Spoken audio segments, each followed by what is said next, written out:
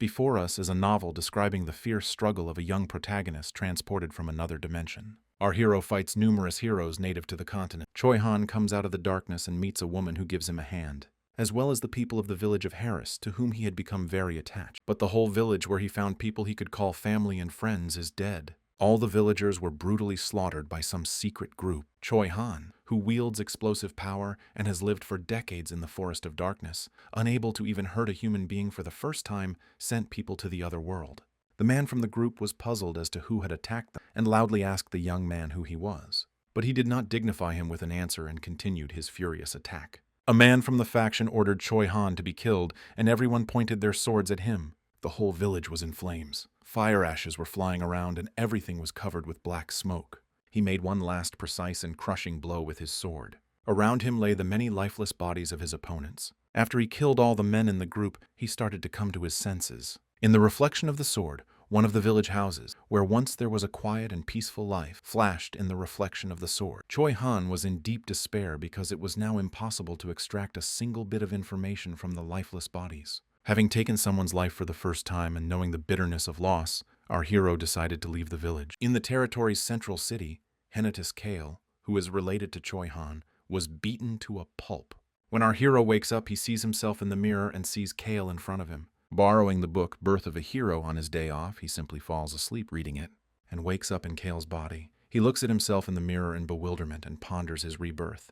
As he continues to look in the mirror, he is disappointed to realize finally that he is in Kale's body. Kale's entire bathroom is filled to the ceiling with water vapor. Lying in a warm bath, he realizes that he has nothing to regret because he was an orphan and had no money, no one who loved him, and no friends. He realizes he was just Kim Rok-soo, who survived and couldn't afford to die. He doesn't like death and pain. He notices that there's no scar and reflects that he hasn't met Choi Han yet. He recalls that before he met Choi Han, Kale got drunk at a bar and started a riot because he didn't like the drinks. He hurt his side in the process.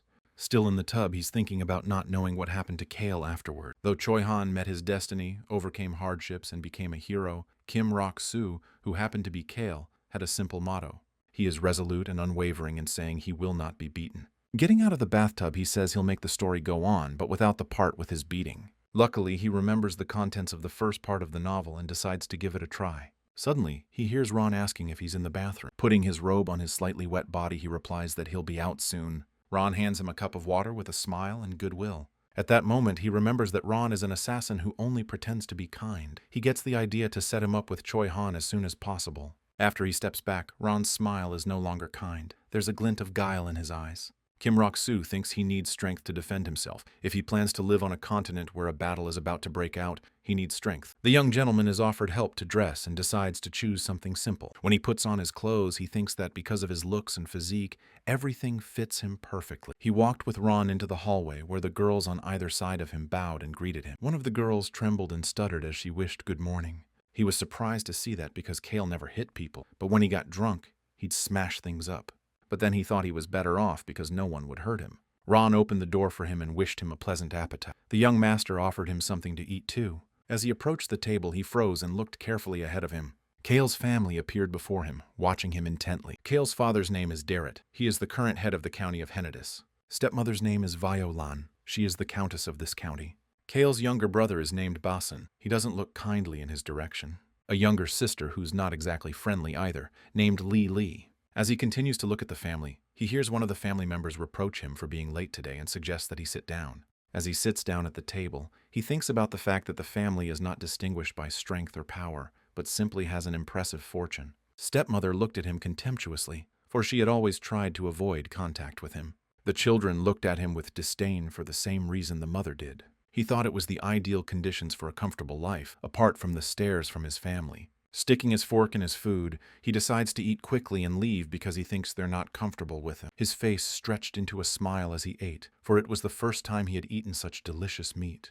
My brother noticed his smile for the first time and dropped his fork in surprise, then apologized for his action, but still looked at his brother in fear while he didn't understand what was happening to him. Kale noticed the wine and brought it up to sniff and taste it. The father was extremely surprised at his son's not-so-common behavior. Suddenly the father exclaimed that he was pleased to see his son eating with gusto. Rok-soo thought that being mannerless was really the best thing since no one would accuse him of having no manners. As he ate the next bite, he thought it was better to live safely as the feudal lord's older brother. Brother still gazed at him with distrust and contempt.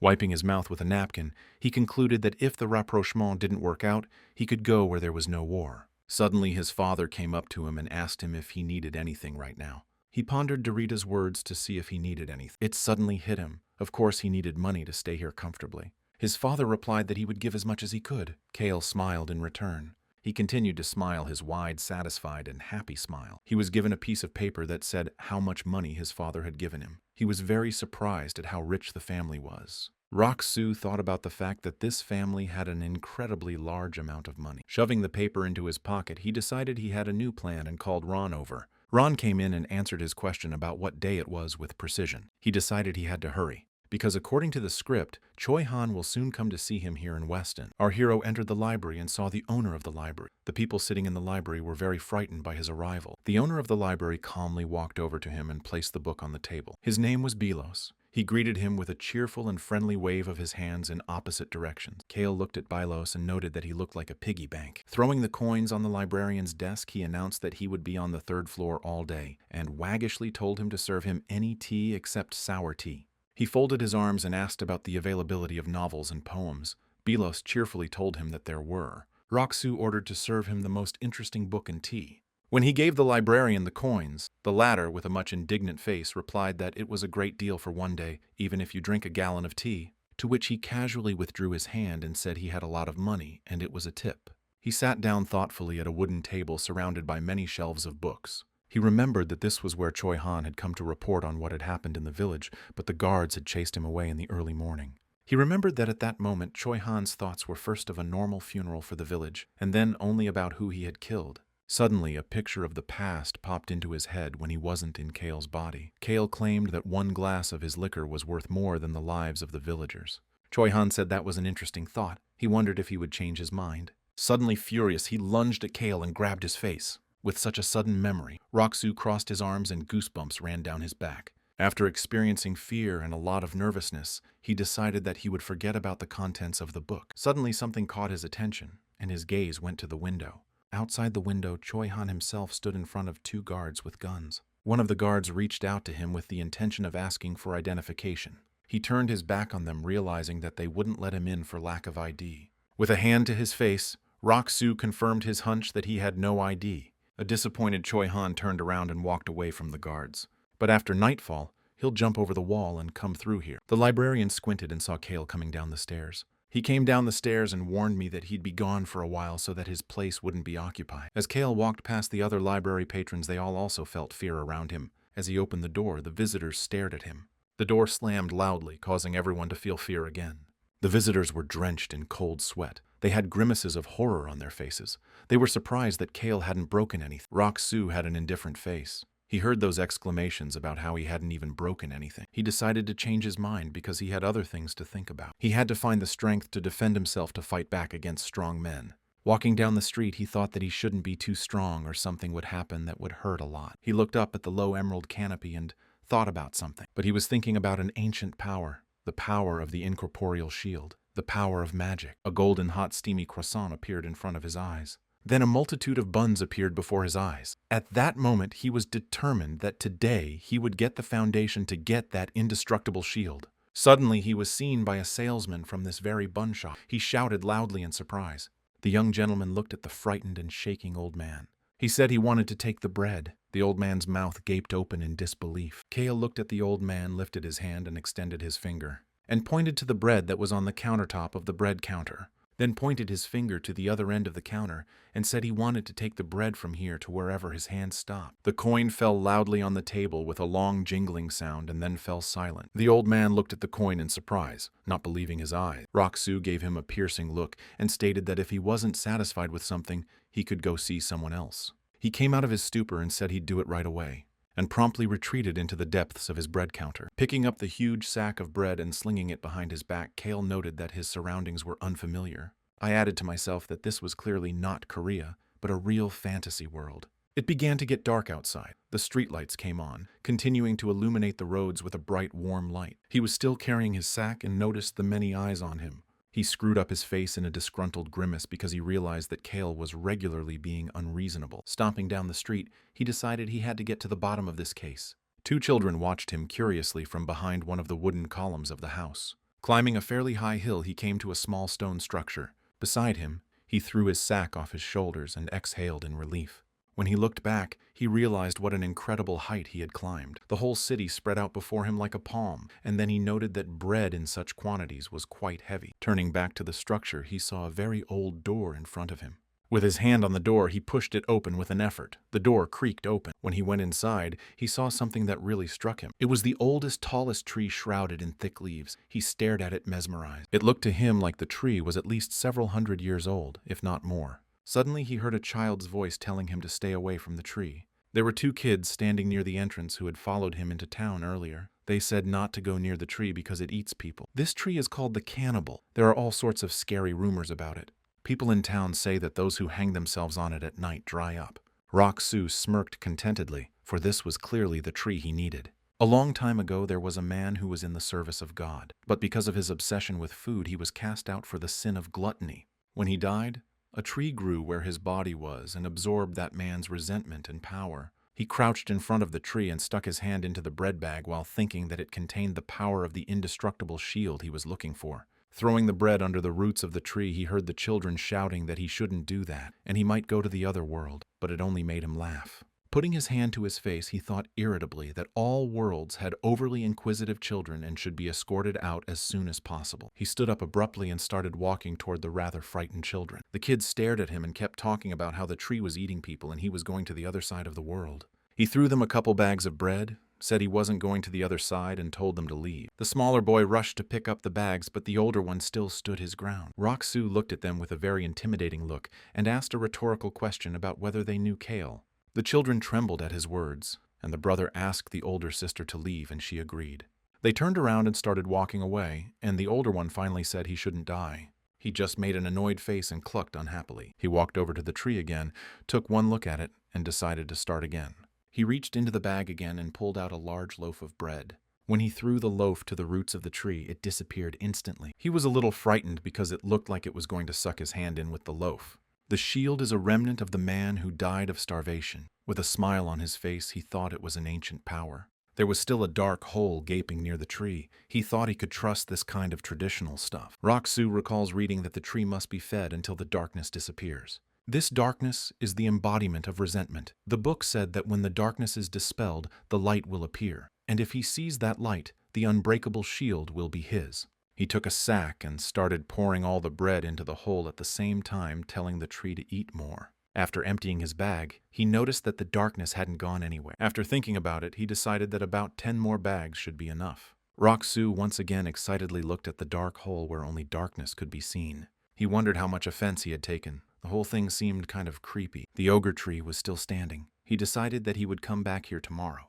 Walking through town, he saw the same children munching on his bread. He figured they were scared anyway and wouldn't go near the tree. But it would be very unpleasant if they stuck their heads in the hole and got eaten, certainly for them, but not for him. The crumb-strewn children stared hungrily at him.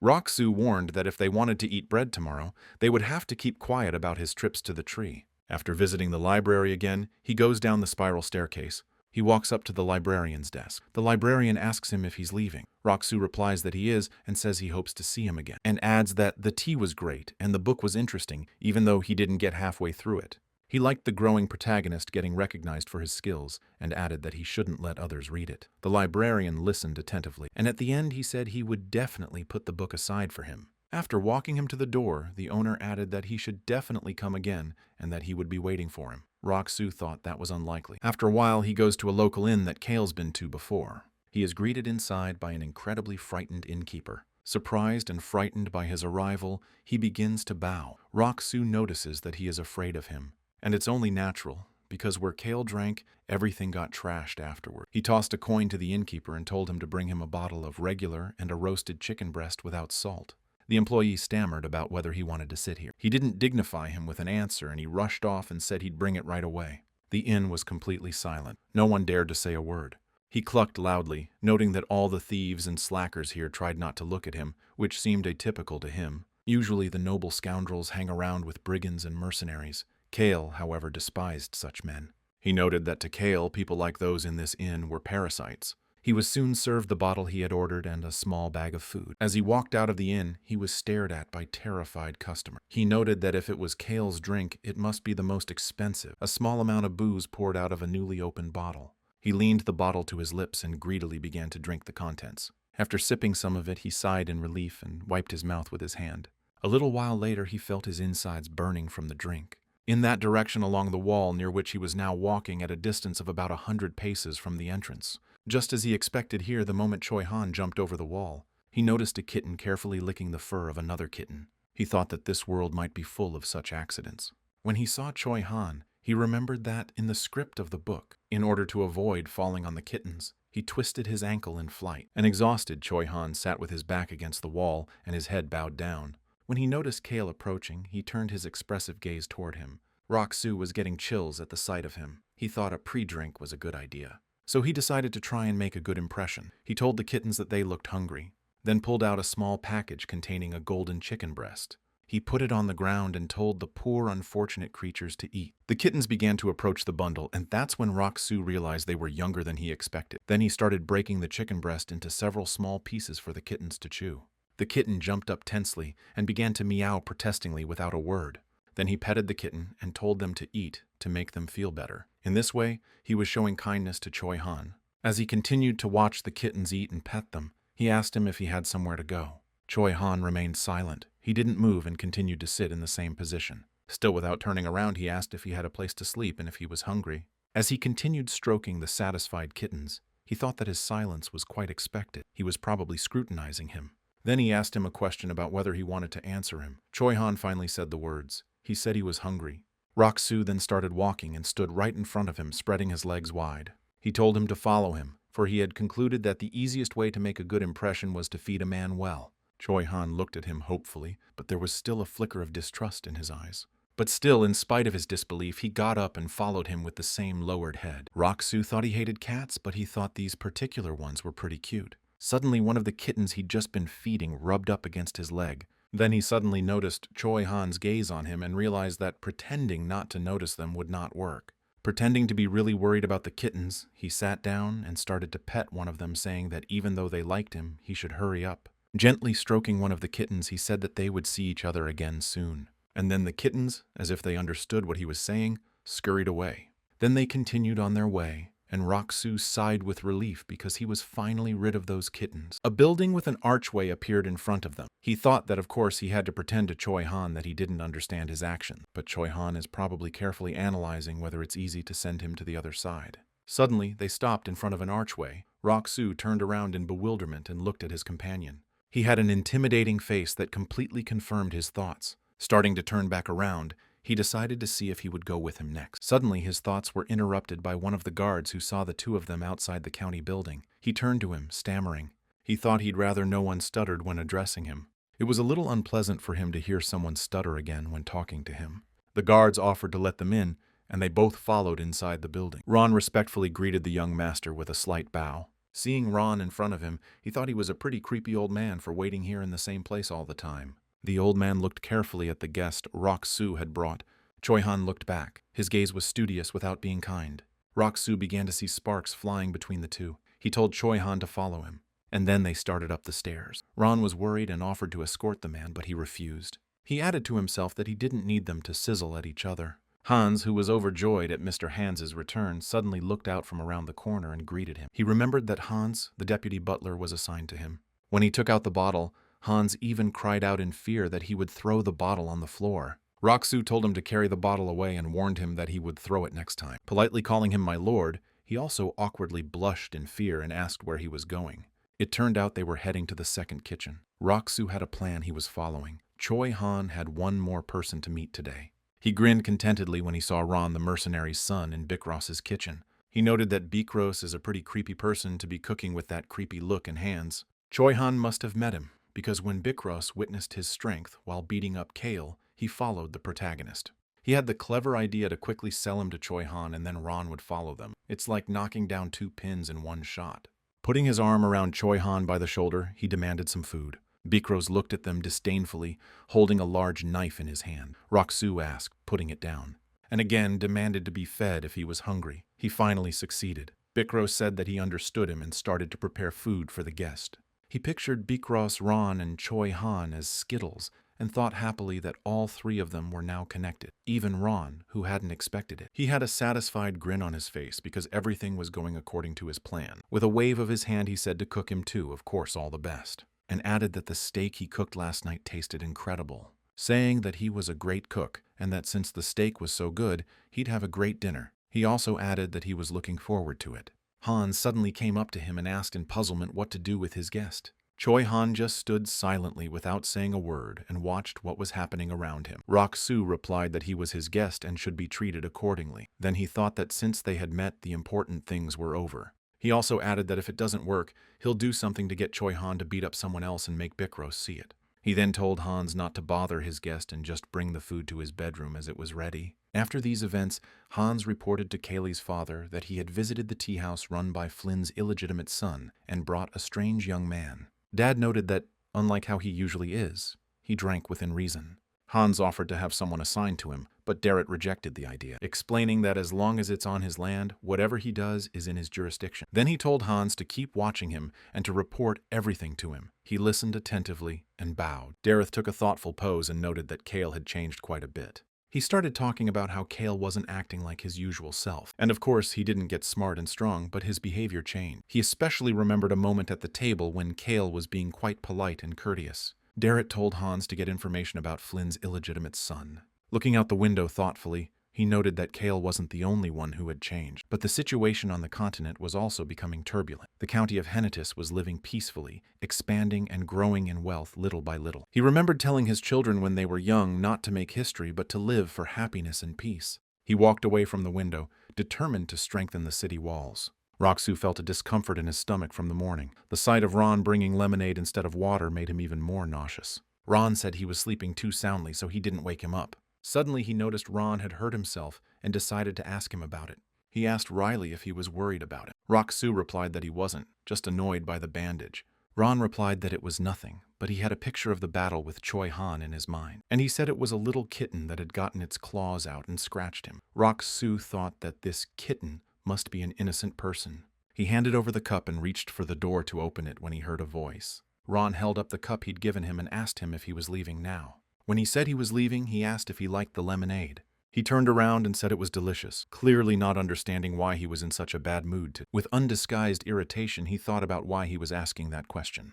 As he opened the door, his eyes fell on the guest he'd brought last night. The guest Choi Han appeared right outside the door. Not expecting to see him in front of him, he abruptly slammed the door right in his face. Clutching at his heart, he slowly began to come to his senses and was very angry at Ron, who in turn had not warned him that the guest was waiting for him outside the door. Ron looked at him mockingly and said he didn't think it would scare the young master. Now he warned him that the guest was waiting at the door, with the excuse that the gentleman had opened the door so quickly that he had no time to say a word, and added that the guest was very eager to meet him. The angry Rock-soo thought he had done it on purpose. Finally, he decided to go out to him and ask him what was wrong. He did nothing at all and just stood there. After a while, he suddenly said something about food. Not quite knowing what Choi Han was talking about, he looked at him questioningly and asked the same question. Choi Han's eyes opened wide and glistened. He put his hand to his heart and promised to work off the food he'd been given. Rock-soo got very angry upon hearing his words and said that there was no need to think that he wasn't crazy to use him as a labor force. But he said he had a request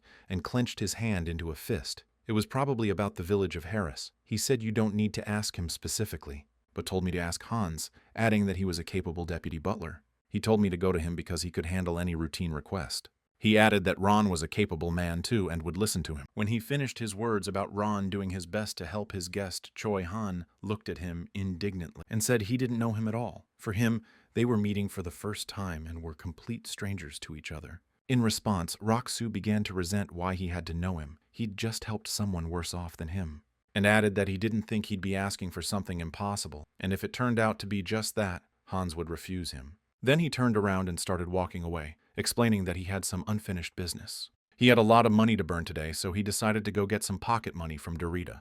As he walked away, he heard Ron say that he would definitely do his errand. Without dignifying him with an answer, he just turned away thinking he didn't care whether he did it or not. The struggle is the concern of the protagonist and his companions. At the time, Ron thought it was rather curious that this intrepid pup hated sour food, and he still can't stand it, but he still drinks that lemonade.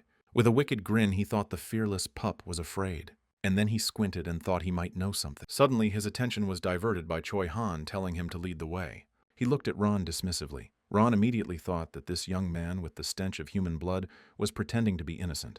Even for a fractured man, he's fractured pretty badly.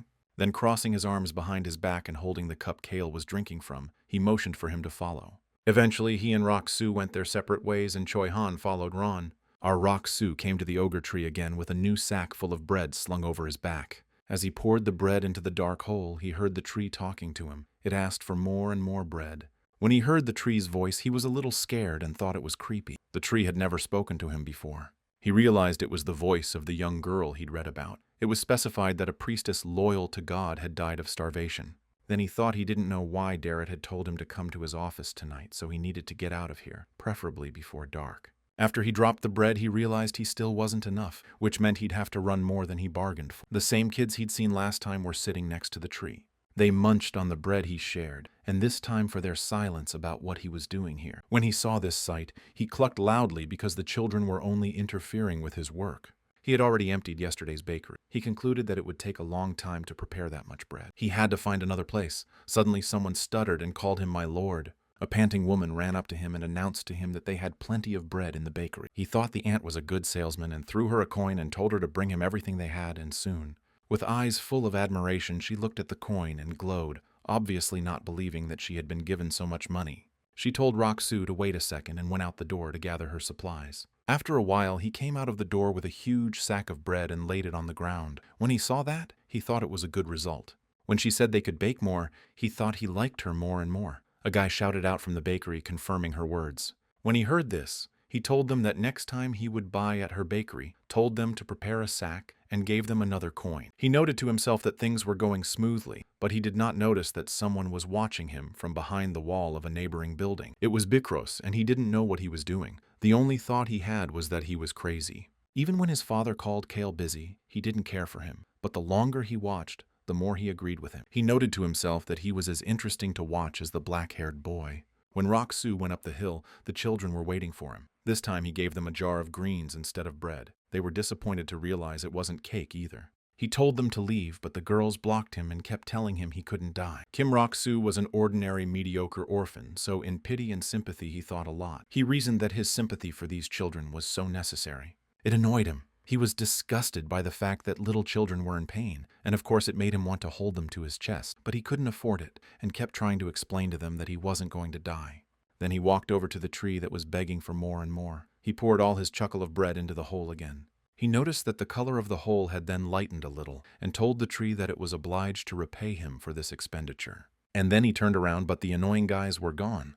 He was immediately relieved that the wounded children had disappeared from the horizon, but he was surprised to notice something else. The very kittens he had fed last night appeared before him. He was surprised that they still remembered him. But this time he didn't pet them and just waved them away. He decided he didn't need the hassle. After completing his business, he returned to the Hennedis County building to meet his father. Derek told him to go to the royal family as a representative of their house. Rock-Soo didn't like that very much. He had more important things to do than going to the kingdom right now. Derek said he planned to send Basin first, but he's his firstborn. There's a big event in the kingdom. The children of all the noble families are invited, although since the year before last, Basin's father said he'd rather go this time. He started remembering what happened in the book at the big event at the royal palace, and there was an incident of terrorism. In a crowded place, a secret group organized a terrorist attack. Choi Han was the one who prevented them from carrying out their plan. He saved many citizens in the square and so became associated with the royal family and the crown prince in particular, becoming his friend. He got the creeps again at the memory and the fact that he was going to be sent there. He glanced at Basin and thought that it was said that he usually attended such events, so he could be told to go. At this time, Basin stood listening intently and realizing his father's speech. Then Rock-Soo thought he couldn't send his brother there. He couldn't understand why Derek had decided to send Kale there. His father told him to leave in 5 days. He remembered that according to the book, that's when Kale was supposed to get his ass kicked by Choi Han and be in the county. which meant that in the original story there was no way Kale could have gone. Derek reminded them that he had been the one to attend such events in the past. Roxu started making excuses that it was too sudden and asked to let him think about it.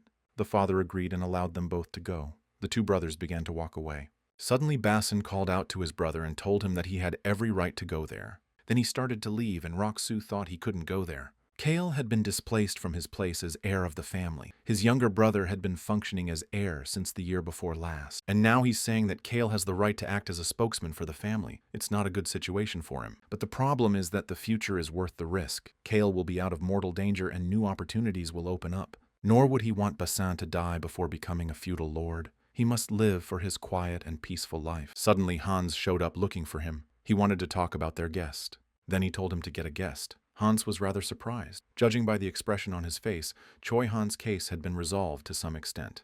And he had an event at the royal palace that wasn't in his plans. He told Hans to remind Choi Han of his debt if he suddenly refused to come. If he has to go there, he'll make it as comfortable as possible for himself and make Choi Han his trump card. When he saw him, he realized that Ron had been feeding him quite well, because his face had lightened up, and Ron and Birkus and Choi Han had really hit it off. Only when he saw Kale he got straight to the point and asked what he could use to work off his food. Roxu thought that he had already changed the first part of the book a bit, although he had hoped not to interfere. Going to the capital might involve even more changes. First he wanted to see if he could handle it, so he decided to do a little interview. Choi Han didn't hesitate to start asking him. Then he asked about whether he knew how to protect people. He replied in great surprise that he didn't know what he was talking about. Roxu thought he changed the plan in a hurry, but maybe it was for the best. He'll make sure Choi Han's party doesn't get hold of the ancient powers, and take those powers to himself. Then he asked if he could protect people, instead of sending them to the other side. Then he nervously replied that he didn't know, and clenched his fists hard. Roxu realized that the man was still unstable and asked if he could send the man to the other world. He said he could. Roxu said that he can protect people then too. It's difficult but not impossible. When he was Kim Roxu, he couldn't just say it's complicated and go the other way, so he's perfectly content to live in Kale's body. But there were obstacles to his future. He needed an assistant. Choi Han agreed that it was difficult but not impossible. Then he asked him the last and final question of the interview. He asked the simplest and most logical question possible about his name. Choi Han was surprised by the question and asked if he really didn't know his name, to which he replied that he did. But he's had other people call him, and he wants the guest to introduce himself. Then he proudly and without hesitation gave his name as Choi Han, and then happily extended his hand and told him his name was Choi Han again. Then they shook hands and he also introduced himself by his full name, Kale Henitus. Roxu explained that his job was quite simple and handed over a piece of paper. Choi Han was to protect a princess named Rosalind at the event. This princess survived an assassination attempt by a neighboring kingdom. He was also to protect the heir of the Wolf King, Lak. He was the last survivor of a mighty wolf family. He looked ordinary and frail, but he was tougher and more aggressive than anyone else when he got angry. Rosalind had the strongest destructive power, but she did not wish to take the throne. Her dream was to create the best magical tower on the continent. He recalls that in the book, all those who attempted to kill Rosalind were later tortured by Birkos. Such memories make his heart sink. When he came back to reality, he confirmed that Choi Han was right, that he had two people to protect. He said he was glad he could read. Roxu continued to consecrate his plan. He said he would follow him first and pulled out a map. Spreading it out on the table, he pointed out the place he would have to go, and realized that he would just have to walk with Choi Han to the middle of the road. In one chapter of the first volume of The Birth of a Hero, one marquise replaces Kale as the antagonist. He crossed the crown prince and Choi Han every now and then, because he raised a crazy, huge dragon. He thought he had successfully tamed a dragon not 5 years old, but the dragon managed to escape and then finally broke down and went mad. Choi Han managed to defeat it and gave the dragon freedom in death, but Roxu has to go through the same village that the dragon will attack. If he tried to bypass the village, he'd be late for the capital. He had to deal with him before he went crazy or leave it to Choi Han. He gave Choi Han the task of traveling with the people on the list he held in his hands. That was his entire task. He asked if he had to protect them. Roxu replied that it didn't matter, but he had to get to the capital and meet him safe and sound in the capital. He asked if he could defend himself. Choi Han was silent for a while, but then he said he was up to the task. After which, Roxu thought it was better to have a drink before talking to him. Then he waved his hand and told Choi Han that he was free to go and that everything they were talking about was to be kept secret. He replied that he understood. Night fell in Henitus County. Many stars twinkled in the sky. Rock-soo went into his father's office again and asked for money. He agreed and told him to ask the treasurer for it. Lying on his bed, he looked at his father's check and thought that money was the best thing in the world. Suddenly, Ron appeared in his room. He brought him a lemon tea his son had brewed especially for Kale and said goodnight, reminding him that he was always there for him. After he left, Rock-soo realized that the old man had chased away all his dreams and he should have sold him to Choi-han as soon as possible. Since this morning, he felt like he'd watched a bone-chilling horror movie. Sitting on the chair in the county seat, he listened to Ron talk about hunting rabbits for him on the way because he was good at it. Since the rabbit can escape at any moment, he will watch it carefully and at the right moment send it to the afterlife and then gut it. Rock-soo thought that this creepy grandfather was very good at it, involuntarily remembering an episode from the book. At the bread counter, he met a clerk who said he was early today. He noticed that the salesman, after several meetings, was now reacting relatively calmly to him. While handing over the sack of bread, the seller asked if this was the last time the young gentleman had come to him. He patted him on the shoulder and told him that next time he wanted to eat, he'd be there.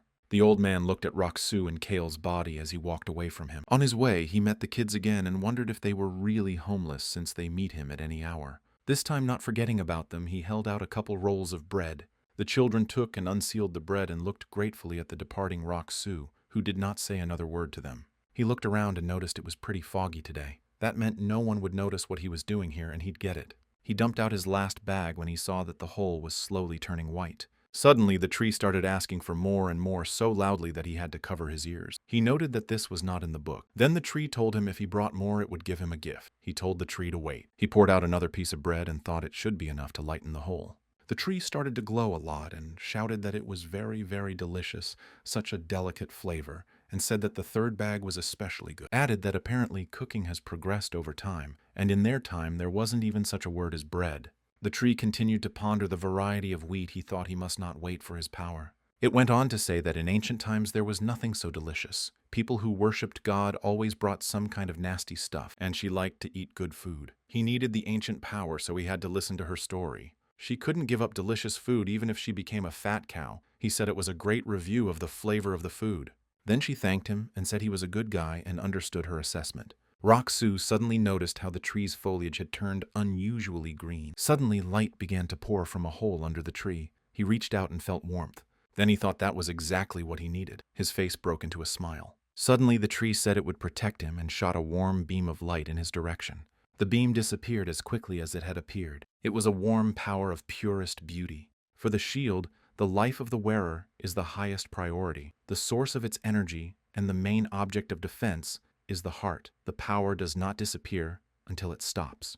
He felt this power enveloping his heart. The dense protection made it beat harder. So the ancient forces, depending on the specifics, leave their mark. Now, if he uses an ancient power like it was written in Birth of a Hero, he'll have an unbreakable shield in front of him that will keep him out of harm's way at least twice. And even if Choi-han goes against him with his sword art, he can defend himself about twice. The indestructible shield, though it breaks, does not disappear. If a certain attack force is greater than its limit, the shield breaks, but returns to the heart.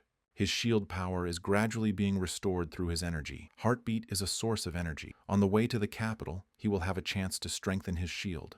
And then, even if someone of Choi-han's caliber tries to kill him, he can survive for 5 minutes. But he didn't like that the shield looked too sacred. He'll have other people fight, so his shield will do for now. It was rainy outside. Rock-soo met the same kittens again. They meowed pitifully in the rain and began to rub against his legs. Rock-soo's heart couldn't take it anymore, and he took an unusual step and overcame himself to bring the drenched kittens back to his county home. A surprised Hans asked what it was, to which Rock-soo said it was a stupid question and handed him the kittens. Surprised Hans exclaimed that they were very cute and adorable kittens. Hans asked to keep them, to which Rock-soo agreed and asked to feed them, adding that they were brother and sister. The faint odor of medicines and the distinct smell of baked goods made him draw only one conclusion, that the kitten with the ashy fur was the big sister, and the little brother was the ginger kitten. He gave them a sly smile. Turning to the kittens with the same smile, he said they would discuss it later. Rock-soo decided to inquire about Ron's whereabouts, to which Hans replied, still squeezing and enjoying the kittens, he replied that he had gone to buy things for the trip and Bikros from the kitchen had gone with him. Hans said that they all seemed excited to be accompanying him. Rock-soo's face immediately turned gloomy. That same evening, he returned to the library again. There he was greeted by his host. Going upstairs to his favorite spot, he told him to serve 3 cups of tea and a book he hadn't finished last time. It was still raining outside the window. Looking at all of this, Rock-soo loudly clucked. At this point, the master had already served him tea. Looking at the librarian carefully, he remembered Choi-han, Bikros, Ron, and Belos. Belos didn't have an important role in the first half, but pretty soon he swears his loyalty to Choi-han and shows his true ambition. He would. Though he could not reveal himself to his father or brother from the beginning, he was quite greedy. He found Belos to be a rather tiresome type, though he couldn't say he hated him for it. It was a trait that made him more human. Belos suddenly spoke of the capital and said he was probably going there after him. Rock-soo kept remembering that Belos and was supposed to go to the capital soon to contact Choi-han. Belos noticed that he had changed, and that the nickname of the bad man didn't suit him at all. Rock-soo suddenly decided to change the subject and said that he couldn't call his father, and his older brother his brother. He asked Belos if he planned to remain a bastard child, and whether he was happy with the way things were. Then I answered for him that of course he was not. Then started talking about how he's been misbehaving for about 10 years. At that time, Choi-han and Ron came straight up the stairs to them. Rock-soo continued that after 10 years, it is quite possible to give up his usual way of life, because you cannot stay a bad person forever. Belos suddenly thumped his fist loudly on the table and ducked down, covering his face with his hand. It was uncharacteristic of his behavior. He opened his hand behind the anger and cruelty and said that he was really sick of everything. Rock-soo was glad he was right. As soon as Ron and Choi-han approached them, Belos's face became ordinary. Then he stood up and said cheerfully that they would soon meet in the capital. With an annoyed look, Rock-soo thought it was unnecessary because he needed to contact Choi-han. Passing by Choi-han and Ron, Belos gave them a quick and disapproving glare. Rock-soo smiled because he remembered that according to the contents of the book, Choi-han and Belos had glimpsed each other once before the capital. Ron and Choi-han sat down right in front of him, and Rock-soo said he knew Ron would come too. Also, according to Hans, Bikros was with them. Ron spoke next. He asked if he was close to the owner of the place, and he said no, and wondered if Ron was too inquisitive for his own good. The old man's words made him nervous. Choi-han suddenly said excitedly that it looked like the rumors really weren't worth believing. A little later, Belos brought 2 more cups of tea and clarified whether it should be served to these gentlemen. Rock-soo replied positively and said that he had pre-ordered this warm lemon tea. He ordered a special tea for Ron, explaining that he thought it was his favorite since he brought it every morning. Ron only looked at him languidly and didn't say a word, while Choi-han looked on with innocent eyes and thanked me for the tea. Then Ron picked up a cup of tea and suddenly began drinking it calmly. After that skirmish in the county, Bikros kept calling him out, and the boy smelling of blood answered him that he'll be a protector from now on because he can do it too. That's what Rock-soo told him. It was an unexpected answer, but in his pursuit, Ron had heard something more unexpected. It was Kale's way of saying that you can't stay a bad person forever. Ron noted to himself that things were getting interesting. These two had a relationship as comrades who trusted each other, even though they were always exchanging barbs. At the birth of the character, Ron and Choi-han were bound by a pact, but still had each other's backs. The situation has changed, but the character bond has not changed. Rock-soo was sorry that the change couldn't be avoided at all, but his skin was worth more than that. He didn't want to meet the book's fate.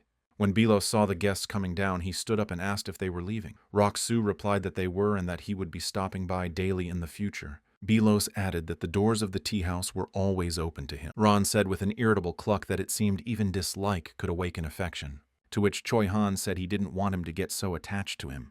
Ron calls Kale a puppy and remembers that he did his best to comfort his father after his mother passed away. He'd come home drunk and unconscious, but he never laid a hand on anyone. It annoys him, but he's been looking after Kale for too long. At that time, Rock-soo went outside where the sun was shining. Ron thought that during the trip he should tell Bikros to make their young master puppy his favorite dish. Rock-soo came home and saw the kittens he'd forgotten about. Then he remembered that Choi-han liked small animals, which was obvious the first time they met. Choi-han, who had just left, appeared in the memories and said, holding his heart, that he would go to his room to strengthen his spirit for protection. Rock-soo suddenly thought about what he planned to accomplish by becoming even stronger. Nearby, a beaming Hans offered to take a look at the kittens, which he thought were cute, adorable, and awesome. They were very lively. Rock-soo looked at them and wondered what kind of magic Hans had done to them in such a short time. The kittens mewed pitifully and looked at the young gentleman, but he had to go. Inspired by pets, Hans asked me to call him if he needed anything to do with the kittens, such as brushing or combing their fur. Ron got close to the kittens and realized they were Mao children. The kittens hissed at him unkindly, and he recognized the silver color as mist and the scarlet as poison.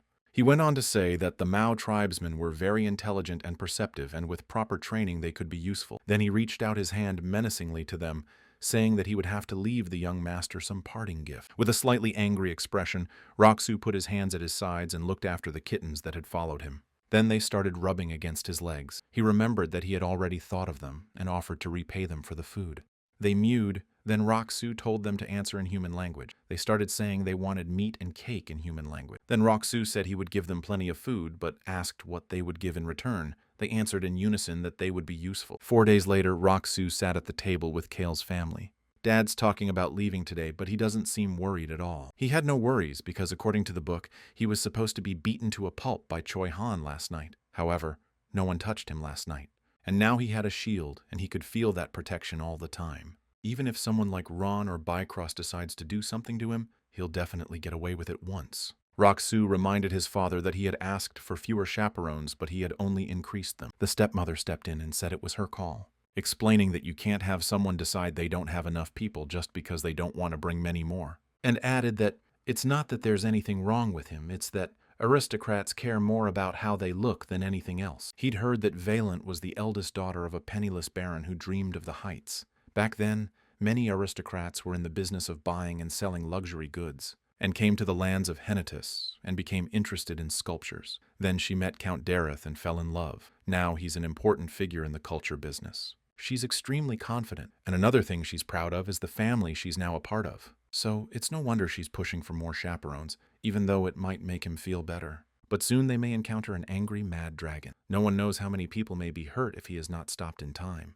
He doesn't care about the rest of us, but he doesn't want to be responsible for those who get hurt. Since childhood, he has been responsible for his own life, so he knows that the worst and hardest time is being responsible for the lives of others. Then Rock-Soo said with a smile that art is the mirror of the soul. A sculpture is not made to please the eyes of others, but to put your soul into it. He said he read it on the memorial. The memorial says that appearance is the most important thing for every aspiring sculptor in our lands. These are words Violan has graven personally, after which Violin told him to do as he pleased with his escorts. But in return, the carriage and everything else must be of the highest caliber. That's the way it is in their family. Rock-Soo said to prepare all the expensive things. Then one of the servants said that there would be a carriage so that no part of his body would be hurt on the bumpy road. Dareth coughed a little and asked Kale if he had looked at the papers on the heirs of each family. He replied that it was entertaining, and among them are narrow-minded people, smart and frighteningly stupid people, and incredibly power-hungry people. My father said he had read everything carefully and told me to do as he saw fit. But suddenly he started talking about the ogre tree and how they say it's gotten lighter and its leaves have changed and turned green. And where nothing had grown before, grass had sprung up. Dareth noted that this was a curious rumor. The feudal Dareth could not know that he went to the slums, but he cannot know about everything, nor can he know about the ancient power. He just concluded that Kale had something to do with the tree metamorphosis. To this, Rock-Soo replied that it's really an interesting rumor and nothing really. Then Dareth warned him that whatever he did, rumors were his worst enemy and that human eyes and mouths were dangerous weapons, and added that as long as it happens in his lands, he has no fear. He thought that only in these lands he would have a quiet and peaceful life and would soon return from the capital and start enjoying his existence. Dareth still had things to do, so they decided to say goodbye in the hallway. Suddenly, Kayla's brother and sister bowed slightly and wished him a good journey. Then he retorted by telling his little sister to take care of herself, and after that, she got very embarrassed. Then he went straight down to the darling, sleek white carriage prepared for him. When he opened the door, he saw something that made him very angry. On a specially prepared cushion in the carriage slept sweetly the very same 2 kittens. Then he resented the fact that, how come these kids' place is better than his? Then Hans stood up for them and said that shouldn't the kittens be able to ride in comfort because they are their little and tender children? Then he thought about the fact that if Hans had known that these kids could create fog and release poison, he wouldn't have acted like this. Ron came up from behind and said he'd sit with the coachman. Then Choi Han came up behind him and asked if he should ride in the same carriage with him, to which Rock-Soo said he didn't have to. He thought that still his gaze was full of rage and desire for revenge, but he no longer looked broken and doomed. His condition now was more like one in which he held a grudge in his heart, but outwardly calmed down. It had been so in the beginning. Rock-Soo thought it wasn't bad and suddenly saw the vice captain telling Choi Han that he didn't belong here. Then he came over and sucked up and asked if it was time to go. Rock-Soo only looked at him disapprovingly, quickly slammed the door in front of him and told him to go. The horses leading the carriage clattered their hoofs ringingly through the woods and began to cross the bridge. Looking out the window, Rock-Soo contemplated whether to order hands to take care of the gifts for Kale's brother and sister. Because I asked them to bring something from the capital. Then my little sister didn't pass up the opportunity and asked me to bring her a sword. Basen reminded him that his little sister dreams of mastering the art of the sword. Then he wondered if the family had long arms and legs and balanced bodies. Lily is only 7, but she is noticeably taller than her peers. With the proper dedication, she could become a gifted swordswoman. Then he said it suited her, and he'd buy her a more expensive sword. She squealed with joy. Basin asked me to bring him a fountain pen. Suddenly they stopped abruptly, so that the kittens jumped in surprise and Rock-Soo looked out the window excitedly. A crowd of what looked like some kind of dangerous group suddenly appeared in front of them. The woman yelled at them that if they wanted to go over that mountain, they had to pay with everything they had. Then Rock-Soo thought that as a fantasy adventure without mountain bandits, and said irritably that they could not see his crest. The kittens made a gloomy look, agreed with him, and said that they were fools and amateurs. Ron told the young gentleman that they would rest for a while and go on, saying that there were many rabbits. But these rabbits were different from the ones he wanted to catch for him. He added with a chuckle that of course he wouldn't be the one to catch the rabbits. Rock-Soo thought that the brigands were not the scariest guys here, hinting at Ron, and coughed, and said they had half a day to spare, adding that after another quarter of a day, they would reach the village with the Black Dragon. He was served rabbit meat soup for lunch. He was disappointed because it wasn't even Ron who was hunting them, but Choi Han. Nearby, Choi Han was also eating soup. Rock-Soo was indignant as to why he had brought the rabbit in the first place. The kittens jumped at his feet, saying that if he didn't like it, he could give the food to them. Then they were called in by good-natured Hans to eat beef jerky without any salt or seasoning. His guards had to face dozens of mountain bandits today. And the most capable and invincible, of course, was Choi Han. The battle ended quickly before it could even begin. Choi Han dealt with all the bandits by himself. Looking at all of this, Rock-Soo thought that he could even finish off the Count's son, and there was no one who could ignore him forever. Ron politely inquired why Rock-Soo had eaten so little soup. Then Choi Han asked if his stomach hurt. Rock-Soo said no, and thought to himself that if he hadn't brought the rabbit, he would have eaten it all. Then he noticed Choi Han's gaze on him and asked what he was looking at. He asked if it was his first fight, and Rock-Soo said it was. He had never seen such a large number of mountain brigands before. Choi Han said that it was the first time he had to be in a life-threatening situation. Rock-Soo only grinned at him and thought to himself that he didn't even know how many nerve cells he had ruined because of him. And not just him, but the old man who laughed at the sight of the rabbit you caught and the guy sharpening his knife next to him. In such an environment, he seemed to be terrified every second of the day. And again, he lost his appetite. Choi Han suddenly ran up and started saying that the first time was always hard, and then asked if he had ever practiced martial arts. And then he started saying he should learn self-defense. Rock-Soo only questioningly said why and indicated that he had guards to protect him, and added that he trusted his heart so he wouldn't die. Satisfied with himself in the end, he thought his heart was protected, though of course he better still avoid Choi Han's monsters. After that, the kittens came to him again, and Choi Han went to train, saying that he needed to get even stronger. At that moment, Rock-Soo thought that if he got any stronger, he would one day blow the whole planet to hell. Bikros soon brought him another meal that he clearly liked a little better than the rabbit soup. Along with Bikros came Ron, who advised that if you don't have an appetite, you should drink something sour like lemonade. Then he heard the vice captain shouting that if they were done eating, they should go to training. It was the third day on the way to the capital through forests, mountains, and bridges over rivers. Rock-Soo thought about the fact that there was going to be an explosion of dragon mana in 3 days. These lands were the property of the Viscounty near the county of Hanitis. A country house stood at the foot of the mountains to the right of the village. Belonging to the Viscount, a black dragon was imprisoned in a cave under a mountain near this villa, even though the villa is called the property of the Viscount. The Viscount himself is nothing but the Marquis of Wall's mutt. Bennion is the second son of the Marquis of the House of Wall, who took over the family by making his older brother an invalid. If he hadn't tortured the dragon for fun, something so dangerous wouldn't have happened. Han saw that the young master was quite tired and said that he and Mr. Choi Han would find an inn.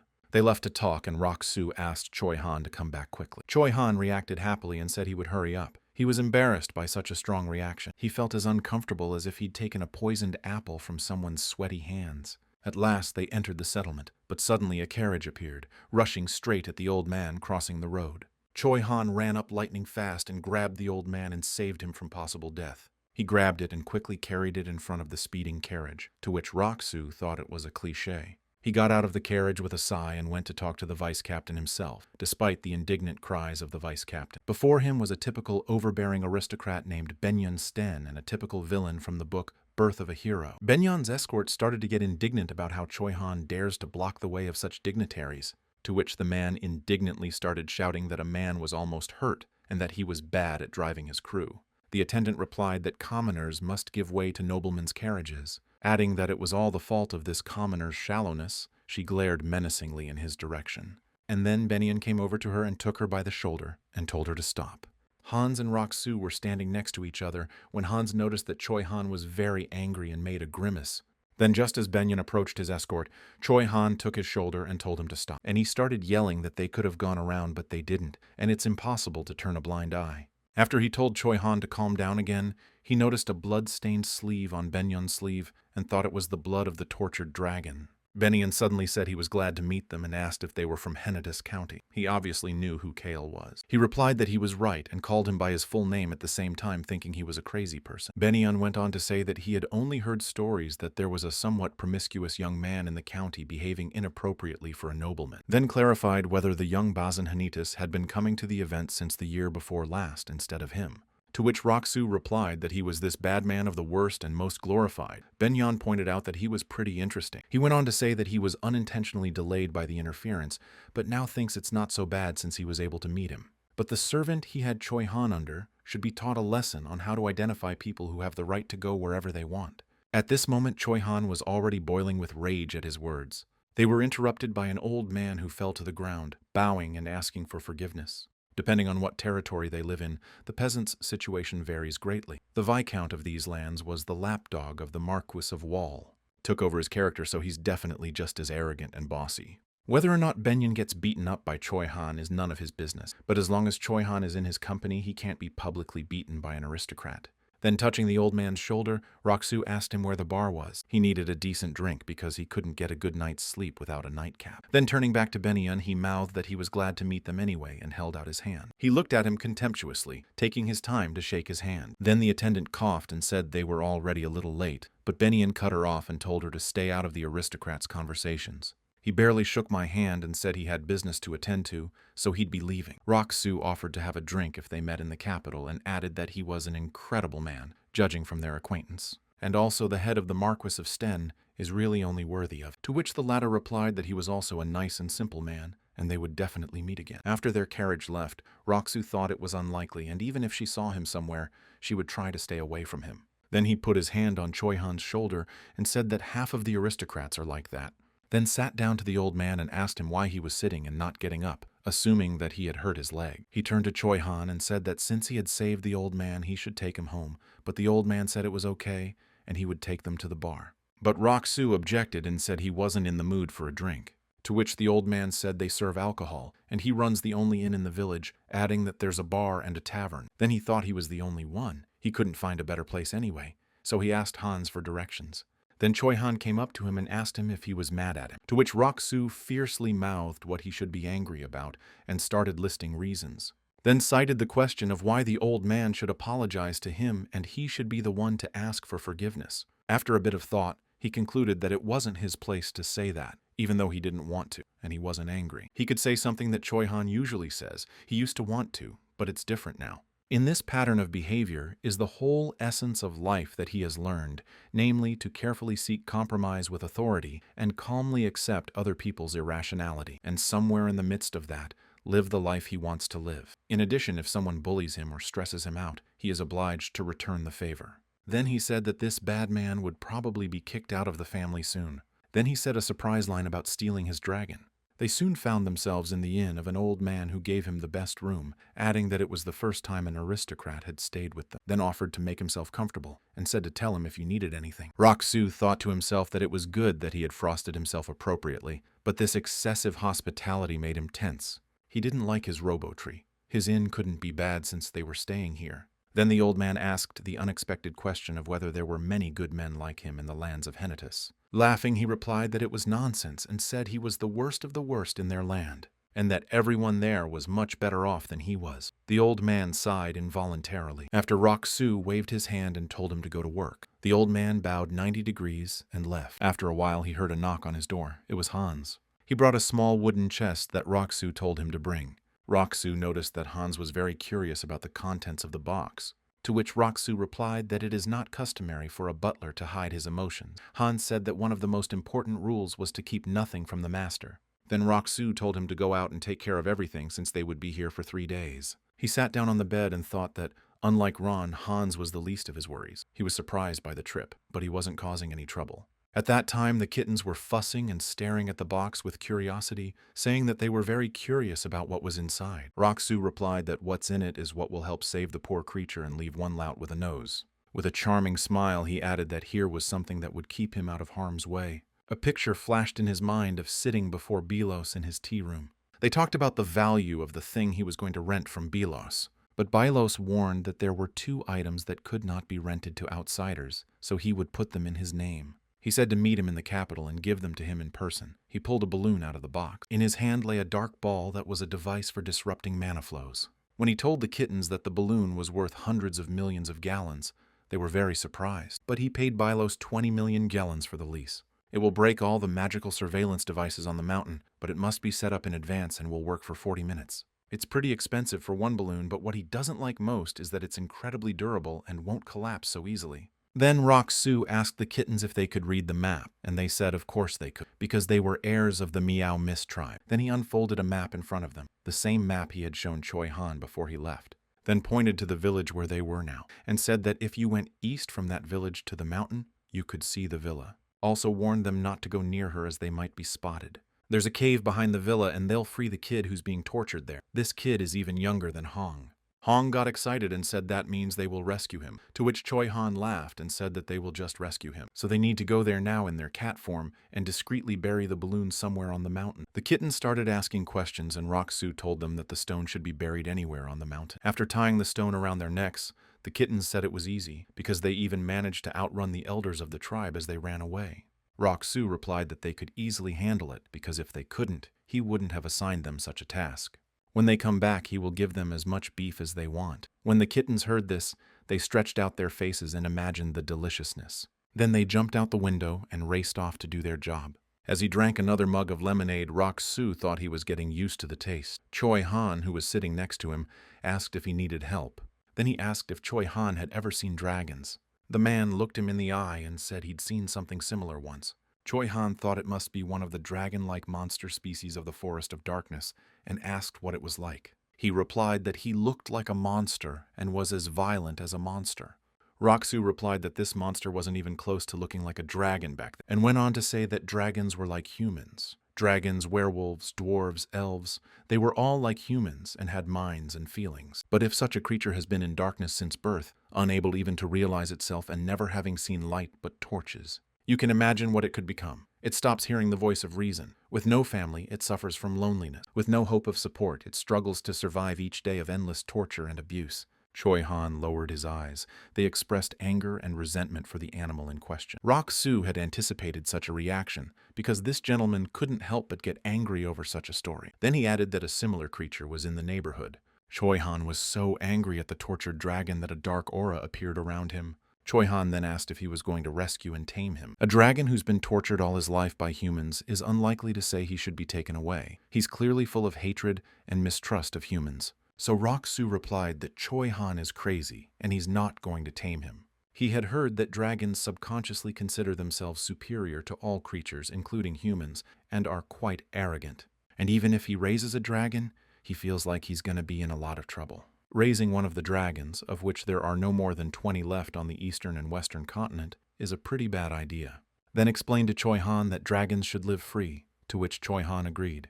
He stood up from the table and asked Choi Han to help in this rescue, and he stood up in a fighting stance and agreed enthusiastically. Roxu added that he would prefer to avoid killing if possible. He needed to keep things as quiet as possible. Then he cut the conversation short and told Choi Han to ask Ron to set up a table with alcohol and snacks on the first floor. Then Roxu started drinking alcohol, which made his whole face turn red. Choi Han asked Hans if it was okay that he was drinking so much, to which he replied that his hands were empty, so they were safe.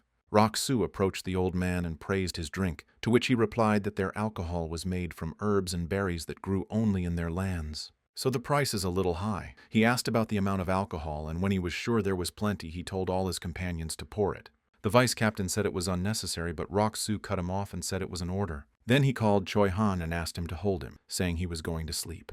The vice captain ran up to help too, but Roxu only waved him off, telling him to rest and the other knights too.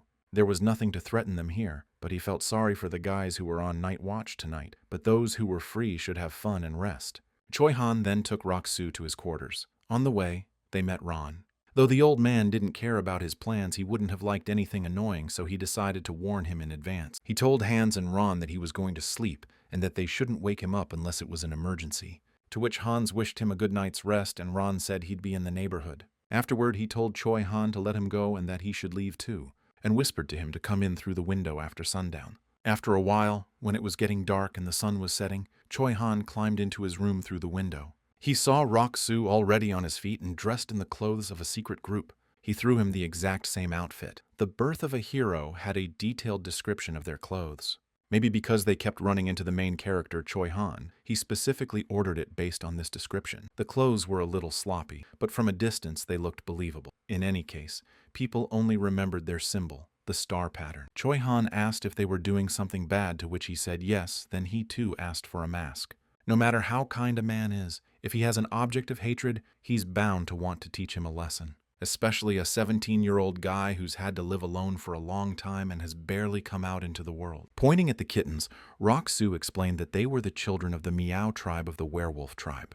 Then he introduced them to each other by saying Choi Han's name and the names of the children. Their names were On and Hong. In the forest, Rock-soo glanced at his watch and announced that it was time to move on. They all ran through the woods together, keeping pace with each other. The voice changer was functioning normally. Because their magical devices signaled a malfunction, it was working. And based on how little he heard that squeak, not all of the fixtures there were high-end. At this moment, Choi Han had already started fighting with the guards, who were puzzled. After he killed a few guards, they encountered another group of guards. Then Rock-soo said the word fog. And immediately the fog that he released appeared around them all. Rock-soo asked Choi Han to cover him. One of the guards ordered the others to stop them. Choi Han accomplished his goal of taking down 2 men in a split second. The surprised guard realized that the swordmaster was in front of him and asked what they wanted, but Choi Han told him to shut up.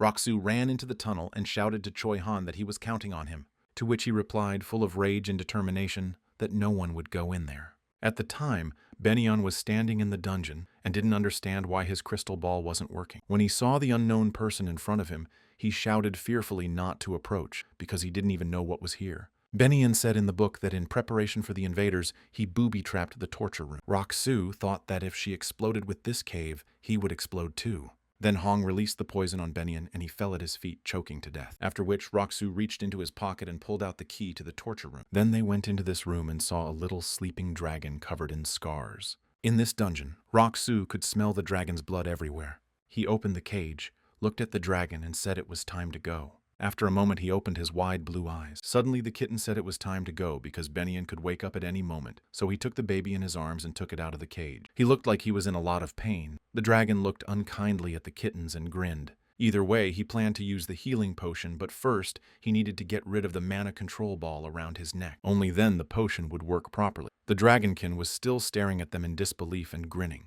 Somewhere in the dungeon, there must be a secret passage for Benyon's escape.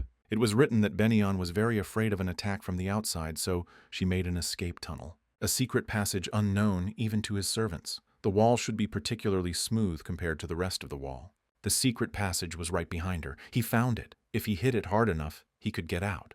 Choi Han finished his business of letting the servants escape and the armed men knocked out, and returned to see the dragon and Benyon lying on the floor. After listening to his story, Rock-soo told him to slam his fist into the wall with all his might.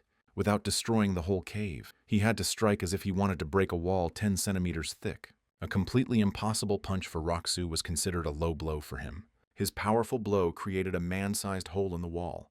Then Choi Han followed into the cave, followed by the surprised kittens and Rock-soo carrying the dragon in his arms. Soon they were outside, and the dragon opened his surprised eyes, for he had never been out in the wild. The dragon looked at him angrily, clearly not realizing that he was being wished well. He was very rebellious, even though Benyon had tortured him brutally for 4 years. He personally liked that dragon. Kim Rock-soo, growing up as an orphan in a harsh world, just gave up. He was different from his past. Then he took out a pair of wire cutters and grabbed the dragon's collar and cut off the collar that was holding back his mana.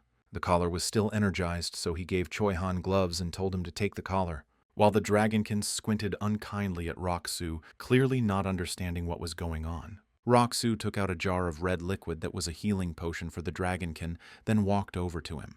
And then he took the dragon by the snout. The dragon was very frightened by his actions, remembering that this was the only way they'd ever grab his face before they hurt him. But surprisingly, there was no pain or abuse after this action. Rock-soo gently began to drink the potion. with a furtive tenderness, telling him to get well soon. Suddenly, the dragon felt stronger. He began to glow. His tail glowed especially brightly. Then Roxu asked the dragon what he planned to do now that he was the smartest and proudest dragon in the world. He knew he was speaking human. When he asked what he would do with freedom, he said he would run away and didn't want to be tamed. Roxu said he was a dragon and had the right to do so. Suddenly, the dragon roared and, not believing Roxu's words, exclaimed that it was all lies. When he said that people only lie, Roxu replied that he can lie too, but even so, he can live his life as he wants. Finally, Roxu said he was free to go and turned around to leave, thinking that was enough. They freed the dragon safely and they defended Benian and the village. And now, thanks to the dragon, Choi Han has realized the meaning of freedom. Besides, the dragon won't follow them, so everything worked out perfect. The dragon was still sitting in the same place, saying that he hated humans because they were all bad. The kittens jumped for joy, thinking the dragon was following them, thinking they had a little brother, to which Roxu said it was nonsense. Because dragons are freedom-loving creatures. That instinct will never allow them to bond with humans. And this little guy was tortured. That's why he hates people. The kittens replied that apparently they wouldn't have a little brother. Walking forward a little, he told the kittens to dig up and bring him the balloon. Today was the first time Choi Han saved someone. He had fought with the mountain bandits before, but it was more to protect than to save. He said that the plot has changed a bit because Choi Han saved the dragon instead of the village. Choi Han then asked what he would do if the dragon wanted to follow him. This question took Roxu by surprise. He said it wasn't going to happen, but he thought about it anyway. He finally replied that he didn't want to think about the past and didn't want to waste time guessing. Returning home, he lay down on his bed and fell asleep immediately after all his adventures, leaving the window open. But he wasn't alone in the room. The same rescued dragon was lying on the window frame, holding an empty potion jar in his paws. It was morning. Roxu and Choi Han sat at the table across from each other. Roxu had been out of it yesterday, and now that the excitement was gone, he was feeling very hungover. He hadn't been able to sleep because of the feeling of being stared at. Then he asked Choi Han if he had finished with the rest, to which he replied that he had erased all their tracks and left others leading west. After Choi Han said they would reach the city in a few days, he asked if this was the middle of the road he was talking about. Roxu replied that he did. Their next destination is Parcel City. That's where they'll split up. Until now, they had been traveling for so long because they had to pass through mountains all the time, but now the road all the way to the capital was good and they would get there quickly. Choi Han suddenly admitted that he was actually going back to check on the Viscount's villa, and a group of knights left, to which Roxu replied that they had probably gone to report what had happened. Then he told another curious thing. The secret passage from the cave through which they had escaped had been undermined, and not only it but also the plants and trees. To which Roxu replied that the dragon did it, adding that it's a good thing the unconscious people there didn't get killed. The dragon is still small, so it's afraid and hiding. He blew up the passageway, worried someone might follow his trail, and destroyed the neighborhood to destroy the magical machines. Dragons are very sensitive to mana, but he's pretty smart for a 4-year-old. Choi Han began to say that he felt that his mana power was incredible. But Roxu cut him off and said that he was insulting the dragon by thinking him small and underestimating him, and told him to leave. He said he went to help Bikros. Roxu thought they were finally getting along, but Choi Han said they didn't get along at all. It was the first time he'd ever seen that strange, slightly nervous expression on his face. Lastly, he asked Choi Han if he saw Hans to tell him to prepare a table with alcohol and snacks. Then they started to go down the stairs, but suddenly Choi Han froze. In front of them was the knight he knocked out yesterday while rescuing the dragon. He was a little frightened because it seemed to him that he had put in a blow of such force that he should not have recovered for about 24 hours, but he came to his senses sooner. Choi Han clearly underestimated him and decided that he would hit him with more force in the future, as you'd expect from a protagonist who's fighting his way to justice at any cost. The old man brought him the alcohol he drank last night, to which Roxu said the more he looks at it, the more he thinks about being a good salesman. It was a compliment. The old man brought the perfect drink for his morning hangover. The irritated vice captain was telling the Viscount's guard that he didn't understand why he needed to know what they were doing last night, to which the guard replied that a thief had broken into the Viscount's villa yesterday and stolen a few things. He just wanted to make sure that they had been spared that fate. Banging the bottle loudly on the table,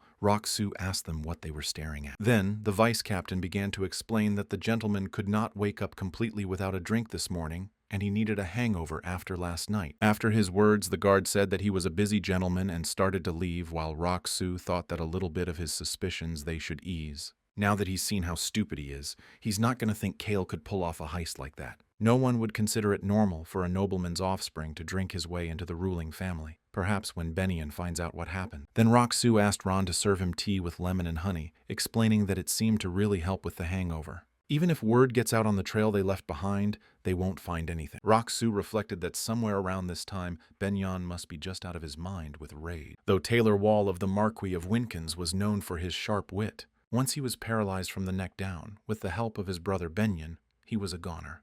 The poor man had read all sorts of books just to get the power that would help him heal, but there was no record of such a power. And then, in a moment of desperation, Taylor managed to find a small clue in a bookstore. Rebirth and the stone obelisk. Only these two words he was able to decipher from the text of a thick ancient book. They hardly sounded like a clue, but Taylor immediately headed for the place the words pointed to.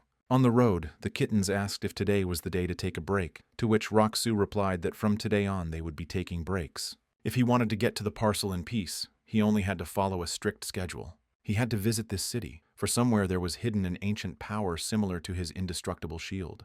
It was the energy of the heart. The power Taylor was searching for was there. If Rock-Soo could get his hands on her, his shield would be stronger. He was ashamed to deprive Taylor of his last hope, but this power was more important to him. Taylor knows it is a power of recovery and vitality, but he doesn't know that it won't help with injuries sustained prior to its acquisition.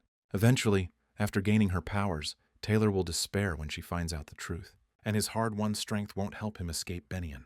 Hans told the kittens that if they make a wish at the stone obelisk, it will come true, so they asked to go with Rock-Soo. He decided to ask them what they wanted to wish for. They said they wanted their brother to be with them. Rock-Soo flatly refused. Evening was approaching. The sky had darkened, and they decided to make a halt tonight. In the morning, they saw the carcass of a deer. There was a scribble next to it. Judging from the scribble, whoever had left it knew the language but couldn't write. Rock-Soo was disturbed. Choi-Han pretended not to know who it was, even though he was the one on night watch. Rock-Soo decided to pretend that he still didn't understand anything about who it could be. But the dragon brought various animals to all the subsequent rest stops. Rock-Soo hoped that he would give up if he continued to play dumb.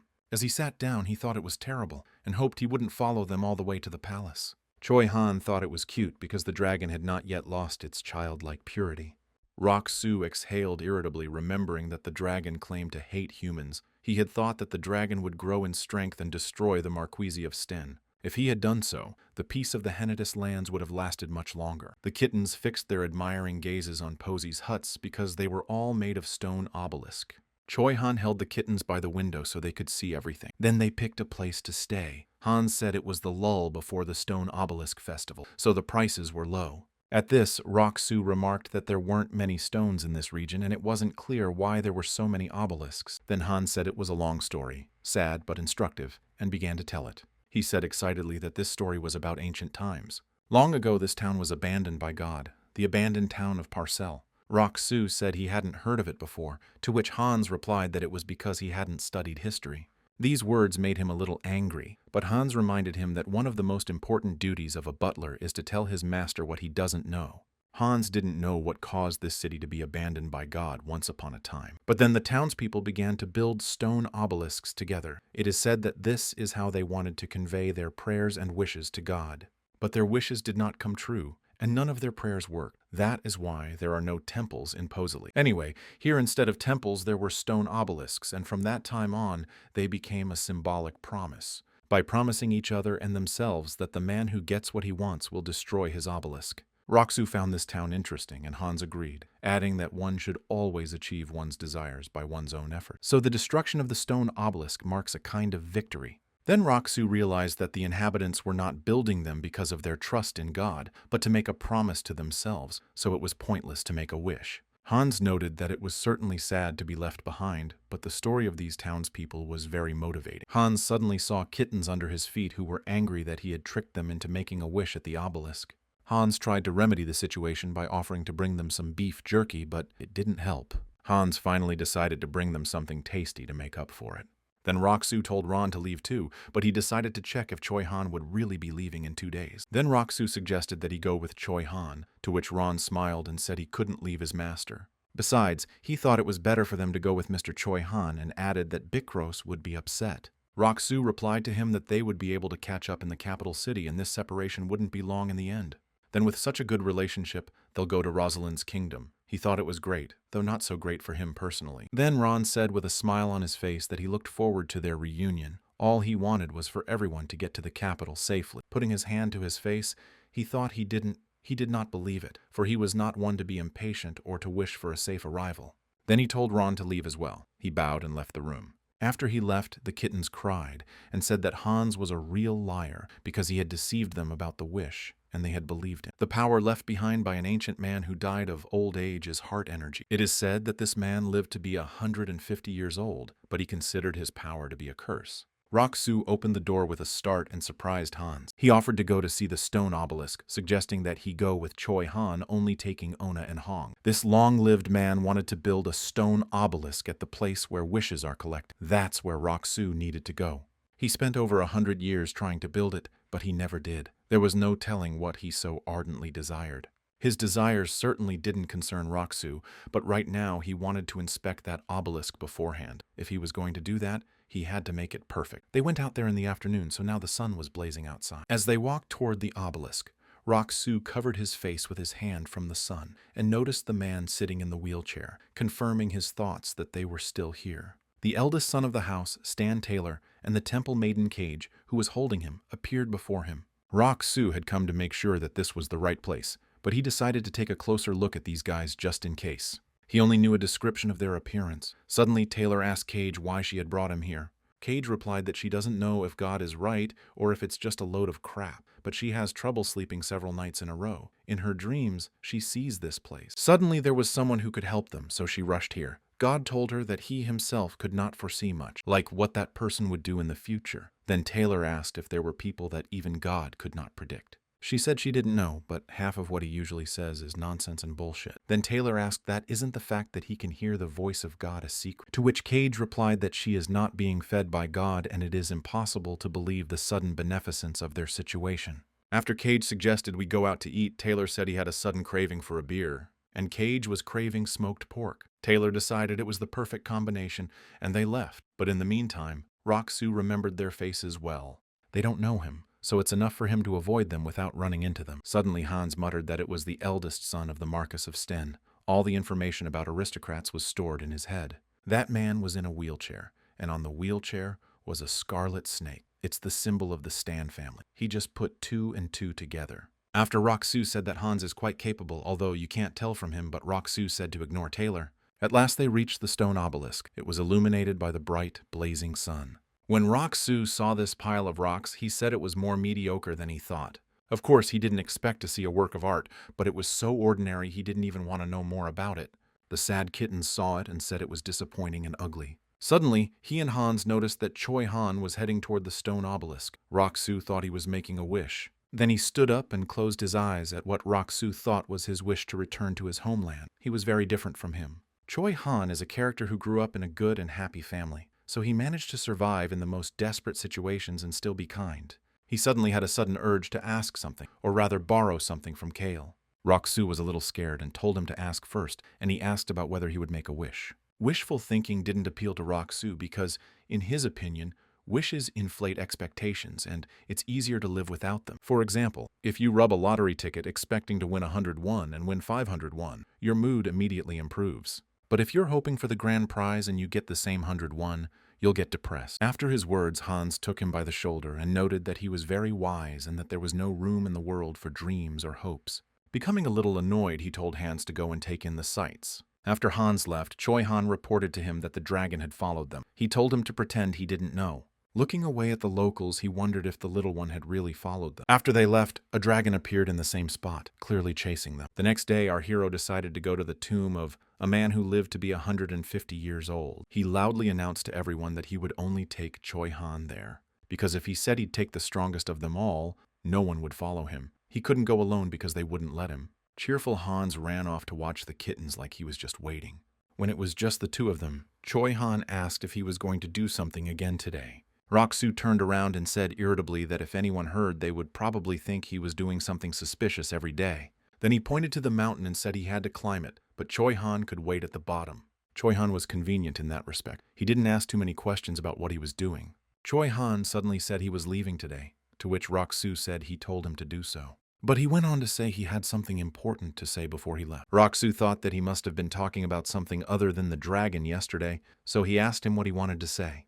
He hesitated at first, but then he blurted out that Ron was a dangerous man, His words surprised Rock-soo. He didn't think that Choi-han would tell him that directly and wondered if he should pretend or not. And he decided to just calmly react to this report from Choi-han that he already knew about. His words led to a violent reaction from the young man. He began to shout that Ron was giving off a dangerous odor of blood, and a very strong one at that. And he's obviously spilled a lot of it in his life. He had originally thought that Rock-soo had left him behind without knowing it. If he'd known, he would have taken this strong Ron with him to save the dragon, but he didn't. So he figured Rock-soo either didn't know about Ron's powers or didn't trust him. But there was no way he could not trust a man who had been around for 18 years. So Choi-han went for the one where he doesn't suspect Ron's strength. Choi-han thought that neither he nor the others knew about his power, so he decided to warn. He kept yelling that Ron had dark powers and resented the fact that Rock-soo was still keeping him close to him. Rock-soo thought to himself that as soon as they arrived in the capital, he was going to stick it to him and send him away. Then he asked a direct question about why Ron was so dangerous and why he hadn't done anything about it. After he said that,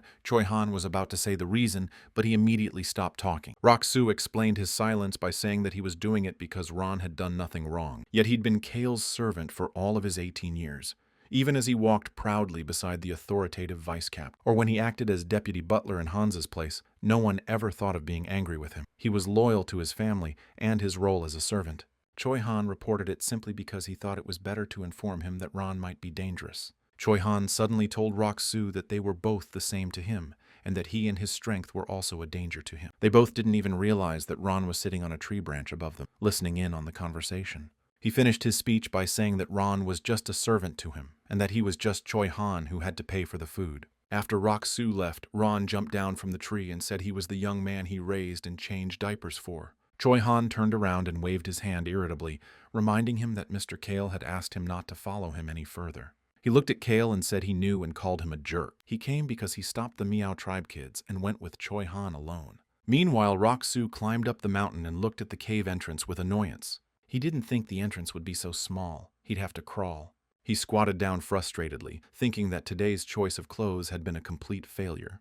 Despite this, he still made his way inside the cave and began shaking off the dirt. Soon he felt a strong wind that he had not expected. It seemed as if this wind could break through the walls. Taylor couldn't have gotten that power without Cage's help. He decided to start his business when he heard someone's voice. It was a dragon that flew at him with a roar, screaming that he was too weak for this power. At that moment, it was as if Rock-soo had huge white wings. A small, transparent dome surrounded him. The dragonkin said he was just passing by, to which Rock-soo gave an irritated tsk-tsk. The dragon was still following him, but he's not in the mood for it right now. Every 3 hours, the strength of the wind changes. He's just getting weaker right now. He needs to get everything done before he regains his strength. The dragonkin froze in surprise, clearly not understanding what this power was. As expected, even if the wind weakened, the closer it got to the center, the stronger it got, but just pushed it back. The shield shouldn't have broken. He foresaw that he wouldn't get too far that way. So he hoped that if he gradually reduced the size of the shield, he could reduce the resistance. And it did. There was a voice from somewhere, just like when he got the shield. That voice kept saying he was sorry. Rock-soo then thought with annoyance that the ancient power was very unstable and why Taylor was so hopeful about it. The voice called him a man with a familiar power and told him that it was a power he'd be better off avoiding. Suddenly the wind blew harder and started screaming that he had betrayed his comrades in arms. He was nothing. He was the only one who survived and lived to a ripe old age. There's no forgiveness for him. He wanted everyone to survive, but his wish would not come true, so he was never able to complete the obelisk. Rock-soo irritatedly thought that it was very noisy here, and that crying voice didn't sound so much serious as if he was preparing to die. He was annoyed by the whining, and as he continued to wade through the wind, he noted to himself that the glutton's voice was better. The same obelisk appeared in front of him. The voice kept saying that what good was the power of rebirth if you could only save yourself with it. As he continued to make his way forward, Rock-soo thought that the worms were quite resilient, and he just needed a force with which he could defend himself. Rock-soo took further steps towards the obelisk. He thought for a moment that the shield might break, and shrank it further, noticing that the guardians of the ancient powers were very talkative. The voice kept shouting that his heart wasn't slowing down in any way unlike his own. He was afraid of death. He was endlessly in pain and afraid of it. When the voice said that even more he was afraid of the end of pain, that is doom, Rock-soo took his last 5th step. Suddenly, all at once, everything was calm. The wind died down completely. The voice had already started to speak more calmly about him betraying his ideals for the sake of survival, to which Rock-soo said that ideals are just bullshit and life comes first. and added that the obelisk looks so primitive that you don't want to build a prettier one. Then he threw the last pebble on the slide and it suddenly glowed brightly. The dragon looked surprised at this sight, absent-mindedly spreading his paws. The voice spoke again that I was going to fight them, but I didn't know the pain at the time. They didn't serve God, but I realized it when I was alone. Roxu listened attentively. The food that the ancient power was fed by the people of the dark forest had always been tasteless. In an effort to turn back time, he began to build an obelisk, but each time he destroyed it, despising the selfish desire for his own happiness. When he himself abandoned his own comrades, to which Roxu said that all men are selfish. Roxu was annoyed that he was talking so much for nothing. The old man's sister also talked like that and was a great sister, a sister to all sisters. There was a crying sound. He turned to Roxu, saying that his boorishness reminded him of his brother, then said Roxu finally break everything to defeat his limit. Roxu smiled happily and finally broke that obelisk without regrets. Then a brightly glowing flying ball appeared in front of him. He reached out and grabbed it and clenched it eagerly in his fist. Suddenly the orb turned into a glowing beam that, after a moment, cut straight into his chest. With his hand to his heart, he opened his eyes wide and realized he could feel the power. Then he closed his eyes. This energy would make his shield even stronger. Now, even when wounded, his regeneration will be much faster than normal humans. When he finally made it out of the cave, he stared at the dragon that had followed him and asked if he would go with him. The dragon flew up and said that Roxu was weak enough to need protection, but he still hated humans. After saying that, he vanished, and Roxu thought he was too fickle. He looked at the grass and said he could see the dragon squashing the grass. As a result, he had more escorts. Soon he approached Choi Han, who asked in surprise if he had rolled down the mountain, looking puzzled at Roxu's dirty clothes. He replied irritably that he had accidentally slipped on the way. Meanwhile, somewhere in the parcel, Cage was trashing the apartment he and Taylor were in. Taylor asked in bewilderment about what was happening to her and thought someone had decided to attack them. After his question, she asked him to wait and abruptly ran outside. Cage looked forward with crazy eyes, realizing it was true. She clutched her head, trying to hear God's voice. He told her to destroy. Taylor, meanwhile, was staring at her in bewilderment, not sure what she was talking about. Cage had hardly heard God more than once a year before. Taylor wondered why he was so interested in the stone obelisk. God told her that a turning point in their lives was happening now, and the choice should be Taylor's to add that if he wants a peaceful life, he shouldn't break. Cage looked at the obelisk in front of her and added that underneath it was the letter for which the obelisk had been erected, and yet she sensed no dangerous energy from them, then asked Taylor what he would decide. He said to collapse the obelisk, then Cage, with a smile on his face, did so. Looking sadly at the ruined obelisk, Taylor thought he didn't know what a peaceful life was. He didn't need it. He would heal and continue on his way. He thought he was obliged to turn this bloody Marquis upside down. Whereupon he took the letter from under the ruined obelisk and began to read to himself. It said that the Crown Prince wields an ancient power that he doesn't need. The healing star can heal any injury, but the power is disposable. The prince doesn't need connections and resources with which he could restrain the second and third princes. Then he exclaimed aloud that this was an interesting twist. His legs may be immobile, but his arms and head are fully functional, and he's still alive. At the end, it was said that the decision was up to him for the eldest son of the Marquis of Sten. Taylor said they'd leave the butler here and go to the capital, and thought he should have taken care of things back then and stayed vigilant until he was disabled. They had to hurry to be in time for the reception at the imperial palace. Meanwhile, their conversation was overheard by the Meow children in their animal form. Taylor and Cage were glad to see the end of the conversation and decided to hurry home, as they had a night snack for the completed task. It was the morning of the next day. Choi Han stood in the street, diligently adjusting his bag slung over his shoulder. Roxu soon came up to him and asked him if this was all he would take with him, to which he replied in the affirmative. To this, Roxu replied with annoyance and incomprehension and turned around slightly, then pulled out and unexpectedly tossed a small brown pouch. Choi Han caught it and unwrapped it, and saw that it contained herbal healing potions and a small amount of money. After Roxu irritatedly asked why Choi Han had such a surprised look on his face, he turned around and waved his hand and wished him good luck. At the same time, he thought it wasn't so grandiose and saw him off in his own way. Choi Han smiled and replied happily that he understood. Finally, the vice-captain proudly declared that he had trained well, so he would be the young lord's guard in the capital. Hans also wished him a good trip, after which Ron told him to go back, and Bikros, who was standing next to him, said he would sharpen his knife. At the very last moment, he said goodbye to the kittens by bending down to the ground and stroking them. The dragon from above, who was watching the scene, released a blue mana ray and directed it towards Choi Han. Choi Han said goodbye to everyone and thought that he was already in debt, but he was getting more and more, so he had to pay them back properly. A day after Choi Han left, they too left Postle City of Stone Obelisks and headed for the capital.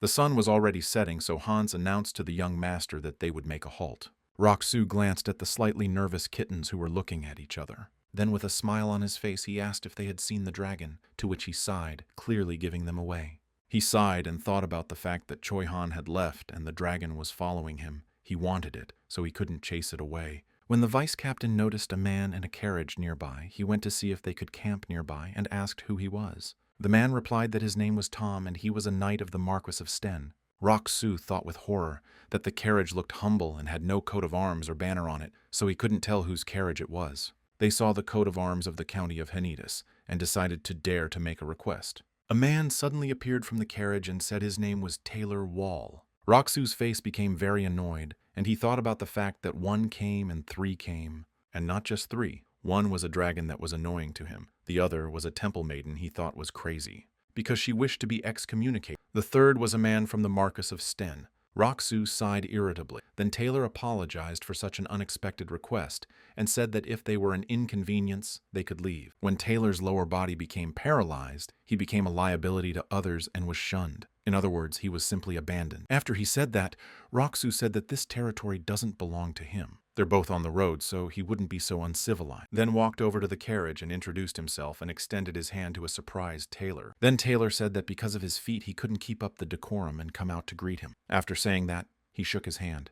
Taylor smiled and said he was glad to meet you and introduced his companion, the temple maiden Cage, who was sitting next to him. She smiled to greet him too and wished that the peace of the night would always accompany him. Then Roxu thought it was nonsense and she's just pretending to be a good saint and she's disgusted, so she wants to leave the church. Whereupon he laughed and said he didn't believe in God, turning on bad man mode.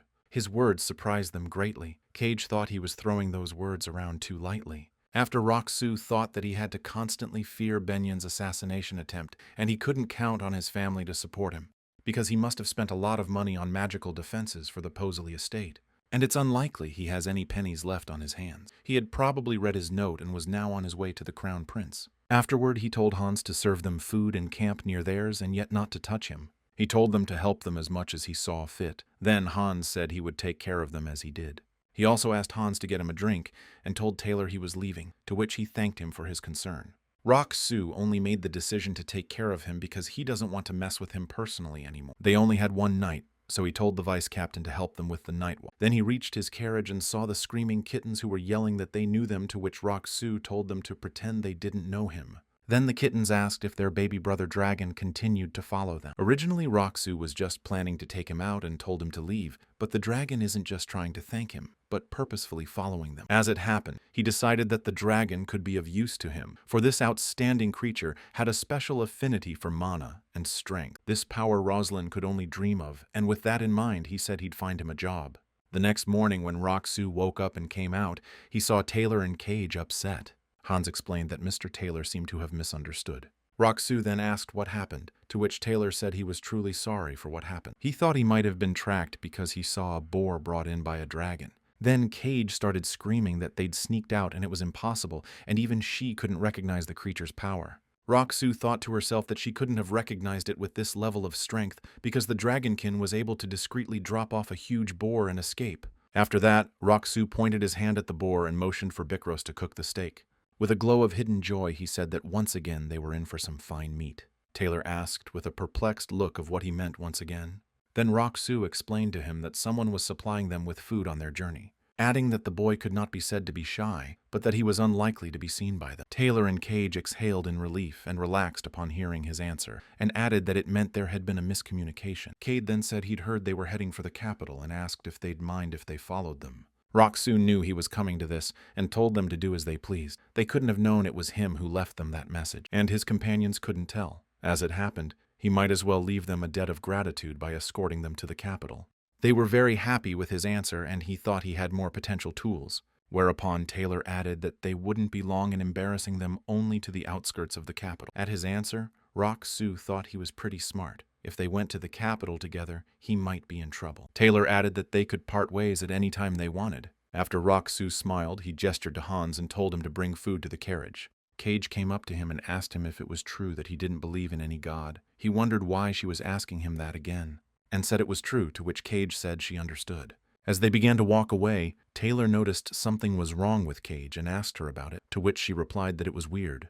She had the nasty feeling that the god of death was now stroking the back of her head sympathetically. Just like that, Kale's group of companions were quietly approaching the capital without incident, and barely 24 hours before they arrived, Cage and Taylor came to him. Smiling and holding the bottle, Taylor asked if he liked alcohol, because there were rumors that Cale, a bad man, couldn't live without alcohol for 24 hours. Taylor doubted it, for from observation and their journey together, he had concluded that he was not at all what he was said to be. For their comfort, he hid himself in the carriage all the time and took great care to treat them in the best possible manner. Taylor also noticed that his subordinates were faithfully following Cale, but more importantly, he treated them like ordinary people. Then, laughing a little, he asked if he wouldn't mind having a drink with them before they left. Roxu thought that they didn't just come to have a drink with him and immediately asked directly what they wanted.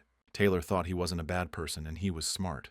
Then Taylor got right to the point and asked him about who he saw in front of him right now. At this, Roxu only sighed tiredly and threw a bag filled with coins on the table in front of them. When they saw that, they were quite surprised, and Roxu said he didn't know why they were going to the capital now that they couldn't go unnoticed. But the men going into the tiger's den could only have one thing to do with the wealthy house of Hennetus. They needed money. It was evident from them that they did not have enough money, but for their secret stay in the capital, they needed it. Even if they hadn't thought of it originally, they were now facing a golden turtle. If they ask him for this favor and get his consent, they'll be on the plus side. If he refuses, he won't inform Benyon of his request. Because he hates hardship, he seemed to him a gift that did not want to be discovered. Afterwards, Taylor closed his eyes, smiled slightly, bowed his head and thanked young Mr. Cale. They were going to leave quietly at dawn, so they went in now. They had to go on their own from here. The plan was to go through the temple. But Roxu replied that no later than 3 days later, Benyon or someone from the Marquisate would know about it. They had eyes and ears even in the Temple of Death.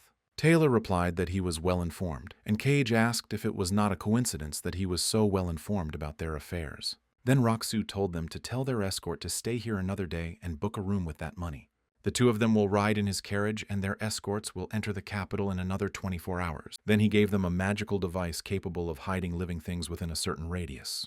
To which Taylor asked with sadness in his eyes and bewilderment as to why he was doing so much for them without any benefit to himself. Roxu thought that since he was in on it, he was obligated to help, and if Taylor became a marquis, it would save him the headache of having to deal with the Wall family, so that peace and tranquility would continue in the lands of Hennetus, and he would live well. But all he said out loud was that he felt sorry for them. He thought about what was going through the mind of an abandoned, paralyzed below-the-waist eldest son who was at risk of dying at any second. About the Marquis's eldest son going out of his way to borrow money from him. It seemed utterly pathetic to him. It's true he couldn't feel his legs at all, but his eyes, nose, mouth, hands were all alive. Then Taylor thanked me for the sympathy but said he didn't need it. Anyway, he had one condition. It was that they forget everything that had happened here. Cage replied that they swore that they wouldn't tell anyone what had happened, reminding them that anyone who broke their oath to the god of death would die. Roxu replied that he wouldn't swear, and if things got heated, he'd just lay it all out. And then Cage folded her arms and said she was starting. Blue smoke appeared around her and the whole room took on a bluish tint. Then Cage said that she was the daughter of eternal night, and she and Taylor swore on their lives that whoever broke their vows would be in eternal darkness. Everything they talked about in that place, they'll keep it a secret for the rest of their lives. No one other than Cale Hennetus would know about this conversation. Taylor, in turn, confirmed this as well. After the ritual, Cage said that what they were feeling was the power of the oath, and if they broke it, he as a witness would know about it. After the vows, they decided to have a drink, and a happy Cage brought 3 glasses. Looking at her disapprovingly, he thought she was carrying those glasses around with her everywhere, and then said out loud that she really was unbelievable. She poured a drink into a glass and laughed, and asked if he thought it was strange that a god's servant was drinking, to which Roxu said he didn't care. Then she cheerfully talked about whether he'd like a sister with good character, to which he said no. Taylor then asked if he wanted to get a baby brother, after which Taylor and Cage looked at each other and laughed. Then they clinked glasses. On this new moon, on this completely dark night, alcohol strengthened the bond that had formed between the 3 men. The next day, they were already on the road. They had 2 hours to drive to the main gate to the capital. Taylor asked Roxu if he was well aware of the event to be held at the royal castle.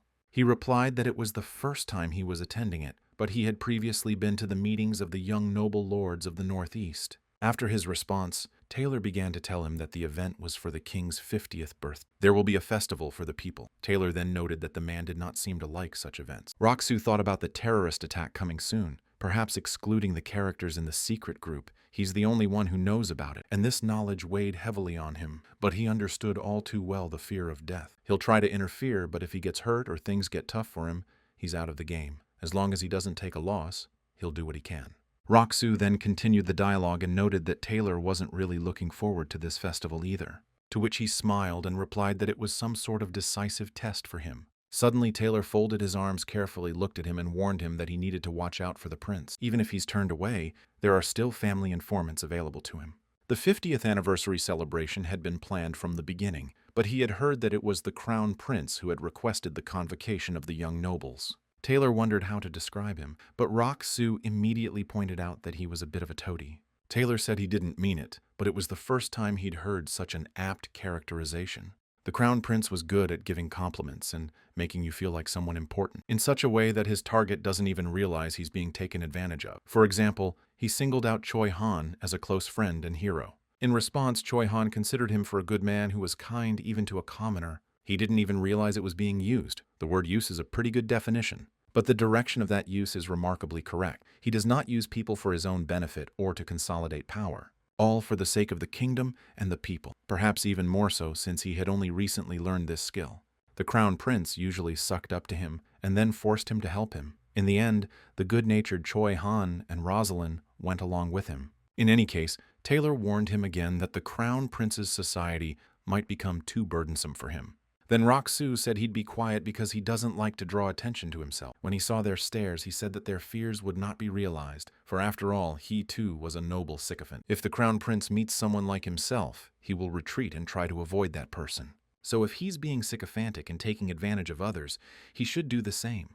Cage suddenly exclaimed that the smile was to his face, and he looked like a real scoundrel, to which he replied that it was better that way than to appear benign. After a while, Roxu noticed the view of the capital city through the carriage window. The kingdom of Roan is the land of stone. If you study it in depth, you will notice that since the founding of the kingdom, many legends have been associated with stones. Among these legends is one that the land had a patron spirit like a rock. It could withstand any attack to defend this land. It is said that it was this creature that prevented the descending darkness from consuming the continent.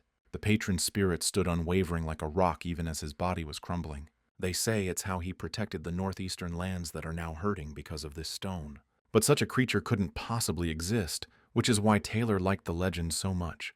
Taylor said it was unlikely to find someone who would protect others to the point of complete self-destruction, to which Roxu agreed, and noted that this legend was definitely not to his taste, and said it was the first time he'd heard it. In The Birth of a Hero often mentioned ancient legends and legends of various kinds, but this he did not remember, although he had read up to the 5th book.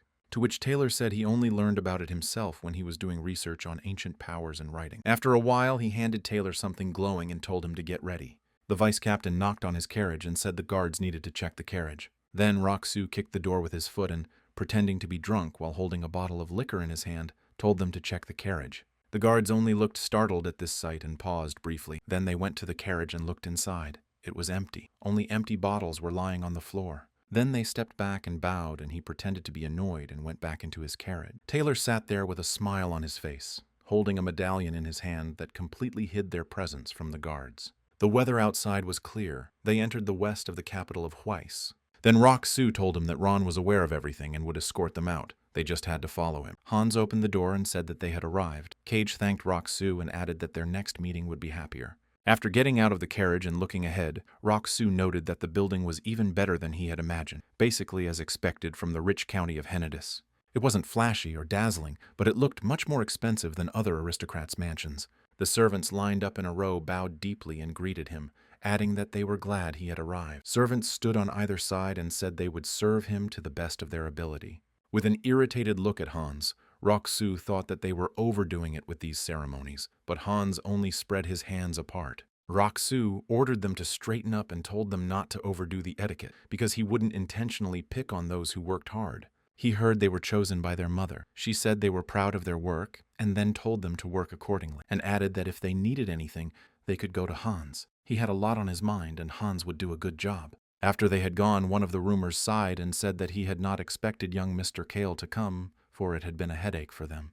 But he added that he was their master, so they should take care of him, even though he was a bad man, although he had not performed in front of them yet. All they had to do was protect him and make sure he didn't do anything stupid. Then everything would be fine. Roxu threw the letter on the table and sighed regretfully as he had to go to the Northeast meeting. Hans handed him a paper that contained a list of all the children from the noble houses who had arrived in the capital so far. Then he asked if Ron had done his job, to which Hans said yes, and then Roxu told him to go get some rest. Hans bowed and said he would definitely rest, and lastly, Roxu told him to ask for something to eat at the same time. After he left, Roxu threw the list on the couch and stood up, heading for the window. Then he opened the huge doors to the balcony and told someone to come in. It turned out to be the dragon that had been chasing him so far. He placed a juicy steak in front of him and told him to eat because he was always looking for and bringing them food, but he couldn't eat. The dragon had worked hard to chase him. He looked at all this beauty in front of him with surprise, and then Hong gave him a piece and told him to eat well. Sipping his drink, Roxu thought that he should eat well because he still had a lot of work to do. Then he put his glass on the table and thought about how well it would end. In a similar mansion with the same delicious food and a complete sense of freedom. He really wanted to enjoy these 3 points for the rest of his life. There was a loud knock on the door, and Roxu dropped his glass, which shattered on the floor. Then he thought about who it might be. Choi Han wasn't due to arrive for another 3 days. He wouldn't be in a hurry to drag an injured Lak with him. To get to the capital faster, Choi Han would have to travel at an insane speed, which was impossible. He'd given him a potion with divine powers in it, but it wouldn't work on one of God's rejected wolf kind. And the extremely cautious Rosalind wouldn't show off her high-ranking magic to teleport them. He had told Choi Han to stay at a certain hotel when he arrived in the capital, but when he opened the door, he was surprised. A panting Choi Han appeared before him, holding Lak on his shoulders. He apologized, but said he didn't know who else to turn to. They were followed by a beautiful girl with curly red hair named Rosalind. Lak of the Blue Wolf family was in bad shape. His fever was the symptom with which the first fit of rabies is accompanied. However, Roxu didn't understand why this frenzy that was only supposed to happen in a year. Choi Han then walked over and put Lak on the bed while Roxu told the excited Hans to get a drink. As he walked to the bed and looked at Lak, he thought that, apparently, the rabies was unstoppable. Lak was in a very bad state, and Roxu told him not to overexert himself and to close his eyes. Then he saw a picture in front of him in the forest in which he was still very young and his uncle was standing in front of him. He told him he was going to be okay, and then he started running off into the woods. Lak was delirious. Choi Han asked what was wrong with him and added that the potion he'd given him wouldn't help him because the wolf family doesn't digest potions. And healing magic doesn't work either. Choi Han didn't know what to do and shouted angrily that he had to protect him, but Roxu said to calm down, and crossing his arms with a calm expression, added that if he trusted him, he should give him the case. Roxu was suddenly worried about Choi Han's behavior because he's easy to get attached to and is a kind guy. But in the original script during this period, he only opened his heart slightly and didn't trust Lak completely. The first pretender to the throne of the Kingdom of Brek was the brilliant sorceress Rosalind, who was preparing to give up her position. She is first associated with roses because of her scarlet hair, but her character is described as more suited to the sun. Suddenly she looked fearfully at the dragonkin, shouting that it was very powerful mana. Dragons are naturally quite warm to magicians. He was interested in her, so he decided to give her a little of his mana. Roxu told the dragon to sit still, and then Rosalind screamed and ran away. Then he turned his attention back to Lak. He believed that because she was cautious, she would not resort to using such high-ranking magic. But most likely they were able to reach the capital in 3 days with Rosalind's teleportation magic. He didn't expect that, contrary to his assumptions, she would decide to demonstrate her skills. Roxu then asked her if she was a magician. She answered positively. Then he asked another question about whether she knew about the rabies of the wolf family. She replied that she had read about it once, but that there was no mention of any fever or such severe pain. Then Roxu said that during the first rabies, they suffer greatly and lose consciousness due to uncontrollable physical metamorphosis. After they go through it the first time, they start using rabies as a weapon. Then Rosalind said she didn't know him, but she could see how things were going, adding that Lak was just a kid. Roxu told Hans to fetch a stretcher and carry the boy to the training ground in the manor's dungeon, then make sure there wasn't a soul there. After which, Rosalind put her hand on hers, looked at Roxu with clear eyes, and introduced herself. Then Roxu folded his arms and looked at the two of them and calmly announced to them that they would be beaten.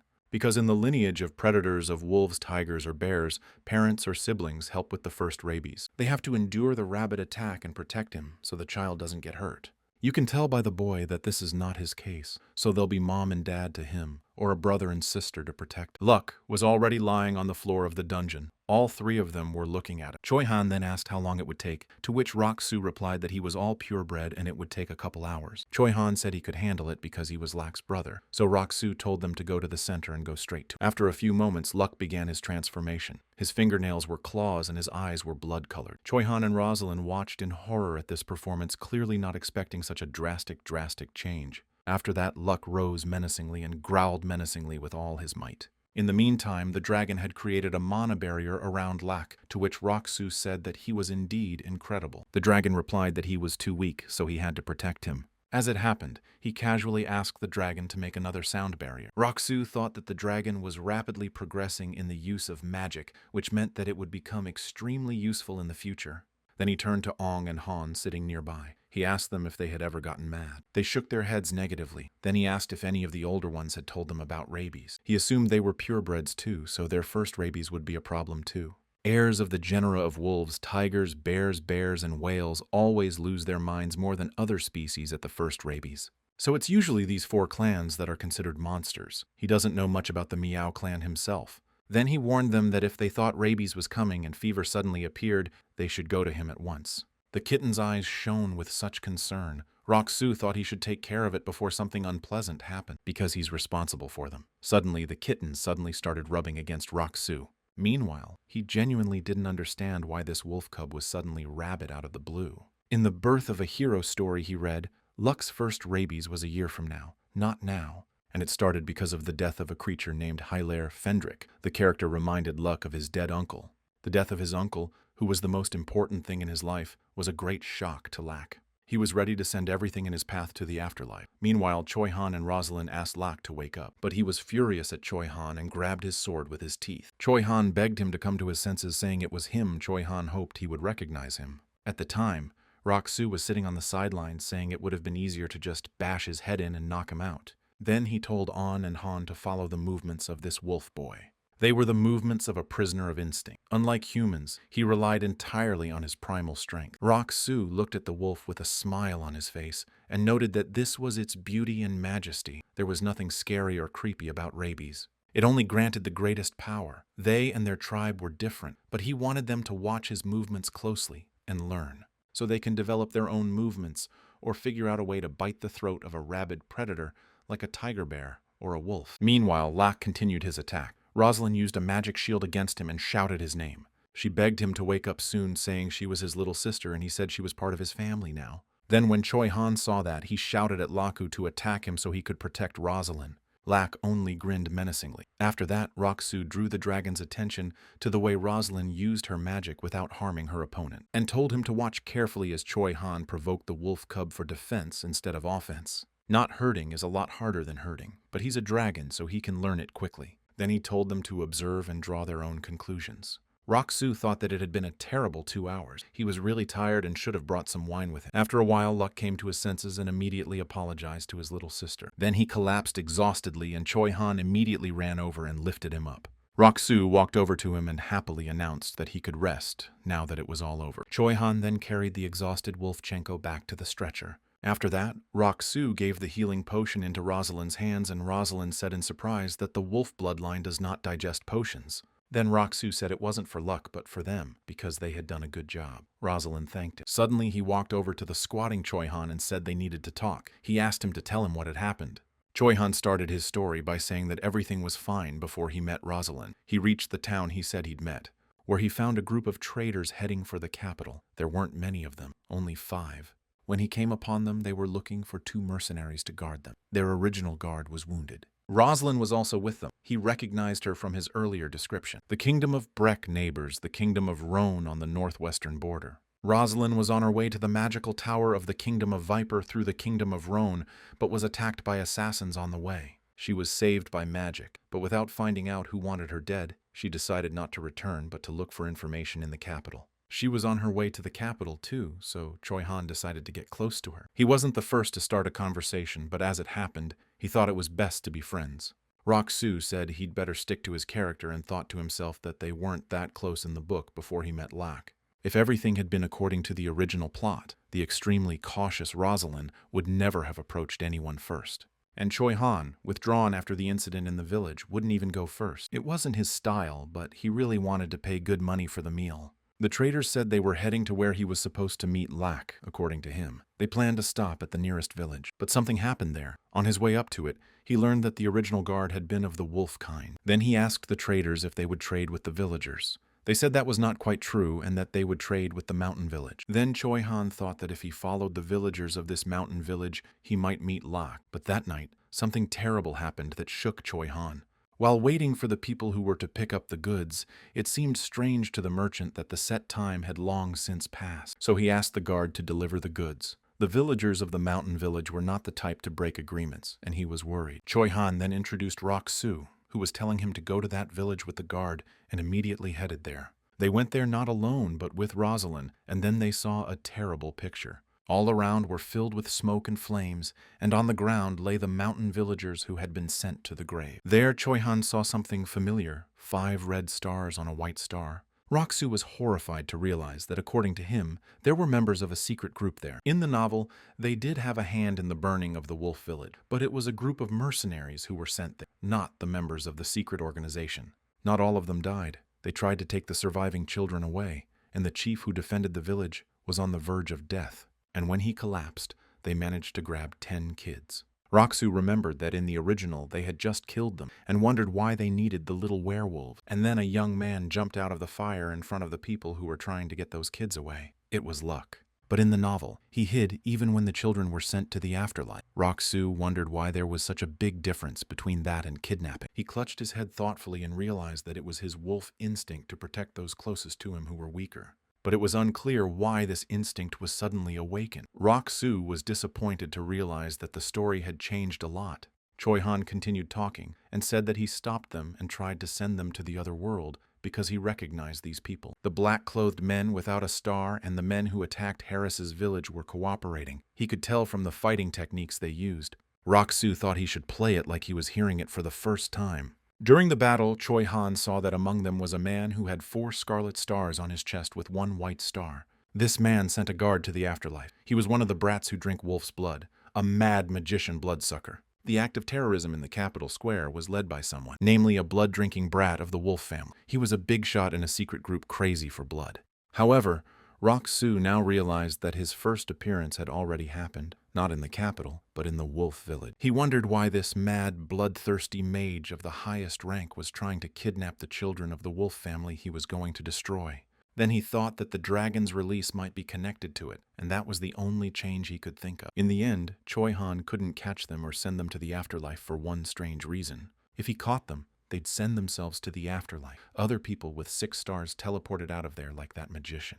Before teleporting away, the mage said it was a pity, because the wolf cubs would be good for seeds and the blood of the children was much tastier. Rock-soo listened attentively to his story and wondered what seeds he was talking about and what had happened to those children. To which Choi Han replied that they had moved all the children with Rosalind's magic and they were now in the guest house with the merchants they were traveling with. Rock-soo thought that all the adults of the tribe had died, and in addition to the remaining children, there were also traders. But he thought irritably that from this story he'd soon have a cattle yard. He decided that Choi Han shouldn't know who they were and why they were doing this, but he wanted to know about it. Rock-soo said that he would only tell him 2 things and definitely not all of them, then got up from his chair and told him to get up too. He replied to Rock-soo's surprised exclamation, "Then they are heading to the temple of the god of death." It was quite late in the day. A large white building stood before them. He said that here he would reveal 2 truths to him, but his life was at stake. But calling him after him, he decided to take the risk. Choi Han looked at him in the building carefully and followed him afterward. The Templars wished a peaceful rest to accompany them, after which Rock-soo asked if they had any death room left. They looked at Choi Han, who had the face of an exhausted man who had been starving for several days. He had a conspicuous decency that made it easy for him to beat them up if they cheated in front of him. His clothes made him look like he'd been rolling down some high mountain for a long time. Then the Templars asked whose going to the afterlife would be the bet, to which he said his. Choi Han clasped his hand and started to say that there was no need for that, because he would believe him anyway. But Rock-soo smirked and said that wasn't true. He wouldn't have believed him, and he wasn't going to tell him about the secret group. Choi Han then has to fight the mermaids on the side of the whale family of the strongest werewolves. And in addition to them being dangerous and savage, he'll be associated with a lot of other people of all sorts, so he'd better not mess with him. Eventually there was an empty room in the temple. The Templars called them to go into the dungeon and said they would prepare the room. They went downstairs and one of the Templars asked them to wait outside while they prepared the room. Roxu spoke to Choi Han and asked him if he could say one more thing in advance if he was really sincere recently. He said yes. And then he put his finger up and said he didn't know the true nature or purpose of the secret group. At these words, Choi Han was very surprised and wanted to ask what he meant, but they were distracted, at which point the Templars invited them into the room and said that the one whose departure to the other world would be the bet could simply raise his hand. Roxu noticed that the surprised Choi Han couldn't believe all this and suggested that he go inside. He followed him in. They walked into a completely white room and sat in white chairs at a white table right in front of the standing temple master. After Roxu raised his hand, the temple master pointed at the 2 white sheets lying right in front of them. As they both took the sheets in their hands, the Templar turned to the man who was staking his departure to the next world.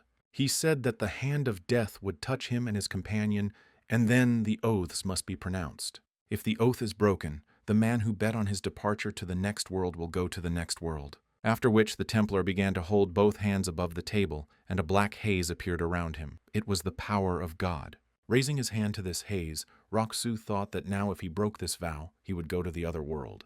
Then he said that it must be true that the temple bearer would hear nothing, or else he would go to the other world. Then he will tell the truth to Choi Han in front of the God of eternal rest, and if he lies, he will go to the other world. Then he thought about whether he should tell him everything, and remembered that he had thought about it before. Now, he had to choose between 2 options. He is an ordinary Korean who fell into the book he was reading and therefore knows the contents up to the 5th volume. Or fell into a book he was reading, and when he opened his eyes, he was the son of a rich aristocrat, and the world was about to fall into darkness, so he intervened in the plot. Any such answer could put him far away from his desired comfortable life here. Then he thought of going to the other world from the Continental War or at the hands of Choi Han. The first thing he said was that he was not Kaelhenitis, and genuinely did not know the true nature of this group. It was the truth. From the volumes he had read, he had only had time to learn about one action of a secret group. He did not know their goals or their true nature. He went on to tell a second, even more obvious truth. He hated them and wished they would disappear. Then Choi Han angrily exclaimed that how could he hate them if he didn't know anything about them? Then he said he knew some of their plans like the Black Dragon and Lack. Then he told Choi Han that his former life as a bad man was the limit of his dreams, and he wasn't going to become the heir to the family. He wants Basin-Henitus, his half-brother, to inherit the family line.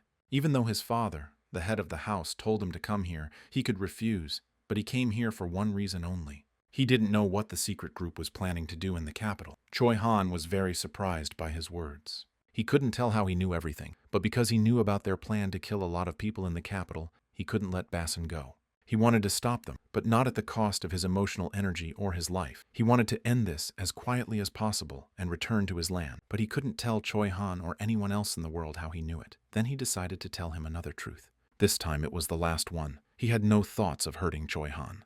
Choi Han was silent for a while, then clenched his fist hard and said he believed him. And then he asked him to swear to something else, and then he would totally believe and trust. Although Choi Han didn't like to think so, he could easily avoid any problems by cleverly distorting the truth. Choi Han then said that it was the first time he hated someone so much, and if he found out their true identity, he would definitely have to tell them. Roxu agreed, and thought it would be something more complicated, and especially he could hardly have known about it before Choi Han. Then he repeated that if he Kaelhenitus found out their true identity, he would tell Choi Han, otherwise he would repay them with his death. Then they decided to finish, and Roxu lowered his raised hand, placing it on the white table, after which the Templars escorted them out and said they wished them well. In other words, they were obligated not to break their vows to continue living. Roxu thought that was a pretty harsh goodbye. As he got into the carriage, he decided to add something about this blood-sucking mage. This mage would be in charge of the operation in the capital. Choi Han then sharply asked if he could send him to the other world at once. Roxu didn't understand the question and said it's up to him to send him to the other side of the world. After he got home, Ron suddenly knocked on his door. He brought him a cup of lemon tea. For Roxu, drinking lemon tea before bed was still a bit hard. Ron suddenly asked him if he could ask him something important. Roxu choked on those words. He found it rather odd that this hypocritical old man had a request for him when he thought he was nothing, but Ron only asked if he could take a couple of days off. After which, Roxu happily took his hands and told him that he had taken care of him for decades, and if he wanted to rest, he could do so at any time.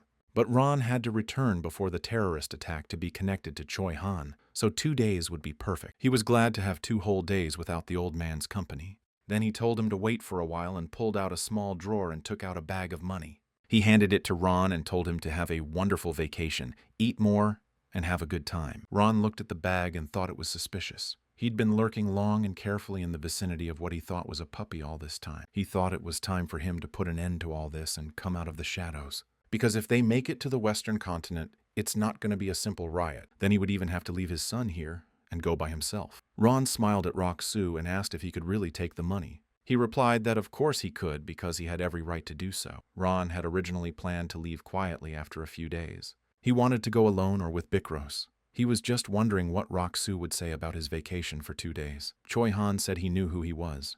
Ron looked at him carefully and said that these were too much, and then asked what he would do if he took them all and ran away. Then Rock-Soo also cheerfully replied that he knew him, and if he planned to escape, he would do it silently, without reporting back. In A Hero's Birth, Ron left the county just like that, while Choi Han was warned whenever he needed to leave. Just like Ron has been watching Kale for years, Ron has been watching Kale for years. Ron thought that Kale might have known him a lot better than his own son, and that this was old age. Ron then said he'd be back on his way to the royal palace, to which Rock-Soo replied to do as he pleased. Ron couldn't let Kale look worse than the other aristocrats and royalty. He bowed afterward and left, thinking he couldn't let anyone look down on the puppy he was raising. The next morning came. Rock-Soo woke up in a bad mood to a knock on the door of his quarters. He was visited by a cheerful Hans, who brought him a cup with a lemon on top. Then he said loudly that Mr. Ron had said he could only entrust his work to him, remarking to himself that he was indeed impressive. Rock-Soo told him to be quiet and asked why he had brought a cup of lemonade, to which Hans replied that he liked lemonade. He sipped a little, wondering why Ron would want to do that. At that moment, Choi Han came into the room. He remembered how Ron had come up to him last night and announced that he was leaving, and when he asked where he was going, he said it was none of his business. Then Choi Han guessed that he had only come to see him because of Mr. Kale, and then Ron defiantly slapped his hand and left. After Hans left, Rock-Soo put on his jacket and noticed Choi Han standing in front of him and asked if Locke was awake. After his affirmative answer, he sat down at the table and motioned for Choi Han to sit down as well, thinking that the Wolf family had really fast regeneration. Then he began the conversation by saying that the bastard son of the Flynn Trade Guild's bastard son, their piggy banker Vilos, would soon arrive in the capital. He promised him to return the borrowed items and have a drink with him. They've even picked a meeting place already. That's where Choi Han and Vilos should make contact. He then asked Choi Han about being with the kids at the guest house, and Choi Han said he would stop by on his way back from his meeting. Then he wondered what it was about, and at that moment, Hans reminded him that Choi Han was talking about inviting the young heirs to the reception. He didn't care about those guys, so he forgot all about them. The thought of doing something bad there crossed his mind. Hans added that a guest had asked to see him. It was Lady Rosalind. Rock-Soo noted that Rosalind was quite savvy for several reasons. She had never seen a dragon before, but she probably guessed that the source of the mana was a dragon. The mana she felt last night can only come from their own kind. Hans warned him that Rosalind could come over at any time. Then he said he would breakfast in the room and told him to prepare everything, and also to ask Lady Rosalind if she would not mind eating together. Hans jokingly whispered that it was noon and therefore it was already lunchtime, and then jovially ran off to fulfill his wishes. Rock-Soo also told him to open the door to the terrace because the black dragon should have free access to the room. He found it odd that he seemed comfortable sleeping outside by the window on top of a tree. He concluded that Rosalind and Choi Han were taking care of the patient in shifts, but Choi Han added that he and Hong were also helping them, to which they replied that they were too weak to send someone of the wolf kind to the other world and would lose even during the rabies. So they had to figure out how to suppress them, and so they didn't help. They watched and learned. These guys weren't nursing. They just wanted to prepare for an enemy like this. Choi Han added that Lak feels better anyway when he has 2 such cute lumps around him. He didn't tell Lak or Rosalind that he brought them in on his orders. He kept it a secret. Rock-Soo thought that Choi Han was only acting like this because of his oath to God. He just didn't know how flexible a word could be, and that the listener and the speaker are not on equal footing. God will only follow his interpretation of the oath, and he can exploit that gap because he's the one who took the oath. Then he remembered that he was going to send the blood-sucking mage to the other world as soon as he saw him again, to which he replied positively, and also thought he didn't hesitate at all. Then he said he would tell him how to find the magician. Choi Han was quite surprised, however. Rock-Soo added that it is only after they prevent a terrorist attack. After these words, they were interrupted by Hans, who had brought Mrs. Rosalind, and added that if the young master and Mrs. Rosalind needed anything, they could call on him at any time. When Choi Han left for Lak, Rosalind thanked him for the invitation, then he motioned for a seat. And then Rosalind noted that he was the kind of man who had a lot to talk about. After that, He turned to the window and told the black dragon to come in. Then a dragon appeared in front of them on a table full of all sorts of treats. Instead of greeting, the dragon frowned and said he was hungry. Then Rock-Soo offered him something to eat. After which, Rock-Soo smiled sweetly and announced that they should start eating as well. After starting, Rosalind thought with excitement that the young dragon lord was eating right in front of her eyes, at the same table as her and the same steak. If she told about that scene in the magic tower, no one would believe it. It was a truly astonishing sight for her as a mage. She hadn't expected a dragon to get along with a human. Then the dragon said that man is very weak and his physical strength is no good. That's why it's like this. A meal with young Master Kale and with young Master Dragon was a great honor to her. Then Rock-Soo looked at her carefully, and the thought that she was not a timid person flashed through his mind. If it were any other mage, he'd probably be singing dragon songs with shaking hands by now, and tell him to teach him a little mana with a little magic. All the mages on the continent were literally obsessed with dragon magic. At the table, Rock-Soo told her to make herself at home here and stay as long as she wanted. Then Rosalind turned to him and said she had 2 questions for him, and now there was only one. The first one was about whether or not he could have a guest who wasn't even invited. Even though she's a mage, something like this can be quite dangerous for a nobleman. Rock-Soo replied that everything was fine because Choi Han had brought them, and added that he had nothing to fear because he had the dragon. Then she asked a third question about why he, being a nobleman, treated her so respectfully, to which he replied that she was a mage. And she has scarlet hair and eyes. She's a princess, then shouldn't she stop addressing him respectfully? And then he told the princess she could address him as you. Then she said that the head of the merchant squad said he was known to be a bad man, but that turned out not to be the case. He confirmed this, but added that mages should decide such things on the basis of their 5 senses and not on the opinion of others. Rosalind was quite unusual. She spoke informally on behalf of the princess, but when on behalf of the mage, she used polite speech. He noticed that she was much more inclined to her magical side than her other side. Afterwards, he asked if she had any questions, to which she replied in the negative. But she noticed that he didn't seem to want to get involved with her at all. She was fine with him letting her stay and leave as she wished, and he knew she was a princess. If she wanted to be treated accordingly, she would have revealed her full name and identity from the start. She also mentioned that he was a benefactor of Luck's story. Afterwards, he replied that he thought she didn't want to get involved with him. Rosalind thought it was a lie, because he was using it as a good excuse. She only knew of this dragon man as a bad man, but that wasn't really true. If he wished, neither she nor the Princess of Breck could be here. She then thanked Rock-Soo for not notifying the royal family of her whereabouts, to which Rock-Soo replied that there was nothing to thank him for he could not have done it without her wish, and yet the crown prince would have rushed here. Then she asked him that if the royal family ever brought it up to tell them that she insisted they not be told, and added that she'd send word as soon as she needed to. She was grateful that they'd given her a place to stay, and she'd take care of her own affairs now, trying not to involve them. When Rosalind reached for a plate of sausages, the dragon who was eating from that plate suddenly looked menacingly at her and told her to eat her own because it was his. Rosalind looked at him in horror at this, greatly frightened. Rock-Soo only looked at him, then at Rosalind, raised his hand, pointed 4 fingers, and whispered that he was only 4 years old. Then Rosalind stopped fidgeting and looked at the dragon and said that of course she wouldn't touch his food. After the meal, Rock-Soo and Choi Han were in the carriage. Rock-Soo thought about his problems, and Choi Han said he wanted to help a little. But he said he didn't need it. The northeastern aristocrats remember Kale's past and his behavior well, and rumors of incidents involving him had reached their lands. He had to be as careful with them as possible. Looking menacingly out the window, he thought it would be better for them to put on a worse show, but not to look like a bad person. After some time, they came to a county called Wilsman. When he got out of the carriage, he was greeted by one of the county servants. Wilsman County is a clan that owns land in the early Northeast. This family wasn't that rich or that powerful, an average family. So, in a Northeast alliance with no dukedoms or marquesses, the Wilsmans had the advantage of being firm friends with the likes of Henedis County. Like the Henedis clan, it was advantageous to make friends with the clan closest to the capital and not in the outskirts like the Henedis themselves.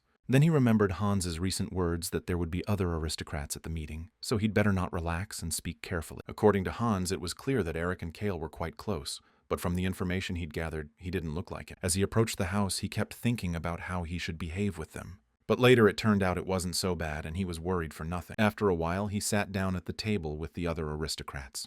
The green-haired girl sitting next to him noted that she'd heard that Kale didn't like such formalities. Then one of the other aristocrats shouted that he might as well keep quiet and not squeeze a smile out of himself, for they could do it all themselves. At the end, he added that he didn't need to waste his time on any formalities. Rock-Soo was greatly surprised and began to comprehend his words. This was an extremely unexpected turn of events for him. At this time he kept shouting that he could not talk or laugh, but just sit still and they would do it themselves. Their behavior was very strange to Rock-soo. Then he said that's what he's good at, which is sitting still. Eric is very sensitive but generally has an easygoing personality. However, he is usually quite anxious as well. But Eric is not a shy guy because he's a man of contradictions. Eric went on to say that the other guys might be annoying. People connected with the Marquisate of Sten or any other duchy are not doing anything suspicious right now, and if he keeps quiet, they will solve everything. As expected, this was Eric's biggest concern. Currently, among the 10 major clans, their 4 clans were not related to anyone. Those who have allied themselves with other aristocrats plan to give their patrons the most influence at this gathering, which is why he has to be extra careful, because their 4 clans have to pull their own weight. And for that, the richest Henitas family, the most neutral in the northeast, must not be scandalized. After which Rock-soo agreed not to interfere, and Eric said that the 4 of them planned to greet the crown prince. He thought it would be a strain on Kale and he would have preferred a drink right away, but it was worth it to be patient and just greet, and then they'd take it from there. After which they all smiled and sipped a little from their glasses. Eric added that it would be enough for him to just go sit quietly and come back. Rock-soo liked such good conditions for him. It was a desirable utopia. After which Eric said that, as expected, Henitas's grape wine is excellent. After a while, a panting Choi-han rushed over to Rock-soo.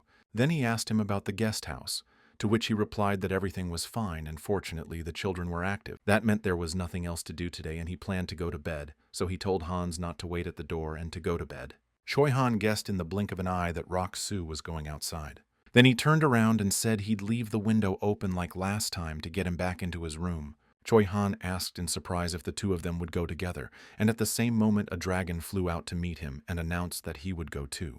Choi-han then asked warily if they were going to destroy something, to which Rock-soo replied in the negative, after which he told him to go out for a while and come back when he returned to cover his head with something, and wondered why he always had such radical thoughts. After Choi-han left, he covered his eyes and then a dragonkin immediately flew over to him and asked him not to fall asleep. At this, Rock-soo thought that it looked like he was the 4-year-old in his eyes and got up from the bed. After a while, Choi-han appeared in the window with a cape over his head and shoulders, and after a moment he landed on the floor. His cape was called a robe. When Rock-soo saw it, he said that the robe was better than his headdress. Turning to the dragon, Choi-han asked if he was going to go like that, but the dragon said it would become transparent. Choi-han remembered that dragons were polymorphic and asked him if he could take on the form of a human, because that would be more convenient. The dragon said he hated humans and didn't want to become a human-like creature. And he was also told that dragons were arrogant and cool, and when asked who said that, he pointed to Rock-soo. When they went out on the balcony, Choi-han asked him if he should carry him, but the man said nothing and only raised his finger upward, pointing at the dragon. A moment later, he was enveloped by an almost invisible dome that lifted him into the air, and then Rock-soo said that dragons are great. Then Choi-han looked at the sight and said that dragons were really great. Choi-han looked around and announced that the place was empty, and then Rock-soo and the dragon came down after him. He noticed that the dragon's magic was stronger than he thought. His abilities were now a little higher than those of a high-ranking mage. As said, such an adult dragon can destroy an entire kingdom with a strong attack. But once Rock-soo has the sound of the wind, he won't need all this, and neither will the accompaniment of these 2.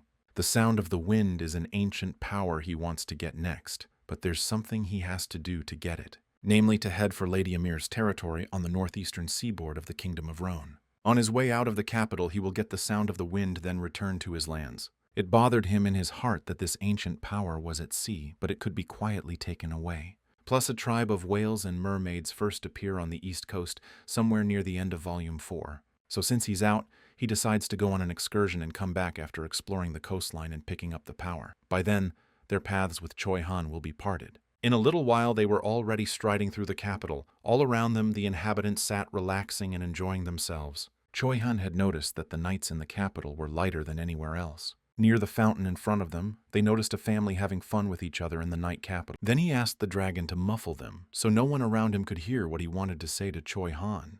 And then he started telling me that there's this thing called a magic bomb. Magic bombs come in many different forms. The history of the Battle of the Western Continent is long. As long as they've been in active use in magical warfare, so have their numbers. But in such a place you can set a magic bomb, how much mana it will take, and so on. In general, in this case, a lot of subtleties. But there are advanced bombs, and in 6 days those bombs will explode in the neighborhood, including this place. Choi-han and Rosalind in Birth of a Hero discovered 5 bombs, but now the story was distorted, so he doubted that the place and people would be the same. Circumstances can be twisted indefinitely, but he was sure a terrorist attack with a magic bomb would happen. They already made sure that the sick magician was in their country. After his story, Choi Han asked if the bomb would go off here. Rock-soo replied positively and added that it could be buried somewhere or mounted on a person.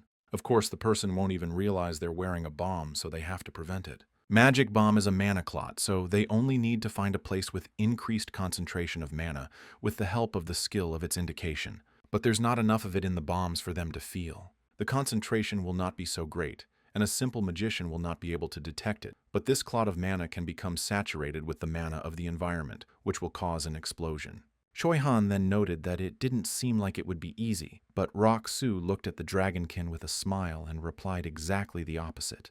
Right now, they had a powerful black dragon, and it would have no problem with mana recognition, even without taking magic abilities into account. So finding the bombs was really a cakewalk for him. It would take at least 2 days to locate the bombs. At least one will be in this square because it's the most crowded. Then he told Choi Han that he and the dragon would go around the capital at night from this square. Their job is to find the bombs. Then he took Choi Han by the shoulder and said that he was good at stealth and his skills were excellent. Then he asked about what to do with the bombs when they found them, to which Rock-soo replied that nothing yet, and added that they would destroy them on the appointed day, after which Choi Han asked why that was the decision. Then he asked with a smile on his face if he wanted to find that crazy mage. Whatever the magic bomb is, it takes a magician to detonate it. The magician who made the bomb must blow up the entire chain through the center link, which meant he'd have to find the bombs first, and it would be a good idea to find the people planting them as well. Rock-soo thought it would be quite difficult to detect these people. However, to find places of small concentrations of mana, you will have to run around a lot, so it will be very hard and annoying. So he assigned the case to these two because he didn't want to do it himself. Rock-soo then asked if that meant they'd have to wander around until 24 hours before the start. Rock-soo replied that they would also have to come in a day, but on the day of the emperor's arrival, the guards would be reinforced and it would not be easy. Then he took out a magic ball and said that there would be a lot of mages there and it wouldn't be used for more than 10 minutes, but that should be enough. 10 minutes is exactly enough time. All bombs will be disabled for 10 minutes. In that time, you can find people to hang them. They'll definitely be marked. And when that moment comes, there will naturally be Dragon and Choi Han, as well as an extremely large number of oppressed races. Then he told Choi Han to go and do his work, and pointed to a nearby house, and said he would wait there. He told them to look around until 11 o'clock today and then come back. After that, Choi Han wondered why he didn't go with them. He replied that he would work hard, so he asked Rock-soo to buy him a glass of beer after their hike, to which he agreed. Then he looked at the dragon and wished him good luck too, after which Choi Han and the dragon left. 2 days passed. Rock-soo woke up and thought that they had spent 2 days looking for the location of the bombs, but they hadn't found anything. Almost as soon as he woke up, a voice came from outside the door. It was Ron. Seeing him in front of him, Rock-soo thought that this was the end of his wonderful dream on a summer night, and the harsh reality had returned to him. Ron then handed him the letter. He opened it with a smile. It said that he wasn't planning to buy someone a drink. After which he asked Ron to pack a bottle of wine. Bilos, the illegitimate son of the head of the trade guild, will soon arrive in the capital, which meant it wouldn't be long before he'd see the crown prince in the palace. After Ron asked if he remembered he was going to the palace the day after tomorrow. Before the king's congratulatory speech, a meeting of the noble heirs with the crown prince is to take place in the square, marking the beginning of the festival. It was a cross between a ball and a dinner party. The meeting would take place in the palace where balls are usually held. He wondered how things were between the abandoned son and the crazy temple maiden. Then he thought they must be doing well. Then he got annoyed at having thought of them at all and told them to get out of his head, and thought about the fact that in the palace he would be quieter than the grass, and even if someone started to harass him, he would sit silently and then go home. Ron asked him if he could escort him to the palace as a servant, to which Rock-soo replied that no one else could do it. The Eastern group Parasite, dominant in the criminal world, began to spread its influence to the Western continent. Parasite is just one limb of a larger organization whose true face is unknown to anyone. The Malin clan, one of the 5 great assassin clans, also tried to dominate the criminal underworld of the Eastern continent. An heir to this family, Ron Malin, hated and feared the Parasite. He lived a long time in hiding from them here. But the time had come for him to leave this land and his post. Ron said with a good-natured smile that there was no one in the palace who could match Kale, to which Rock-soo glowed and replied that in other words, he was good in face and body. After which he grimaced and wondered in bewilderment why Ron's voice was so kind now. After Ron bowed and said he had to go and report to Hans, but Rock-Soo thought he was clearly overrested. Ron added before he left that he'd ask Hans to get the best bottle of liquor. Then the kittens came into the room and said that if an enemy like the wolf let his guard down, they should be able to send him to the other side. They found a couple of ways to do it. Joy and pride in themselves shone in their eyes. Then they began to caress and rub against Rock-Soo's legs. He was sitting there with a completely unperturbed face. Then they shouted that they heard the smell of a wolf, and Rock-Soo told Lak standing outside the door to come in. He came in and was a little frightened when he asked what he wanted and told him to sit down. Lak hesitated a bit, then Rock-Soo said that he had obviously come to tell him something and told him to lay it out. Whereupon an overexcited Lak jumped up a little from his seat and thanked him loudly. Lak was naive, jittery, and generally quite stupid in appearance. This was a copy of the description of Lak from the novel. In the book it was written that his character changed after the first rabies, but in reality, it didn't. Rock-Soo replied to him that he really should be grateful to him, and if he was done bowing he could go. After that, Lak shyly tried to ask for something or say something obviously hesitant. After that, Rock-Soo told him to spill everything and added that he should look directly at his interlocutor while talking, and talk to him directly about what's on his mind, and then he'll listen to him. Then he fearfully started saying that he was the older brother, and needed to take care of the younger ones. But he was also a nephew and a younger brother, so he must have his revenge. Lak has 10 little ones to protect and care for. Kin loved and protected this shy blue wolf. Lak could not forget his family of close friends and neighbors, which is why he's sure to repay the favor. The wolf lowered his sad eyes filled with pain and despair. Rock-Soo called him a wolf, and said he'd heard that wolves protect family and put them first. For Rock-Soo, this clan was the epitome of pride. After saying that, Lak was very happy. He thanked him again and asked for help, but Rock-Soo said he didn't want to help him. He's been thinking about acting bad lately because of Choi-Han and the dragon. The black dragon was a problem in itself, and the people Choi-Han will continue to attract to him will be even more of a problem. So he couldn't throw his help around right now, but he was well aware of the bitterness of 10 wolves losing their family and home. He'd been through it himself and had one foot in it, but he didn't want to be responsible for it. But despite all these words and thoughts, he was ready to make a deal with him and asked him what kind of help he needed and what he could offer. Then he said to come to him as soon as he was determined, to which Luck responded positively and got up from the table and said he would come as soon as he was determined. After a while, Rock-Soo arrived at the Palace of Joy. It was the name of the palace where dinner parties were held. It was a small palace built by the current king in honor of the crown prince's birth. In spite of this, the king now cared more for the third prince. Of course, the palace was nothing like the Hennidas family manor or a manor of so many years' standing. It was huge and luxurious. As he wondered if Eric Gilbert and Omar had arrived, a certain carriage appeared a moment later right in front of him. As luck would have it, Benyan's codger appeared right in front of this palace. He was a typical brute and antagonist. His name was Neo Tolls. He acted as if he were under the patronage of the second son and heir to the Marquiship of St. Benyan. The village where the Black Dragon was kept was just within the realm of the Viscounty of Tolls. In the Viscountcy disliked the county of Hennidas on principle. Their houses were separated by only one mountain, but the difference in condition was too great. But that did not prevent their houses from being on good terms. 5 years ago, he had fallen under the influence of the Marquis of Sten, after which he became so arrogant and self-righteous. Rock-Soo thought irritably about why he was meeting him now. After his meeting with Kale, Neo told his servants to step down while getting leave, because he didn't have long to talk to Mr. Kala.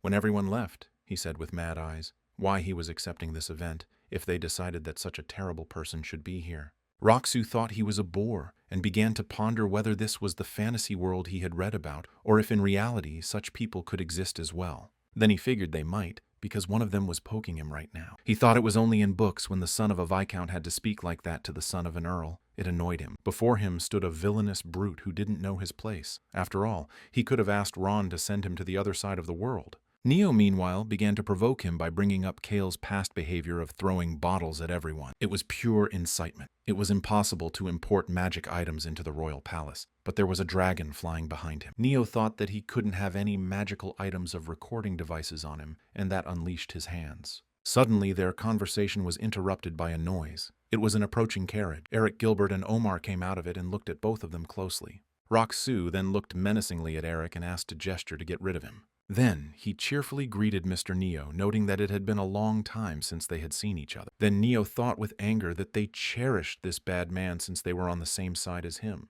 He suddenly noticed Rock-Soo's gaze. He reminded him of Benyan, and then he felt a little stiff. Neo and Eric continued talking while Rock-Soo rushed away from them. A dragon flying nearby said he recorded the entire conversation with his magic. Then Roxu thought he could make him cry bloody tears later with this tape. But for now, he's decided to let him sleep in peace, believing he's got nothing. After a while, Eric said goodbye to Neo and said they would see each other later at the dinner party. Once inside the palace, Roxu saw a lot of luxuries in front of him and thought it was not bad. Then Lady Amar told him that at the very top of the supper hall was the seat of His Highness the Crown Prince. Only 5 tables were prepared in the hall northeast, northwest, southwest, southeast, and center. Tables were divided according to the influence of each district. The Crown Prince was good at planning things like this. He literally pitted the aristocrats against each other in rivalries. That was to be expected of the Crown Prince. He had a high opinion of himself, for the second and third princes were a level below him. He was very sensitive even about such useless things. Such high-ranking personalities were not to Roxu's taste. Eric sadly said that their table was closest to the entrance, but Roxu liked it. He grabbed Eric's shoulder and explained that it was the opposite of a plus, that at their table they wouldn't have to bow to everyone who approached, to which Eric replied that he was glad because he felt what he said. After a while, it was announced that young Mr. Benyon Sten of the Marquisate of Sten had arrived. Neo was behind him. After that, Roxu looked at the angry dragon that jumped into his lap. He remembered the dragon at home saying it was all right because he was a great dragon. Before he left, he told the dragon that if he followed him to the palace, Benyon would be there because he was on the guest list. But you can't send him to the afterlife because it's a big day. And then he said he'd promise him something if he obeyed him and didn't send him to the afterlife. He stroked the frowning dragon and promised that he would send them all to the afterlife later, along with Benyon, and tear them to shreds. The dragon ended up being more rational than he thought. It wasn't like he was going to go crazy and wreak havoc. If that were the case, the dragon would just fly out of the palace and he'd say goodbye to the world. Benyon walked straight towards them, for the neighboring table was the northwest table, and so he had to pass them. Eric coughed to remind him to be quiet and calm, and Roxu considered pretending he didn't know Benyon. But their thoughts were interrupted by Benyon telling Roxu that they hadn't seen each other in a while. Roxu stood up and greeted him, adding that they had last seen each other in the lands of the Viscounty of Tolls, to which he replied that he was just returning from seeing his close friend, young Mr. Neo. Roxu confirmed that that was when they had met, adding that they had agreed to have a drink in the capital, then said that the day after their meeting, a knight of the Viscounty of Tolls came to see him, and said that Mr. Neo's villa had been completely bricked up. Neo was very angry at these words. Benyon in turn also grew gloomy and said that he had heard about this sad situation. Then Roxu went on to say that he remembered being surprised the morning after his hangover when he heard about it, and started asking in shock that they'd lost something valuable in there. The most annoying talkers in the world are ignorant talkers and simpletons. Now he was playing all 3 of those roles. He was having a lot of fun. He exclaimed that when something so unpleasant happens, it's all forgotten with a bottle of alcohol, and offered Neo a hearty drink. After losing the dragon, Benyon's credibility has been shaken. According to the knights and the evidence, the faction that gave him the dragon was first on the list of suspects. But he couldn't completely remove suspicion from a man who, by some unthinkable coincidence, was there at the same time. Then he pushed the thoughts away, thinking that such trash couldn't manage to steal a dragon from him. Benyon refused the drink, and Roxu kept rambling on about that pale, as he said, knight who had come running to them. In the end, he said that it was impossible to lose all valuable things at once, but you can't get back what you've stolen, so you just have to move on with your life. After that, Benyon got very angry thinking about the escaped dragon and the missing disabled brother. Neo was just as angry. In the end, Roxu told him to man up, but he thought Benyon wouldn't leave a piece of him. A little later, Antonio Kier of the Duchy of Kier and Lady Karen Orsena of the Duchy of Orsena arrived in the kingdom. When Roxu picked up the bottle, Eric immediately called out to him and said he'd have a drink later. At the reception, everyone was having fun and talking to each other. Roxu took the watch in his hand and looked at the time carefully. After a while, the crown prince appeared in the hall, accompanied by his 2 younger brothers. He began his speech by calling everyone the precious talents that would brighten his kingdom. Calling them outstanding individuals, he said he was glad to see them all here. Suddenly, Taylor and Cage appeared in the aisle, but not Roxu, and just in time. Everyone around them began to look at them in surprise. They both decided to reveal their true identities at once. He thought it was a wise decision, but the order of God might give them a lot of headaches. But that was Kaga's business. An angry Benyon jumped up from the table and glared fiercely at them both. The crown prince only spread his arms wide and said happily that he didn't expect to see the eldest son of the Marquise of Sten and the God's Temple maiden here. Taylor said that he had heard that this was a place where aristocratic heirs could meet to talk to His Highness, so he had come without even an invitation. To this, the prince reminded that he said to come a representative of each clan, but if that clan is without a representative, it doesn't matter who comes. Then he told Taylor that it must be frustrating for him to send only one invitation, to which he replied that it wasn't much.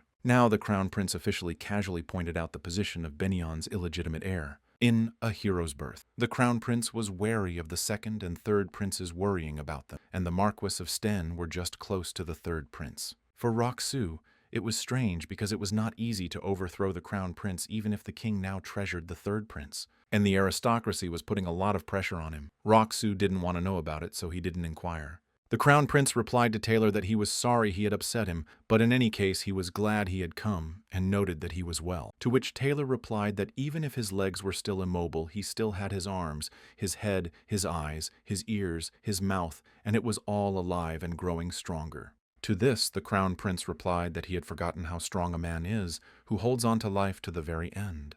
It was interesting for Rock-Soo to observe Crown Prince Taylor Benyon and the influential aristocrats in the area. Now that a single gesture could be enough to cause an instant explosion, it was quite entertaining for him to watch the faces of all those gathered. He thought all he needed in this room right now was popcorn. Next, he noticed Cade. She greeted him nobly and respectfully. Then he said they'd talk later, adding that it was time to enjoy dinner. He didn't know where best to put them, but he spotted a good spot. It was right behind the table where Rock-Soo was sitting.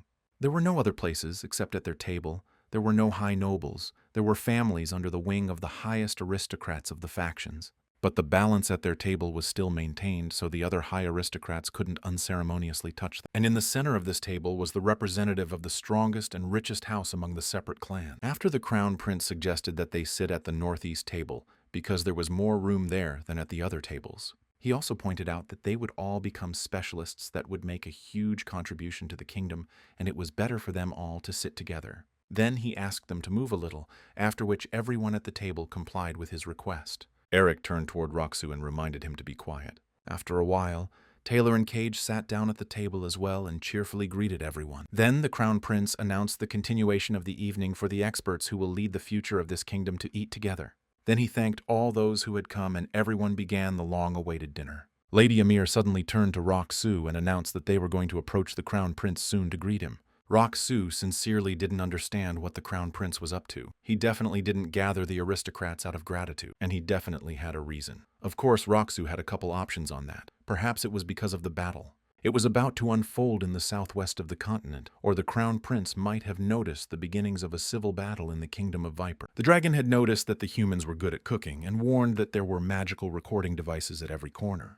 Rock-Soo suddenly realized something. The Crown Prince was now observing the noble heirs. Of course, the second and third prince knew about it, which meant it was the entire royal family's plan. He smiled at his guess. After a while, Eric said they had to go, and then everyone at the northeast table got up and went to the Crown Prince to greet him. The first Crown Prince greeted Eric after he bowed, and added that they had something to discuss. Eric was surprised by his words. Albert Crosman's luxurious golden hair was proof of the patronage of the sun god, and also a distinctive mark of the Crosman family. After his surprise, Eric happily whispered that he needed to talk to him too.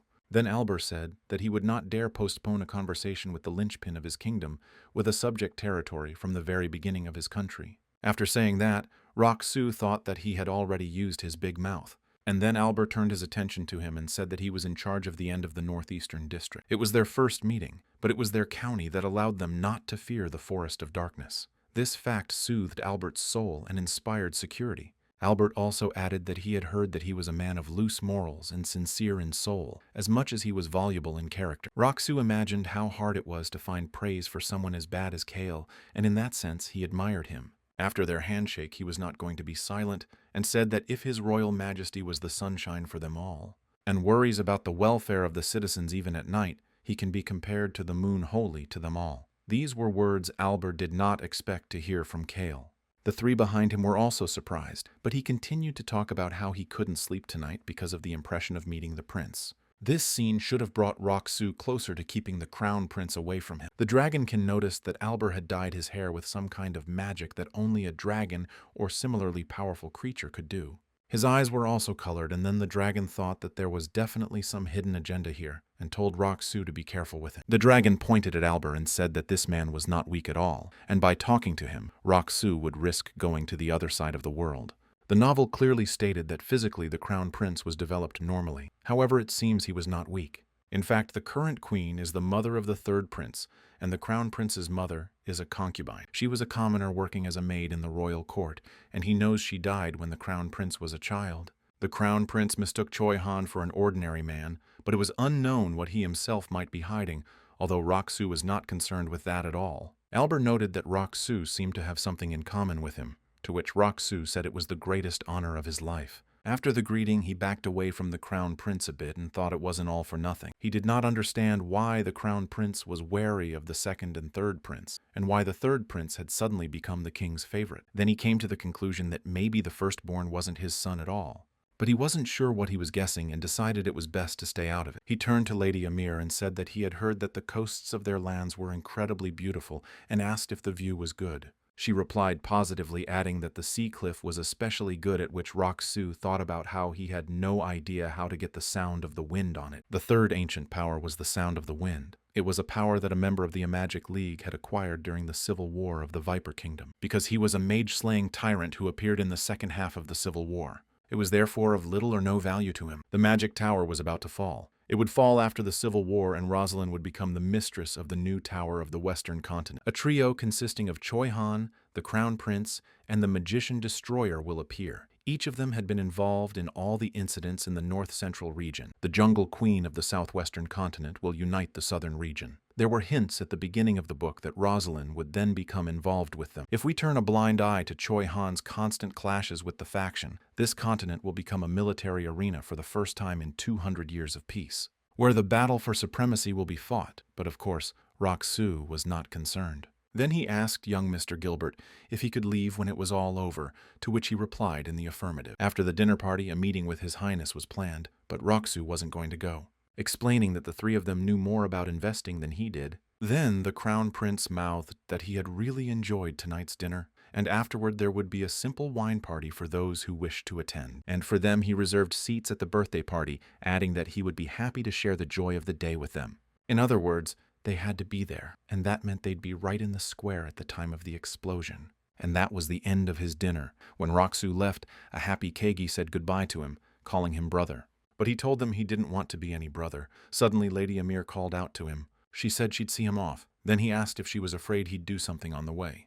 But she replied that young Mr. Neo had also left earlier, thus fearing that he might now make a scene. She noted that he had done well today, to which he replied that he would have to try harder because they could use good results. Because the east coast of the northeast was considered extremely useless land. Not only was the cliff precipitous, but there were whirlpools of water right next to it. Of course, the experienced locals knew how to maneuver their boats between them, but for all other people, this place was extremely dangerous.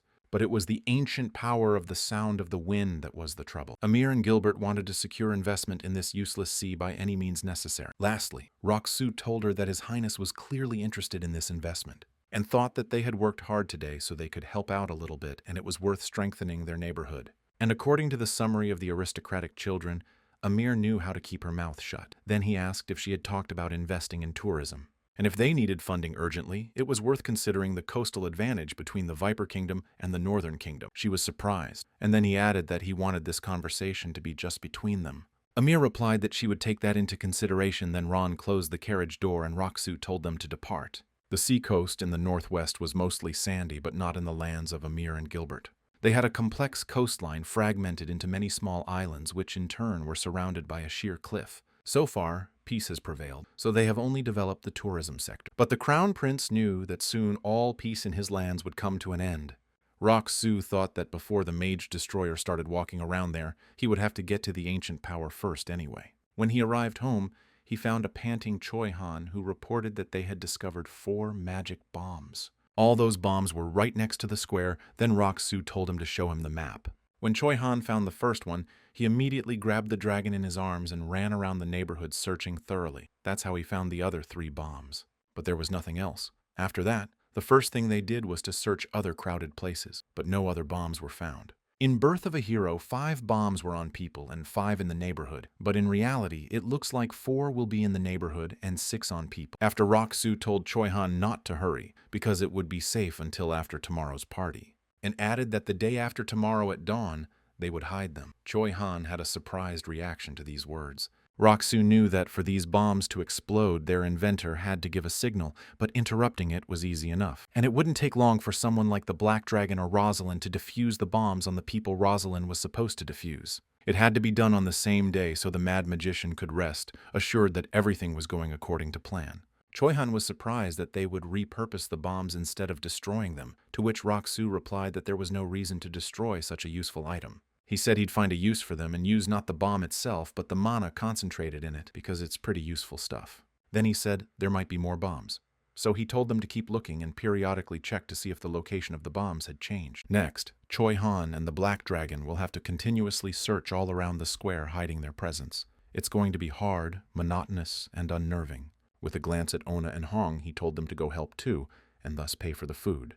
On the birthday of the ruler of the kingdom of Rowan, it was learned that Velos had arrived in the capital. After a while, Roxu and Lak were riding in a carriage sitting opposite each other. Then Roxu remembered how Lak had told him that taking care of his youngest would be part of the deal, and in return he and his youngest would help him. At this point, to lighten the mood in the carriage, Lak began to tell the story that the Blue Wolf clan was famous for its order. Roxu interrupted him and turned away, saying it was the first time he'd heard of it. Then Luck timidly said that if he hadn't heard the story, he could tell it, to which Roxu replied that he didn't have to. And yet he realized that he was offering to take 10 wolves into his care and make a knighthood out of the pack. Luck was wildly afraid of the whale family, but was ready to rush to their head for the sake of his companion. This wolfman offered to take on a bunch of reckless kids who could outsmart the cultists at any moment. Roxu was puzzled as to why he had first asked him for their protection and now was offering something contradictory. If he created an order of them now that they're children, given the mores of the wolves, they'd definitely become a gang. Roxu then asked Lak about their opinions and why he was deciding for them. He started apologizing again. Then Roxu said he understood his request, and it was up to him to figure out what to get from him in return. Of course, he's already figured out what he wants in return, but not now, 3 months from now. There's an ancient power on a dangerous mountain that could make a little money. It'll be there for about 6 months. Or he could use the rabies of a wolf-werewolf. If he saved that power for later, he could sell it to the queen of the jungle. He would have secured his future even if the county should fall, for the rulers had no money, and he had found a use for it. Lak got sad and asked about whether he really couldn't help him in any way. Roxu said not to ask stupid questions and to say his condition, which he would fulfill no matter what he demanded. Then he threw him a bag of money and told him to meet his brothers and walk around the capital, to which he was very much surprised. Roxu added that they could eat something delicious, and he and Hong would go with him so they wouldn't get lost in such a big city. He needed to get all the kids away for a quiet talk with someone. Then he thought he'd have to give the kittens to Hans or find them another caretaker. Ideally, it would be someone who was a good cook and a good housekeeper. When he uttered the words thrifty and good cook, he immediately thought of Bikros. Just because he had good manners didn't mean you should just throw innocent wolves to the wolves. When he got out of the carriage, Lak looked at the house in front of him carefully, and then Roxu called out to him, telling him to follow him. Then they went inside the guest courtyard. They were greeted by a man who kindly invited them into a place filled with the aroma of grapes. And Roxu told him to open the door himself. Then Lak put the kittens down on the ground and walked to the door, opening it a little hesitantly. When the wolves saw him, they immediately rushed to him and hugged him happily. Then Bilos suddenly appeared next to him. It was with him that Roxu had a meeting scheduled for today. When Roxu greeted Velos, another figure appeared beside him. It was Odious Flynn. He was the head of the trade group that accompanied Velos. It was an honor to meet Kale, because he had heard so much about him from Choi-han, after which Roxu spoke of what an honor it might be to meet a bad man like him. Otis Flynn was a serious contender for the head of the Flynn Trade Guild, but turned it down. He became a lifelong character running a small trading group and was also Belos' uncle. He connected Choi-han to Belos, and made Belos realize his hidden insatiability. To Roxu, he was an even murkier person than Ron. He pretended to be a simple manager of a small trading group, but in reality, he was hiding an important person of the underground market under another mask. Roxu laughed and said that this was how Flynn was connected to Velos. But he was surprised and did not know that Velos was his acquaintance. He had been looking after him since he was a child, so he was very happy to meet him. Flynn was a man who had bailed out of a trade group and lived a completely mediocre life, and was also known for his benevolent uncle. Otis was the only character Velos had fond memories of. To Velos, he was a good man. After the meeting, Roxu suggested that we have a drink, and when Choi-han and Rosalind arrive, we can think it over. Odious laughed and said that he would also like a chance to drink with the young master, to which Roxu replied that it was definitely worth it. Seeing the pack of wolves in front of him, he thought it was a headache, and they should be looking for a full-fledged trainer instead of a nanny.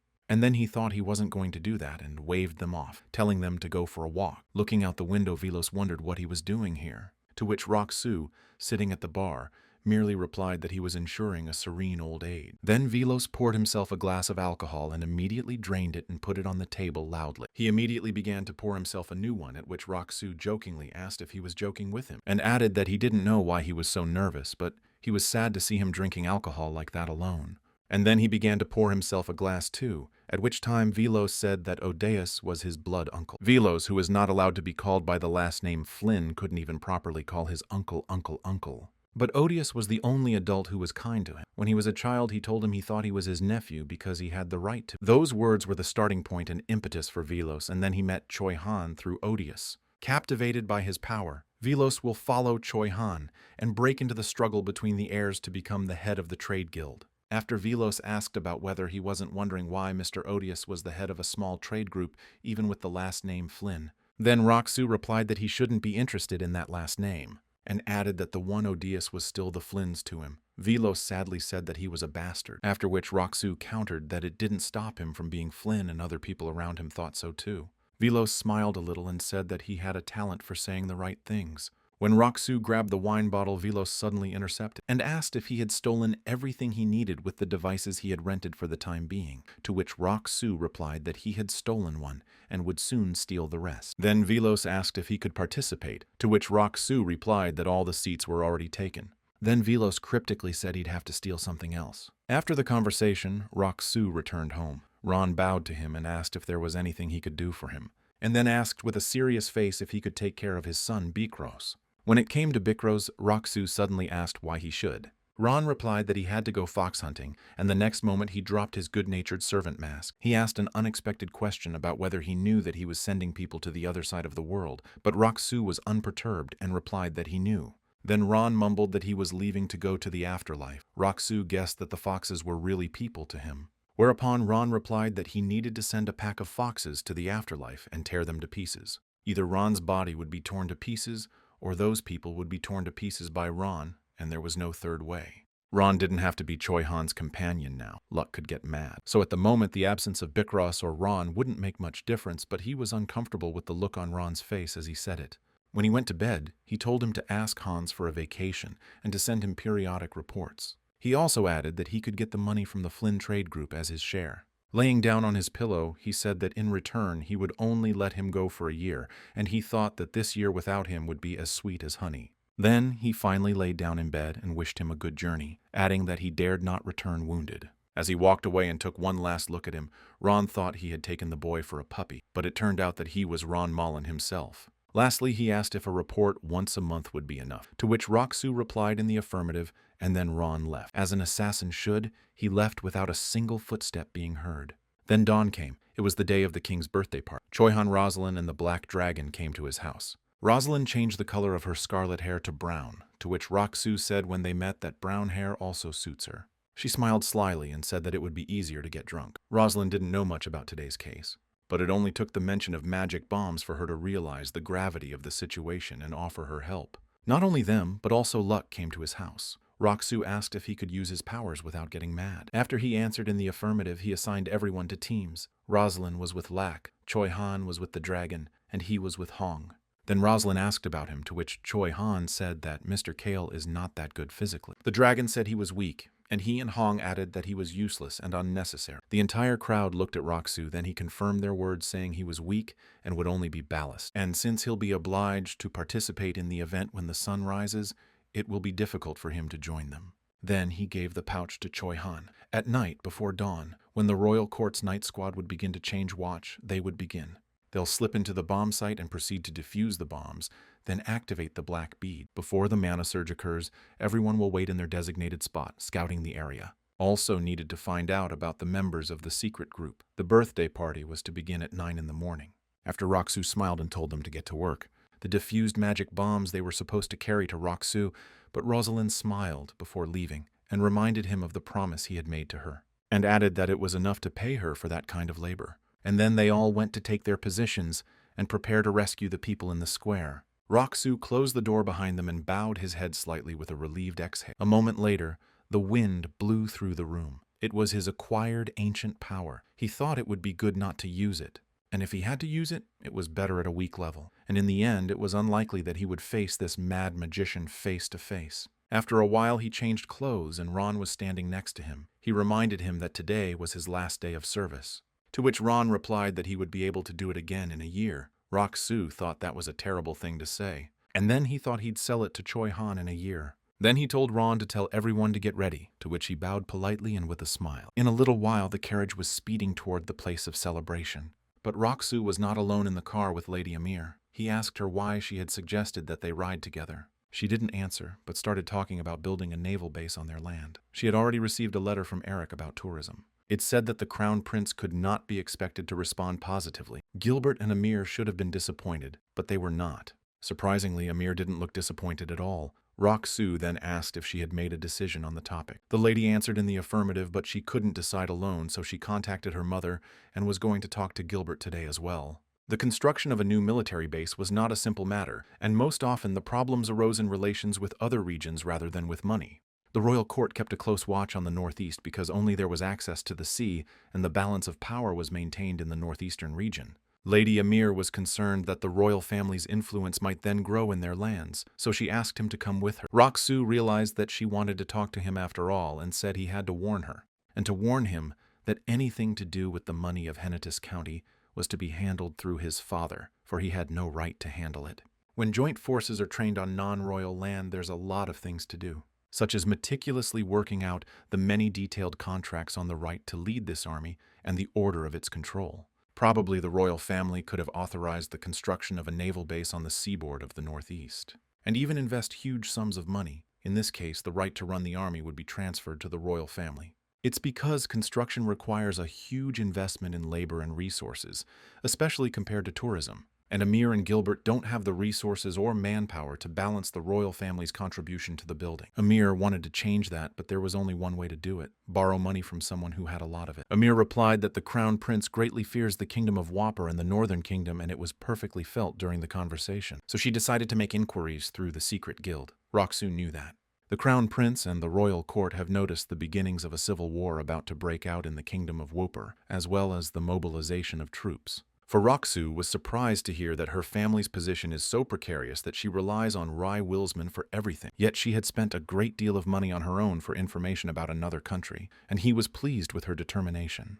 She heard that the Hennetis County fortress wall was being repaired, and thought that since they were trying to keep their lands as safe as possible from invasion and any other danger, an army might be of interest to them. Rock-Soo replied that he would put in a good word with his father about it, to which Amir replied that they would send a formal proposal from their side. If a military base is built in the Northeast, the right to rule the Northeast will go to the four houses. This led Rock-Soo to think that building a military base could not only increase power, but also open up access to the sea from several directions. Lady Amir suddenly expressed her concern about the whirlpools, but added that in so many years they had already shaped their maneuvering path so that the whirlpools could be their advantage when countries invaded. Rock-Soo then mockingly thought that this maelstrom would fall into his hands after a while, so there was nothing to worry about. Later he might even build a house on the seashore where he could enjoy his old age. It would have been a bit of a problem for him to continue living in the county after the transfer of the land to Bassan, so he thought he'd hide out for the duration of the war.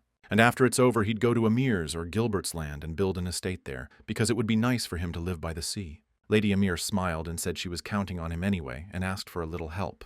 Rock-Soo laughed and said that he didn't even have any power and was just a messenger. Then Amir thought that not having strength was a matter of extreme caution, and that if you wanted to gain power, you had to be decisive. She held out her hand to him and told him that that was enough, and invited him to rest on her lands next time. For there were many places in the land that could be quietly visited. Afterwards they shook hands. After a while they arrived. They were met by a servant who helped Lady Amir down from the carriage. It was now 8 o'clock in the morning, which meant that the staff to prepare the square for the opening of the festival had started gathering an hour ago. At 8 hours and 30 minutes, a night squad of the royal family was to begin patrolling the entrance and exit. The square was soon to fill up, at which time no one else can easily get in or out, and then the search for what's hidden will begin. Magic bombs could be disguised in necklaces, pendant bags, and basically anything. People could carry these bombs on their person. These were the people Choi Han and his companions were supposed to be looking for. Suddenly someone called out to Rock-Soo.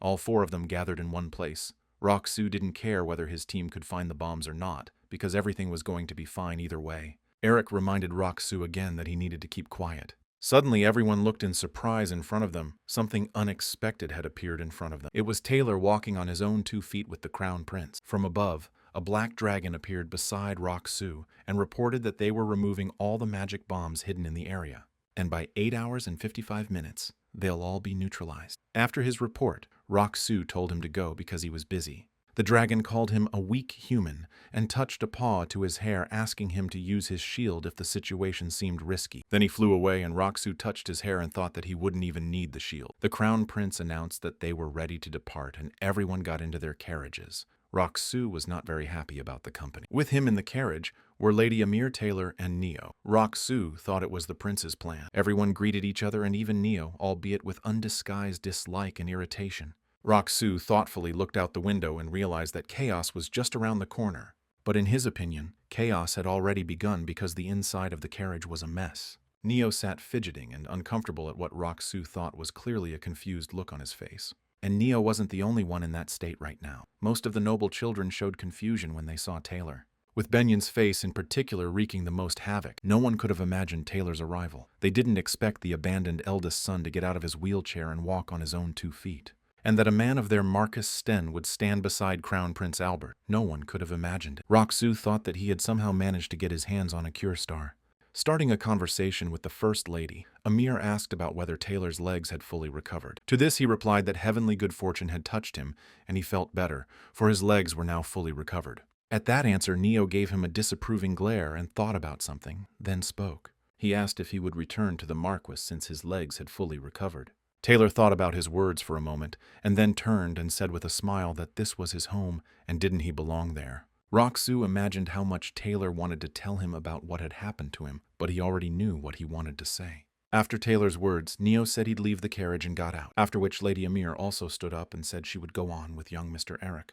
She did it because she thought young Mr. Taylor had no point of contact with Kale and nothing bad would happen. Finally, Rock-soo and Taylor were left alone. Taylor then said that he had cured his legs because he was becoming the head of the Marquisate.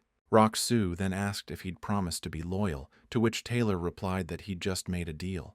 Rock-soo smiled and said that it was a success and then congratulated him for healing his legs. Then Taylor wanted to show what was part of the deal, took out a sheet, and let Rock-soo read it. The news was that Cage had excommunicated herself because she was acting on her own. She was very pleased. Rock-soo noted that it was a success, and thought that she was finally on the path of a crazy temple maiden. After his story, Taylor announced that this was the beginning and they would definitely win this battle, to which Rock-soo irritatedly thought why he had pulled him in as well. Then Taylor left the carriage and finally said at the end that he wanted to have a drink with the 3 of us after the win. Rock-soo only made a gesture with his hand and smiled and said that the Hennetus wine was delicious. After he left, Rock-soo printed out a letter that said the Crown Prince wanted to avoid a civil battle. After reading it, Rock-soo almost immediately slammed down this note and loudly, irritatedly clucked. As he had expected, the Crown Prince did indeed have a secret origin. A few moments later, Eric called out to him. All 3 of them moved toward him, and then Eric invited him to go because it was their turn to speak. In Birth of a Hero, Choi Han climbed to a place just above the commoners, although there's no ruling family or dignitaries out there. The current time on the clock tower was 8 hours and 25 minutes. It was a time of performance by aristocrats and dignitaries and a time of gradual regulation of the comings and goings of the nobility. Gilbert looked at Rock-soo and asked about the first time he was seeing the square, to which Rock-soo replied that he had seen it when he was passing by in a carriage, but in reality he was seeing it for the first time, but it was a lie. The tea house was to the south and the inn to the west. There was one flower store to the east and the top of the building, the Potters Association, to the north. He replied that the square was quite wide and looked at the fountain and the people around it. His plan was progressing. Guards with spears stood just inside the archway and announced that the entrance was controlled. Now began the search for the hidden, although of course there was no need to necessarily look for them, because at 9 hours and 1 minute, the correct answer will be known to all. As he walked on, he was invited to sit at the table where Eric Gilbert, Lady Amir, and Taylor were sitting. Taylor glanced at him and noted that they saw each other quite often. Rock-soo sat down on a chair and said that it was because the arrangement was the same as at the dinner party. Eric reminded him again to be humble, to which Rock-soo replied that he wouldn't do anything today. was the greeting of the Crosman family. The dragon glanced at his watch and reminded him that there were 15 minutes left. Roxu thought that this was to be expected from an all-powerful dragon, since there was nothing he couldn't do with magic. Crown Prince Albert greeted everyone cheerfully. At the dragon's words, the Crown Prince's hair and eyes were colored, and he had brown eyes and brown hair, which was a pretty common combination. The noble families continued to arrive. This time, the son of the Rowan lands had already welcomed His Majesty Jed Crosman. As he passed by, Roxu took a close look at the flower and realized with a satisfied smirk that it had been neutralized. After a while, Jed climbed up on his pedestal and stood at the microphone. Then he raised his hand up and all the people in the square fell silent. There was silence. Then he began his speech. 30 years had passed since he received the blessing of the sun and began to rule the country. The king looked genuinely pleased, but alas, it was exactly 9 o'clock. At that moment, everyone looked up in surprise, noticing several people there. People were dressed entirely in black and had 5 stars embroidered on their clothes. They were members of a secret group. There was a mad magician among them. The knights rushed upstairs in a flash. Roxu thought that because things were going against the book's narrative, Reddick's blood-crazed mage wouldn't show up. If he didn't show up, he'd have to work hard to find him. But Choi Han would have to suffer, not him. Choi Han suddenly heard the mad mage laugh violently, after which something shimmered in his hand. And then he released an orange lightning bolt from his hand and said it would be fun. He created a small, sparkling orange ball with his hands and threw it down. At this time, Roxu was happy to find his entire team. They only had 10 minutes to carry out their plan, and even if they couldn't defuse the bomb on the man, that would have been enough time. At least to put a bomb in the sky over a mountain that people had limited access to, that only Rosalind and the Black Dragon could do. Choi Han roughly grabbed one of the people with the bomb on him. It was in his rather small blue necklace hanging around his neck. At some point, a dazed Eric ran up to Roxu and grabbed his shoulder. After that, Roxu clearly did not hurry to leave and looked at the Crown Prince, whose hair was shining so that it formed a light aura around him. Then he remembered the dragon's words that his hair could have been colored by another dragon, or another power. However, the magic did not dissipate now, which made him think maybe it was magic using mana. Eric was behind him, yelling for him to get away. The carnage continued. The magician was annoyed that his bombs weren't working, so he resorted to another force. Together, the members of the secret group created a flat circle from which arrows began to fly out. Meanwhile, the team was finding people. It was 9 hours and 4 minutes on the clock. They found 3 people. Eric kept yelling that now was not the time and it was time to hurry up and leave. Roxu took him by the shoulders and told him to calm down. At this moment, there was a commotion around them. The aristocrats tried to escape as quickly as possible. After Roxu's words, Eric visibly calmed down and became more like himself. The clock read 9 hours and 8 minutes. There were only 2 minutes left. The magicians began to stabilize the mana. So the mana disorder device will soon lose its power. Choi Han found another device in the form of a girl's bag. They found 4, and the moment the mana stabilizes, that mana will go into the magic bombs and fly away. There were only 2 minutes left for all of this, and Roxu thought that should be enough time. Roxu was frozen in his musings and didn't notice anything around him, so Taylor asked what was going on with him. But he didn't even answer him. He was in his own thoughts and didn't realize the exact number of bombs that were supposed to be on people. 10 minutes later, the mages raised their wands up and started the mana stabilization. Then after this action, the entire area was instantly covered by a bluish dome. All the things with the magic bombs in them were sent up to the sky and then to the mountain. Roxu thought that the Black Dragon and Rosalind expected nothing less. The bombs crossed the protective barrier, so it was all over. The whole sky was lit up with sparks. After a while, the mages announced the completion of mana stabilization. The entire family of the Rowan royal family watched this spectacle in amazement. Taylor suddenly realized that these were magic bombs. If he were a nobleman with even a little knowledge of magic, he could easily figure out what this thing was. Roxu was relieved to think that apparently there really were only 4 bombs.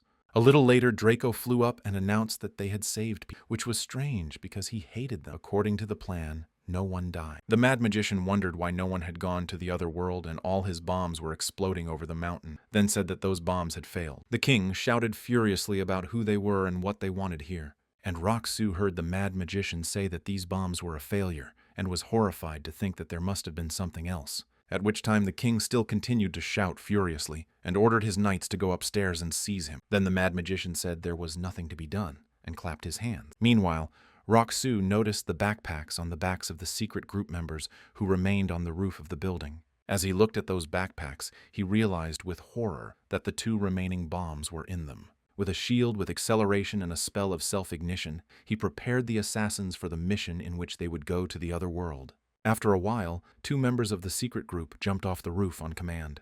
They were walking right towards them. Taylor and Eric yelled that it was time to leave. The dragon flew straight towards the assassins, but the explosion was unavoidable. Even if they had run for a few seconds, the explosion would have made it impossible to escape. The assassins' backpacks shimmered and orange lightning spurted from them in a moment. If the bomb went off, he'd lose one arm, but he had heart energy, so he could regain it. But everyone else will suffer greatly, even if they run extremely fast and their limbs cannot be repaired. So he decided to change the plan. The dragon brought Rosalind, and in the next instant she created a dome with her energy. The next moment, the mad magician released a red lightning bolt from his hand that would detonate the bomb. When the lightning reached the assassins' backpacks, Rock-Soo released his shield on them, and the dragon said he would stop them too.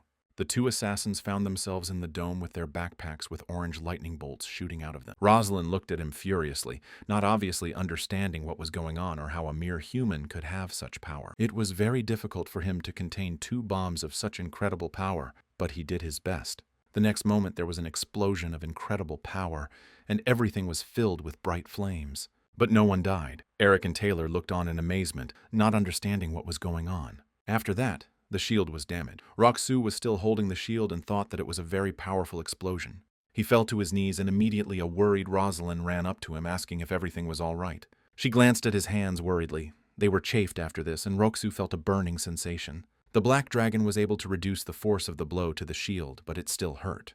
The others also ran over to ask if everything was all right, but when Rock-Soo started to say yes, blood spurted out of his mouth. It was expected from the energy of the heart. He could feel the energy activating and stabilizing his body. His arms and legs were in place. He thought happily that his palms had recently been burning, but the pain was no worse than a paper cut, and his physical condition was much better. He smiled because he understood now why heroes did not give up their ancient powers but used them. Taylor, more concerned than angry, came up to him and told him it wasn't funny and to keep his eyes closed. Meanwhile, the dragon flying in the sky said he can't go to the other world, and if he does, he'll send everyone to the other world, and added that he'd send everyone to the afterlife and then he'd go to the afterlife himself. Rock-Soo, with a nonchalant face, thought that these seemed to be words of concern, but they sounded somehow threatening. Lady Amir and Gilbert ran off saying they were going to call the temples. Even though Rock-Soo had no pain, he decided that it was okay to be examined and pretend to be in pain.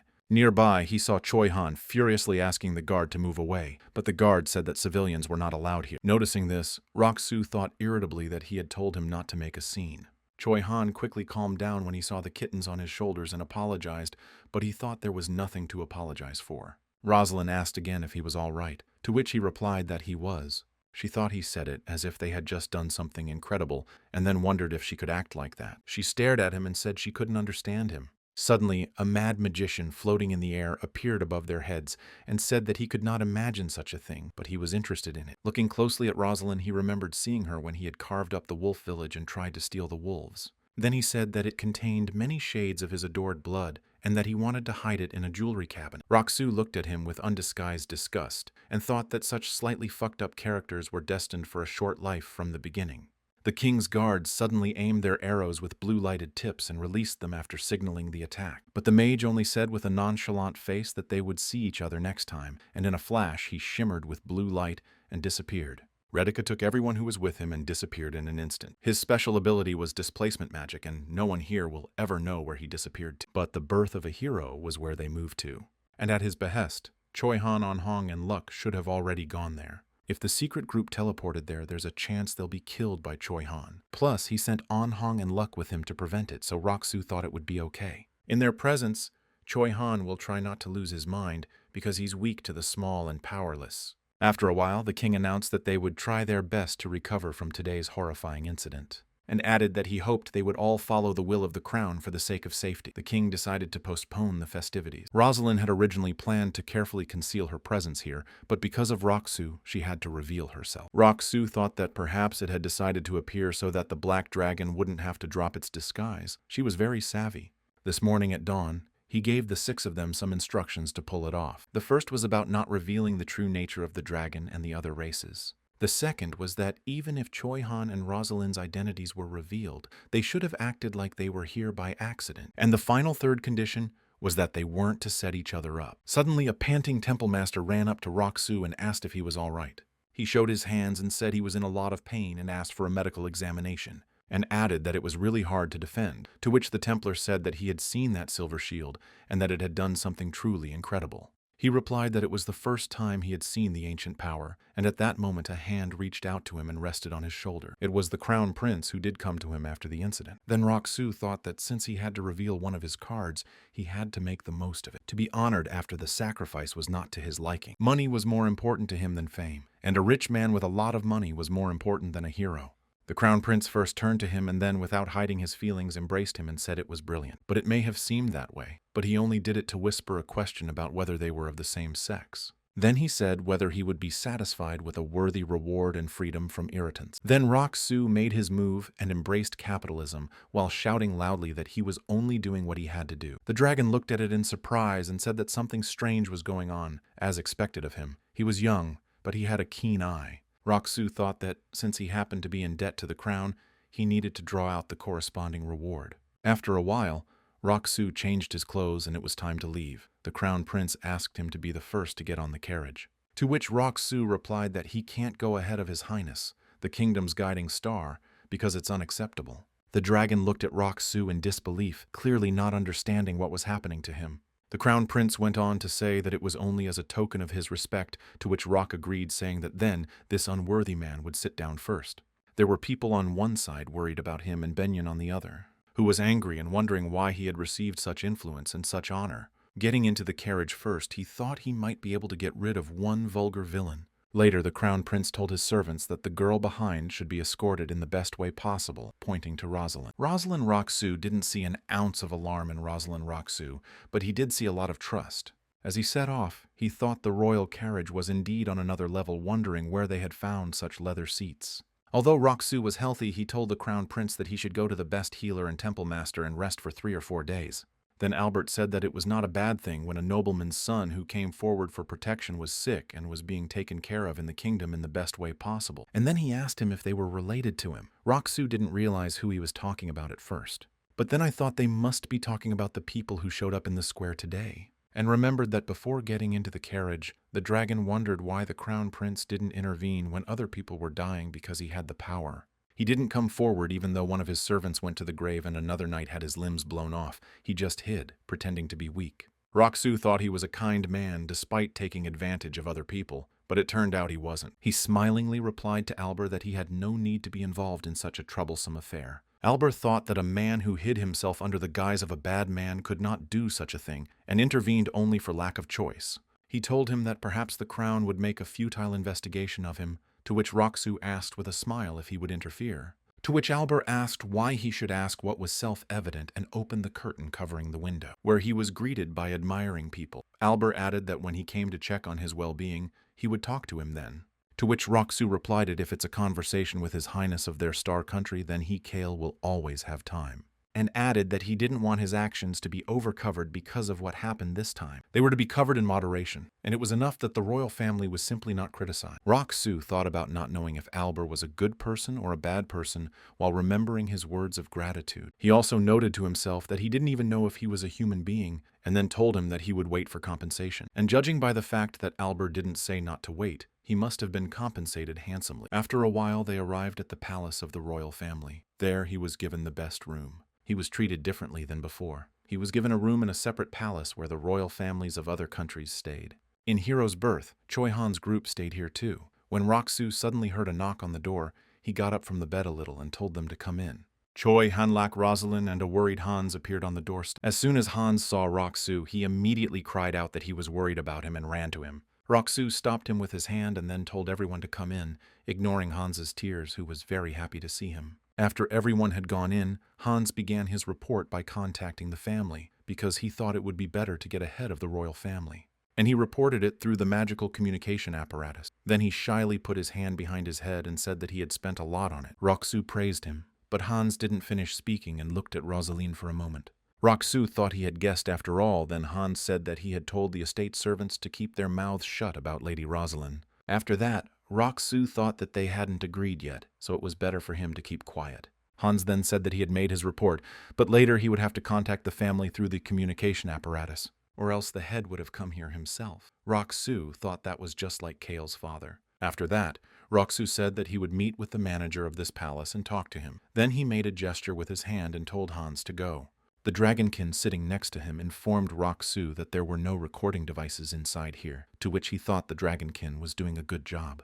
Then the dragon reached for the grapes on the bed. They were in a place where royalty from other countries stayed. In places like this, setting up recording machines for the sake of cooperation or whatever was common. But here you could talk about anything. Rosalind noted that it was good to be safe and yet smiled, at which Roxu said that this trait of hers was admirable. Since these devices were not present, Roxu thought there was sound superimposition magic. When he saw Choi Han, he told him to speak.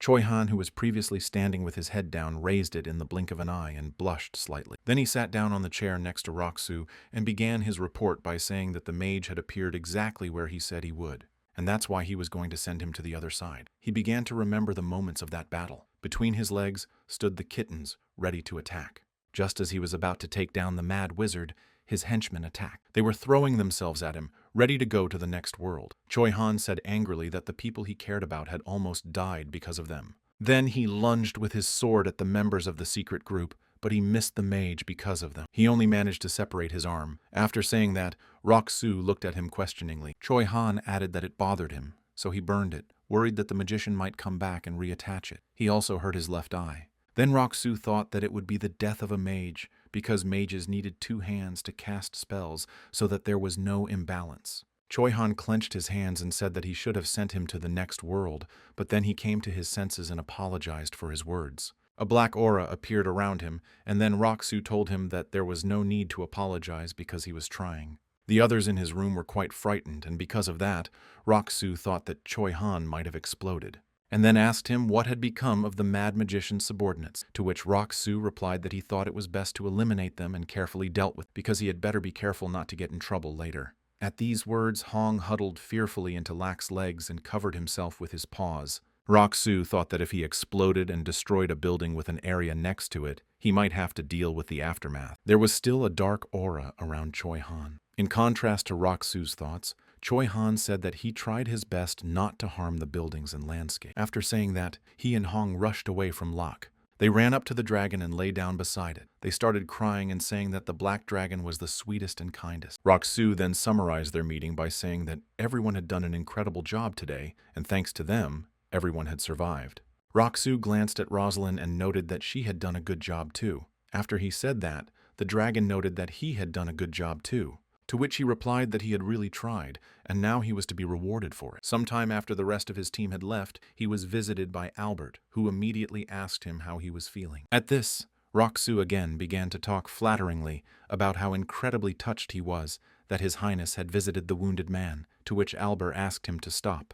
After which Albert announced that he was now left in a sanatorium and arranged to speak in the square at a critical moment, as a nobleman to calm the chaos in the square. It has also been revealed that he possesses an ancient power, but it's also been noted that it's not that powerful an ancient defense-type force. He then asked if he would like to be mistaken for a weak young noble's son who stood up for the kingdom. Roxu answered in the affirmative. Albert added that tomorrow he would pass on through his butler both the rumors about him and a report on the present situation.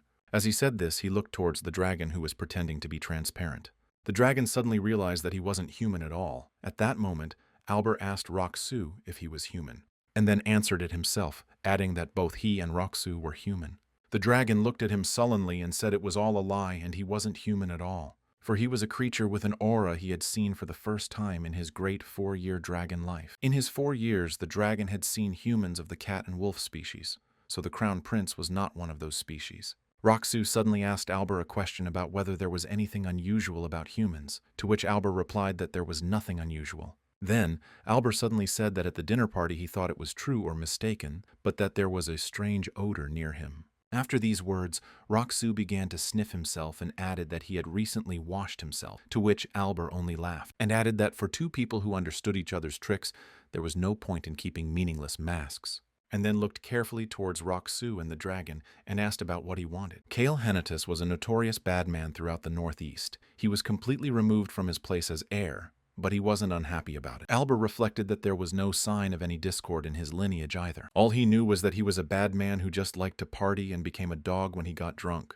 However, he still didn't see any bad man in front of him, and then decided to see what would happen next. Roxu asked him to first tell him exactly what he expected him to do, to which the latter replied that he wished he had never said a word to the aristocrats, while thinking that a bad man would not talk like that, and added that if he were to be asked about the royal family, he should occasionally praise them, and in particular, his heart of gold. The incident that happened today was quite an embarrassing stain on the royal family, and they could be in trouble afterwards, especially if the nobility started reminding them of. So he gave out just such reward terms since Roxu was from Hennetis County, after Albert correctly pointed out that the ancient powers he showed weren't all there. To this, Roxu replied that he had the right idea and added that all but this one were extremely useless. He remembered from the book the Crown Prince was aware of ancient powers far better than other people, and certainly now, not the fact that better than him. After a bit of thought, he remembered that Albert had gotten the ancient power Star of Healing from his mother. Then Albert suddenly asked what he wanted, offering two options: investment in the seacoast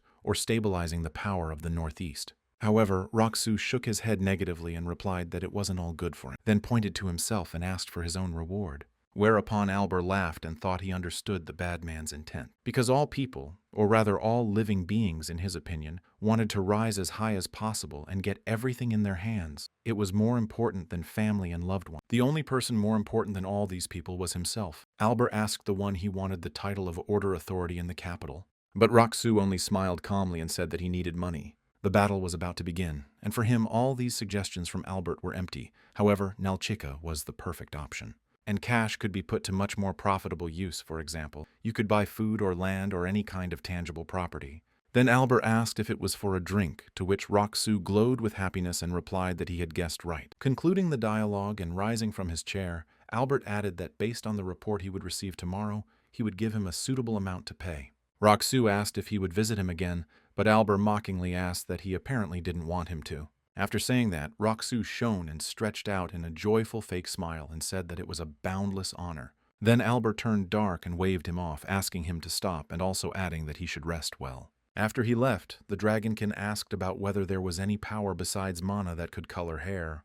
But Roxu did not dignify him with an answer and went to sleep, after which the dragonkin began to ask him to answer what kind of power it was, because he was curious. Roxu closed his eyes and thought he was going into ignore, because from this second on, he wanted to be a normal patient. After a while, Hans came to him and gave him the letter and told him that Mr. Ron had left as expected. In that letter, Ron addressed Kale and said he would send reports once a month, adding that he didn't expect the young master to have such power. Choi-han told him about the appearance of that crazy magician, and he wrote that he'd memorize it and gave it to Bikros too. At those words, Roxu thought with satisfaction that now the assassin was retired, and his son knew what Redika looked like, and that's why that mad wizard Redik had to go as soon as he caught Ron's eye. He soon had more guests. They were Eric Gilbert and Lady Amir. Eric worriedly said that he had heard that he wasn't feeling well at all, to which Roxu replied that he had no strength in his body at all, and added that there was a great heaviness inside him, and he thought that he had been eating all day, and that he couldn't get another bite in him.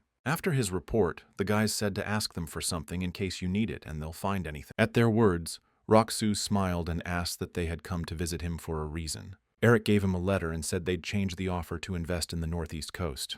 And that's why you brought the letter with you if you were going to visit him.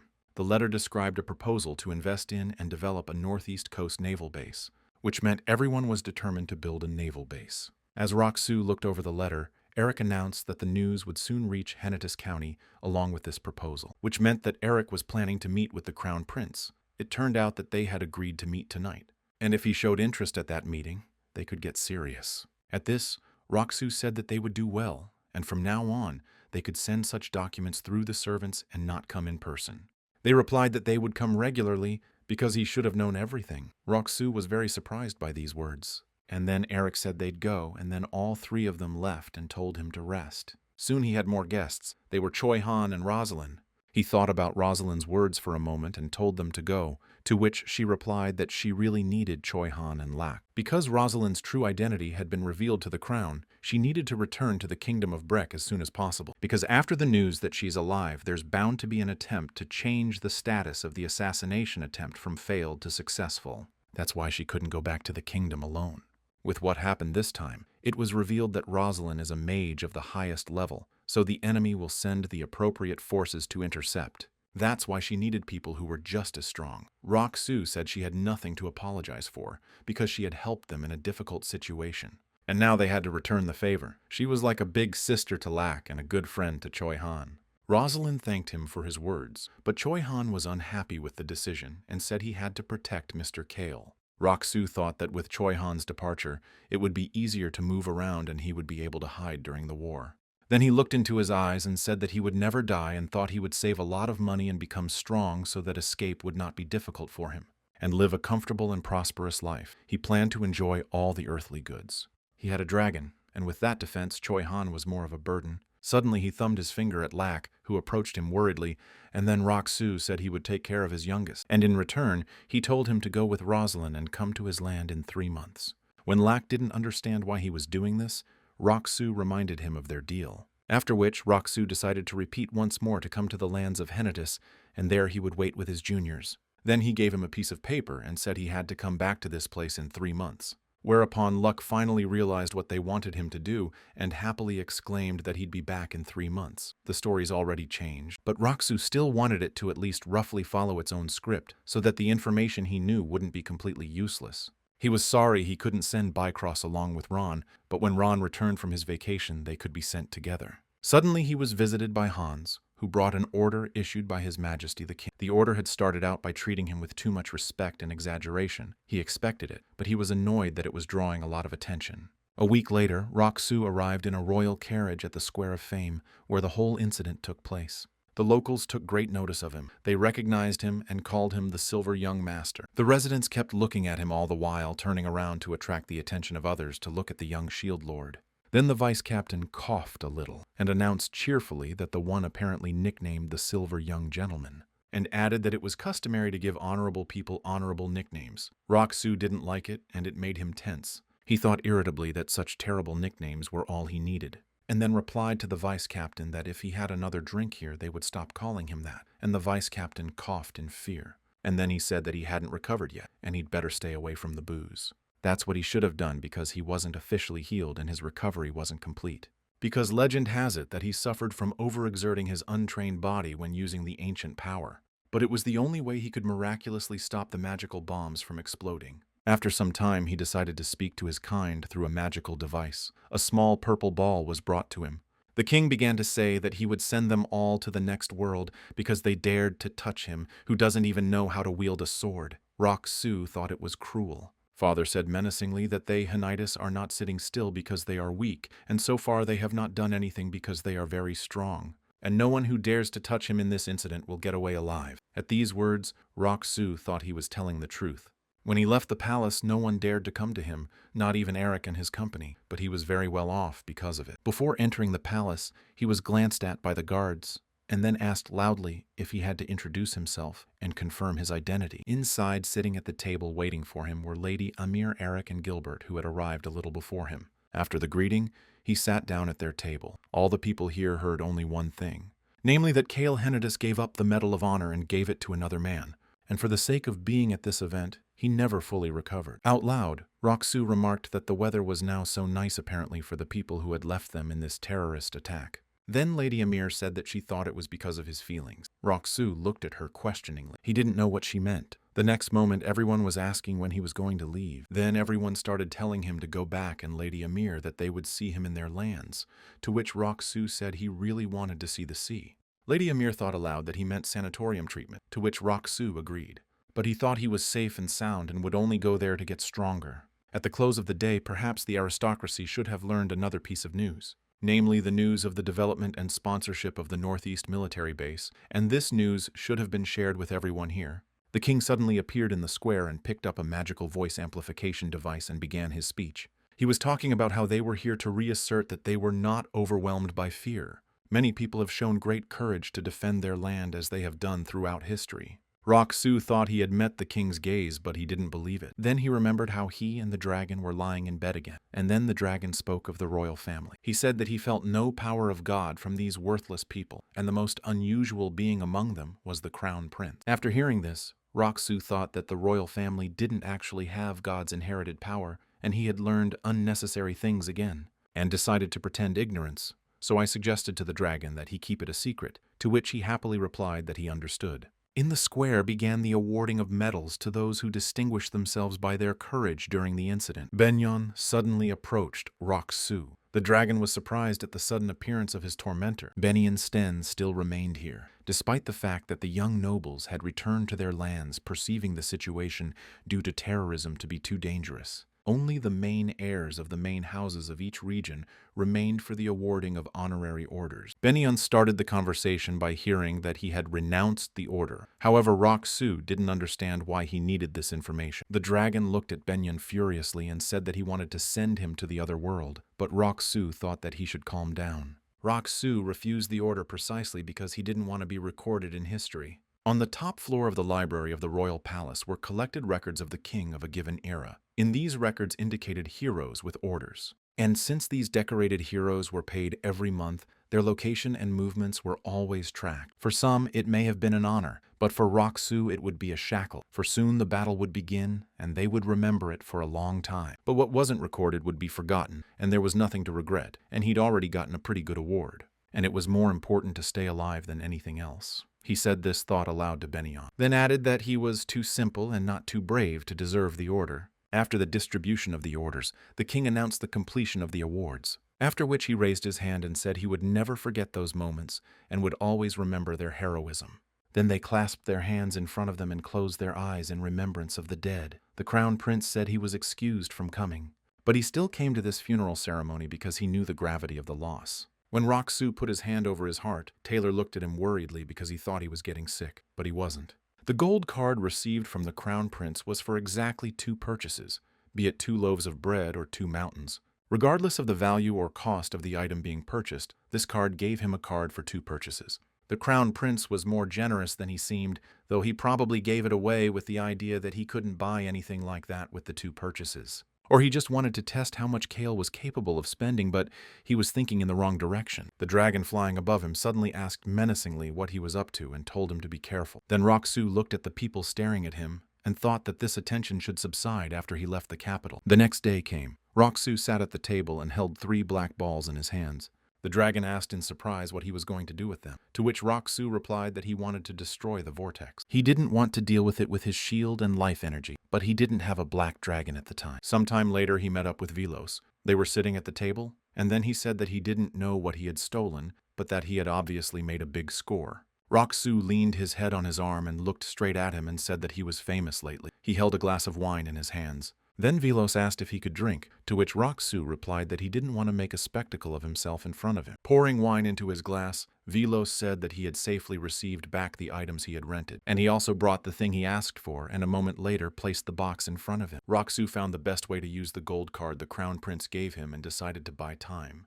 The Knights of Light were a real threat to the kingdom of Rowan. They posed a threat not only to Rowan, but also to the countries in the north-central region. He decided to buy time for the moment of their arrival, or rather, there was something more serious than them, such as the Central Empire of the Western Continent. He bought time to get as far away from them all as possible. He didn't know what would have happened if he had been alone, but now he had supporters. Then he asked Velos if he was directly involved in the trade, to which he replied that no, but there was talk that the Western Continent was on the verge of exploding, and then they could make some easy money.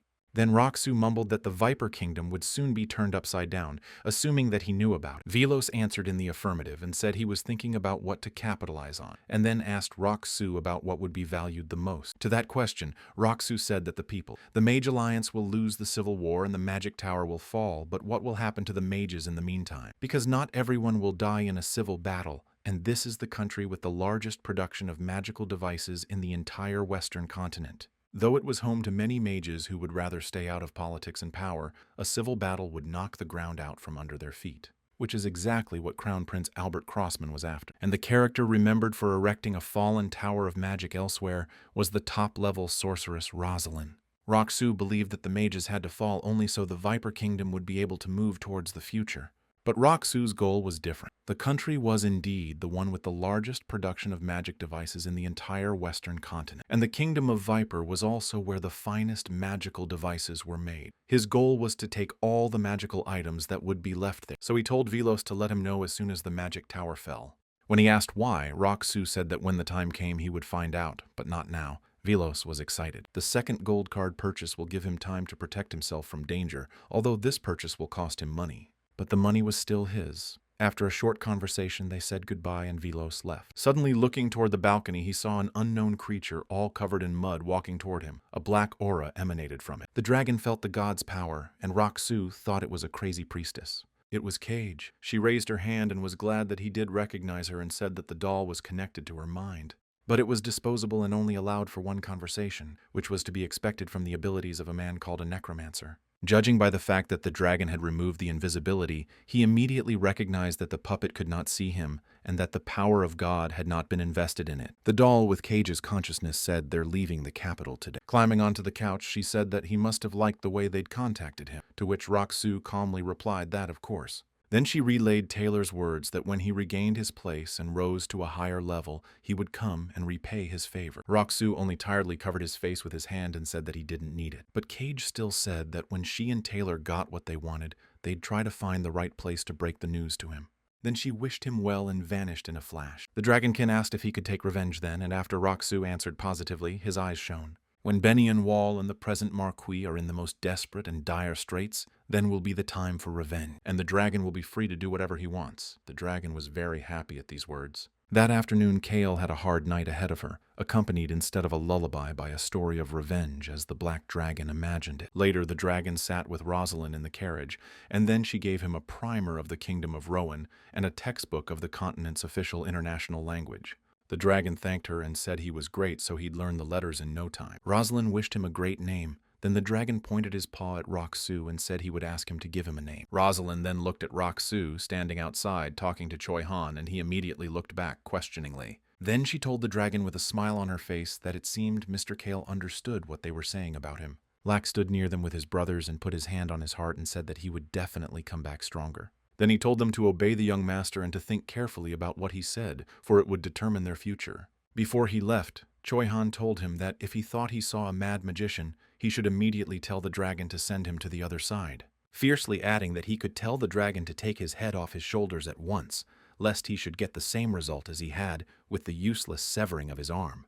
Because if you attack everything you can and run away, you have a better chance of surviving. Choi Han wanted to say something else, but Roxu stopped him with a hand gesture. Then he smiled and said he'd better worry about his own safety. Then with one last look at everyone, he got into the carriage and told Hans to go. But then he looked questioningly at the servants, who wished him a safe return and said they were glad to serve him. One girl said they'd wait for the day they'd see him again. After her words, Roxu closed the window with the curtain and sighed in relief, thinking that those were terrible words, and he had no thoughts of returning to the capital. Then the carriage set off. After a while, Hong exclaimed that he smelled salt. They arrived at the sea. In Roxu's hand was a glowing orange orb. It contained all the mana that had been extracted from the bombs during the attack. The dragon said it could now be used to build a new magic bomb. They arrived at the Windward Cliff, which was considered the most beautiful landmark of the lands of Ubar, along with the islands that were beyond the whirlpool. The maelstrom before them was the main reason why the coastal strip of the Ubar lands was such a dangerous place. A mage destroyer, after drifting through the sea, would end up on one of these islands and then discover the sound of the wind. The character was superior in strength to Lack, the future king of the Blue Wolves.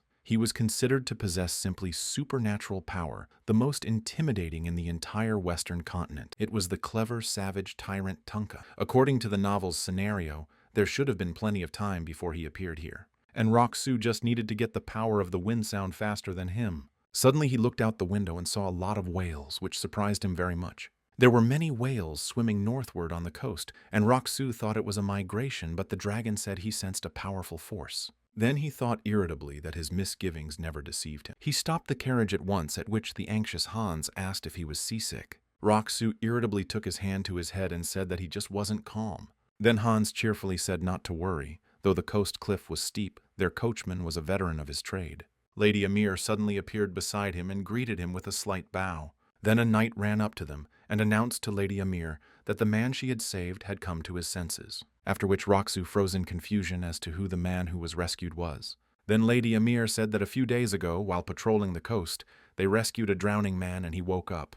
At that moment he was losing consciousness and was about to fall into the whirlpool, and Lady Amir was confused and couldn't figure out what to do. But then she remembered what he did in the square and decided she had to save him, because human life was precious to her, which Roxu agreed with, and Lady Amir said she knew he'd say that. Then added that when they pulled him out, they realized he was most likely from the kingdom of Viper based on his build and clothing. Roxu thought with horror that this was definitely the Tunk Mage Destroyer. The Magic organization was against the Magical Alliance and was led by people from the Kingdom of Viper, that the Mage Alliance considered a tribe of savages and chose to ignore, but no savages existed. All humans had the same brain and just grew and developed in their own way according to the course of time and history. Tribal people without magic were able to harness nature and settle the rugged mountains and coasts. They devoted themselves to strengthening their bodies and physical strength.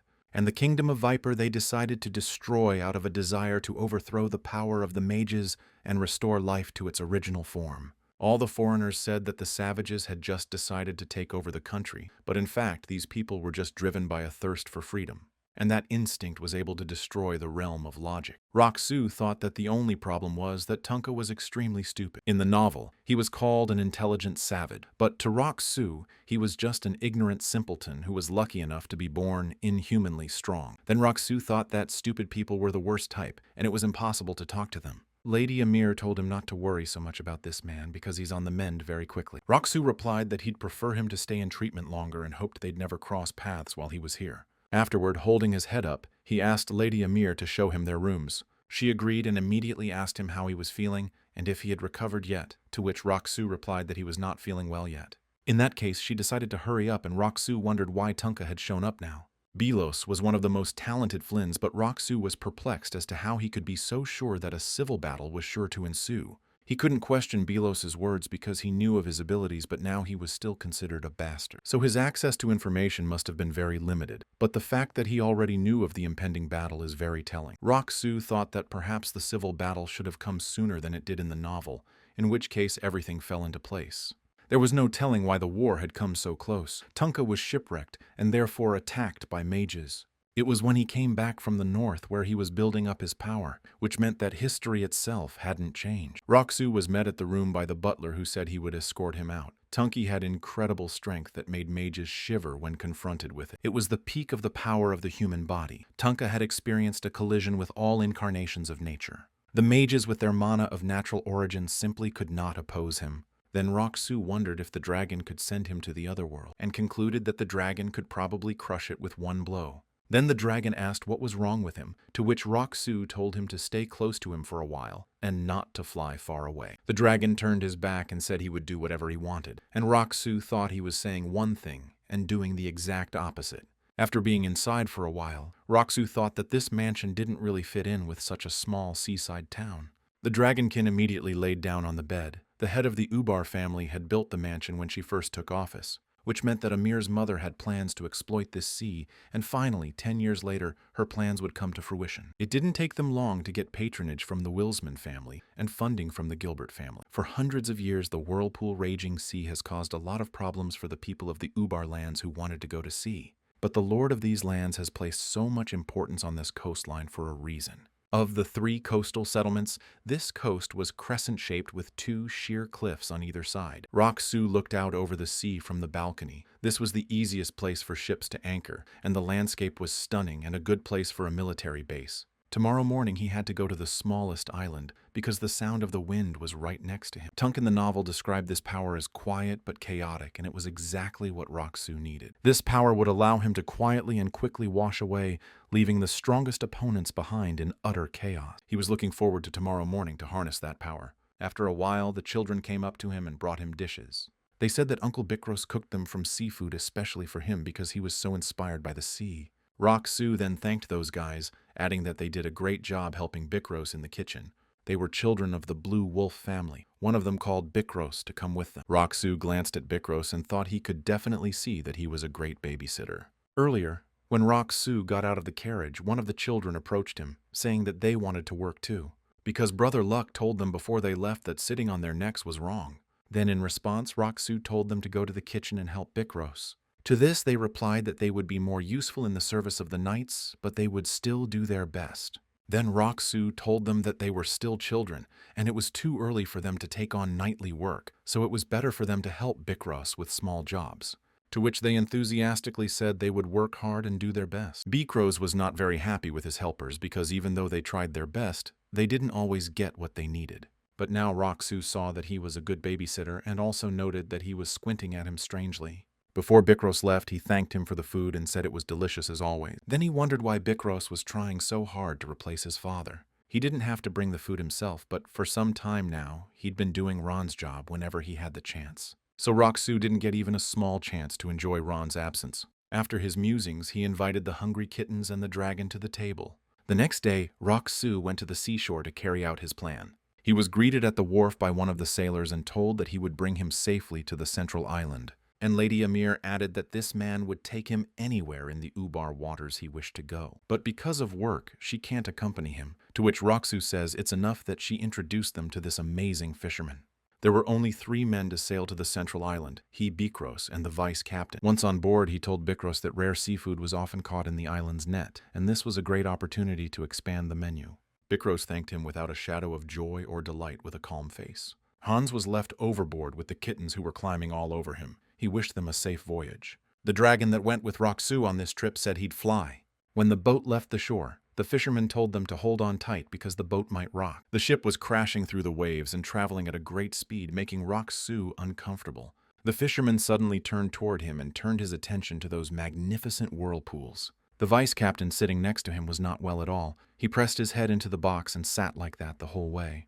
The fisherman announced that the center island was right on course, but the whirlpool in front of him was the strongest. When Rock-Soo looked at the huge whirlpool, his face darkened, and he realized that he was getting carsick. He then asked whether it was possible to survive if one got into the whirlpool, to which the fisherman replied that it was impossible to survive if one got into it, and added that there was once a legend that this vortex was caused by a thief who stole something from the gods. After another sharp maneuver, the fisherman said that they almost overturned. At that moment, the vice captain became quite ill. Then he wanted to continue the story, but Rock-Soo, who was also very sick, cut him off and suggested that he continue as soon as they reached the ground. At this, the fisherman only laughed and said with a smile that Mrs. Amir had said so too, adding that they were almost there. Their ship rounded 2 whirlpools at once, one very huge and the other several times smaller than it.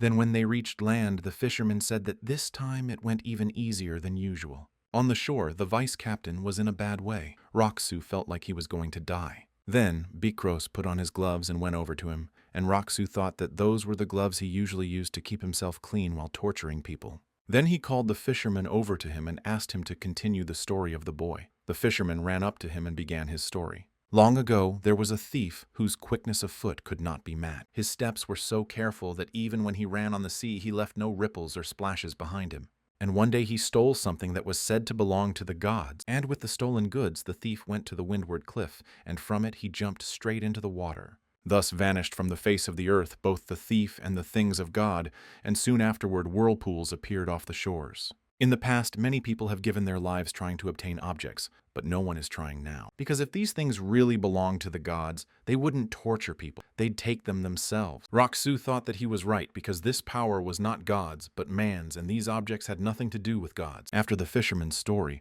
Rock-Soo said he'd go and see the island. After his words, the barely alive vice captain reached for him with his hand and tried to say he would go too. Rock-Soo gave him a frightened look and then waved his hand, telling him to stay. Then Bikros came over, and Rock-Soo said that since he was Ron's son, he couldn't be normal either, and ordered him to detain the vice captain here, at which Bikros asked, a little surprised, whether he was sure it was worth going alone. Rock-Soo replied that it was unlikely that there could be anything dangerous here, especially since he knew he had a shield. Bikros asked, before leaving, to activate his shield immediately if he got into danger, and at that moment, the vice captain felt sick again, just the kind of person Rock-Soo needed right now. Someone strong but not feeling too obligated to protect him. And yet obeying his orders was the perfect role for Bikros, so he brought him along.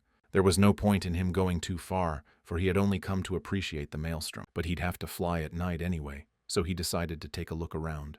The dragon sitting in the tree said there's something under that whirlpool under the island. Then he lowered himself onto Rock-Soo's shoulders and added that there was something similar to the power from that cave. After his story, Rock-Soo took a leaf of wood off him and asked if there was anyone else here.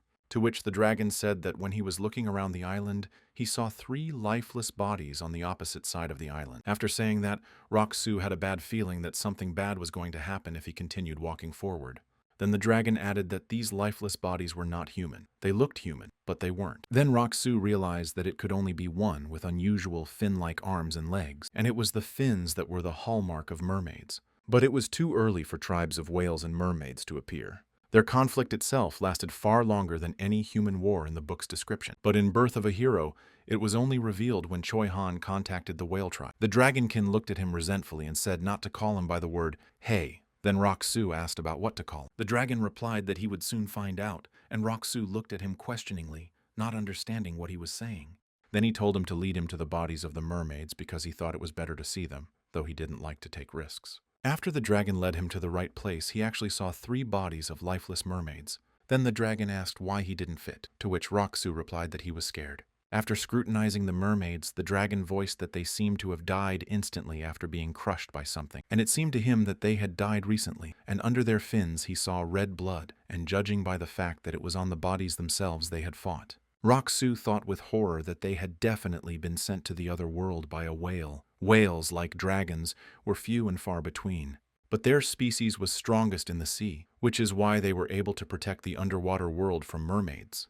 The mermaids wanted to create a kingdom in the underwater world, but a tribe of whales refused to divide the sea into territories. This was due to the fact that by nature they had to migrate frequently. The whale tribe was not so numerous but strong. Because of this, the mermaids couldn't do what they wanted. But at some point, the mermaids started to get stronger all of a sudden. That put the whale tribe in a very difficult situation, and then Choi Han showed up and helped. That was the content of the 5th volume of Birth of a Hero. After a while, Rock-Soo told the dragon that it was time to go back. He asked if they could leave them like this, to which Rock-Soo replied that yes, the whales had deliberately left them here. On land, mermaid bodies did not decompose and just dried up, but in the water, when decomposing, their bodies began to emit odor. That would signal the other mermaids where to find the body. These mermaids were probably killed by the same whale. If there were even 2 of them, they would use the lifeless bodies to lure more mermaids and fight them. Rock-Soo thought that he needed to get things sorted out and get out of here as soon as possible. Night fell. Rock-Soo took the contents of the box and went on his way. Before he left, he told the kittens to keep an eye on the house. They wished him good luck and said they wouldn't let anyone in. After the dragon used magic for invisibility and flight of Rock-Soo, and then they went to the island. He looked back and thought the beach was very empty. He was even more scared at night, especially because of the crazy Tunka, because Tunka enjoyed the risk, or rather was obsessed with it. He suddenly remembered a picture from the book of Tunka, standing on the edge of a cliff with crazy eyes looking at the sea and saying that it was his first time here, so it would be fun. Then he jumped into the whirlpool without any equipment. Rock-Soo thought that he certainly wouldn't follow his example, after which they stopped at the proper place. He told them to start and reach for his shoulder bag. From it, he pulled out a glowing orange orb that contained the mana of all the magic bombs from the square. The magic bomb he was holding wasn't the same one the secret organization had in volumes 1 and 2 of Birth of a Hero. It was an improved version of it. It was much better than the previous one. As a last desperate measure, the mages of the Kingdom of Viper began developing magic bombs to counter the Magic group. The main component of these bombs was concentrated mana. It reacts to the creator's mana and splits into multiple bombs. Though the power was reduced, one chain of such blasts would be enough to send several enemies to their deaths. Rock-Soo praised him for making such a bomb, and he told him to be careful not to hurt himself. Whereupon he released the ball from his hand, and it began to fall into a mighty whirlpool of water. Then he put on his goggles and jumped into the water. When he looked around, he saw the depth of the sea in front of him, where there was coral and algae. Then he stepped right on the bottom. He saw a huge boulder in front of him and thought Tunka was crazy to break such a huge rock. When he came closer, he heard the female voice of an ancient power. She spoke of merely stealing what had been created through human sacrifice. The thief, who was the protagonist of the legend of stealing God's things, didn't actually steal anything from the gods. She only stole from the temple for which she was tied by her feet to this rock and thrown into the sea. The silent thief with the fastest legs in the whole world was forced to meet such an end and become the wind itself. Even after she died, she became a whirlwind that causes a vortex. Suddenly, the ancient power began to say something about light, then exclaimed that lightning is so scary because it only takes one strike. He needed to go through the destructive flame ring of fire to get the final power. But he suddenly wondered if he should take the wolf. There were only 3 minutes left. But he decided to think about it later because he had to dig, and then he got a small shovel. He didn't have to destroy the stone like Tunka, just dig at the base. The ancient power kept saying that since her stealing is a crime, then why their constant lying to people is not. She believed that this world was rotten and was now a swamp that would eat it up.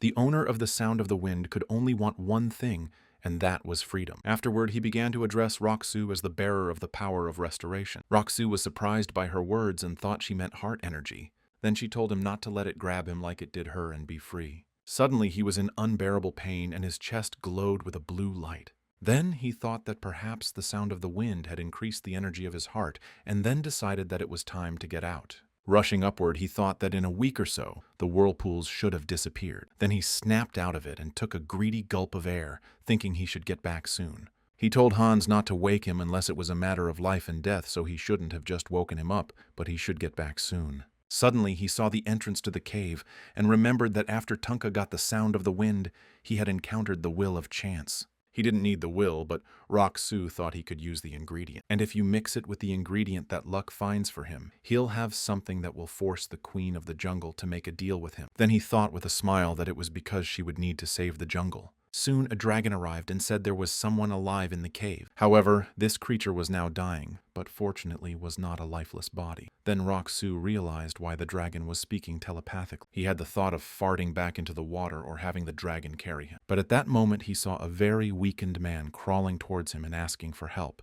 because he still had unfinished business. That man was a whale and was poisoned with mermaid poison. Rock-Soo saw her and turned white as a sheet. Rock-Soo was greatly surprised that the whale could be poisoned with mermaid poison, but then he remembered the reason. In Birth of a Hero, it was said that the whale population is as small as the dragon population, and that there are no half-breeds among them. But the novel did mention a half-breed who had gone to the afterlife. The dragon looked at him questioningly and asked if he would leave him. Then he walked over to the man and squatted down in front of him. He said he'd save him, and he fell into his memories. There was a boy who was a purebred wolf. He talked to a being who told him that he once had a son who was not purebred. And yet he was not on land as the boy thought, but had left the world before him. In the present reality, Rock-Soo told her to sleep because things would get better when she woke up. After which he sighed, looked at him, and collapsed to the ground with his eyes closed. Said that whale skin is very rough and thick, but because of the mermaid attack, the poison seeped under the skin. The dragon mumbled that he was a very strange and weak man, to which Rock-Soo asked him to stop and put the whale in the water.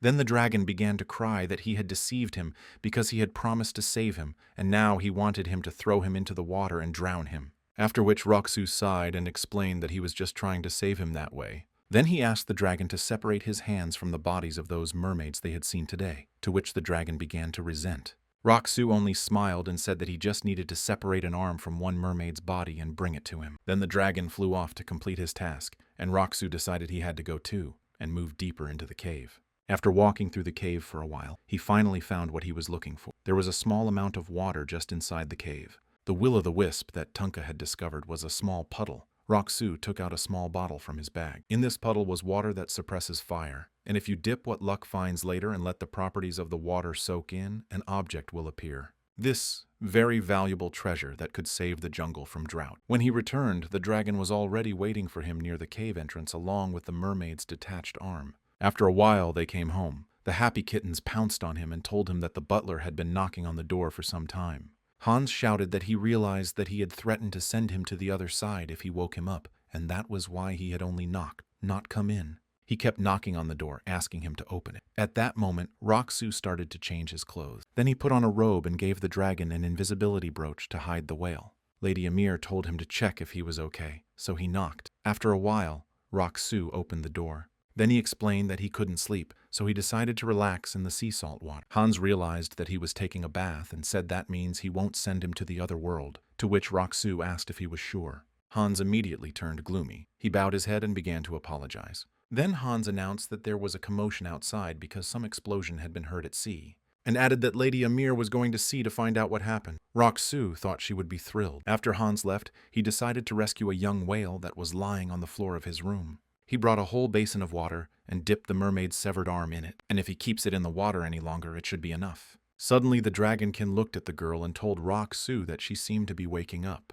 Suddenly, he raised the knife. Then the dragonkin asked him to put it away, but he didn't listen and stuck it right into the hand of the mermaid's lifeless arm.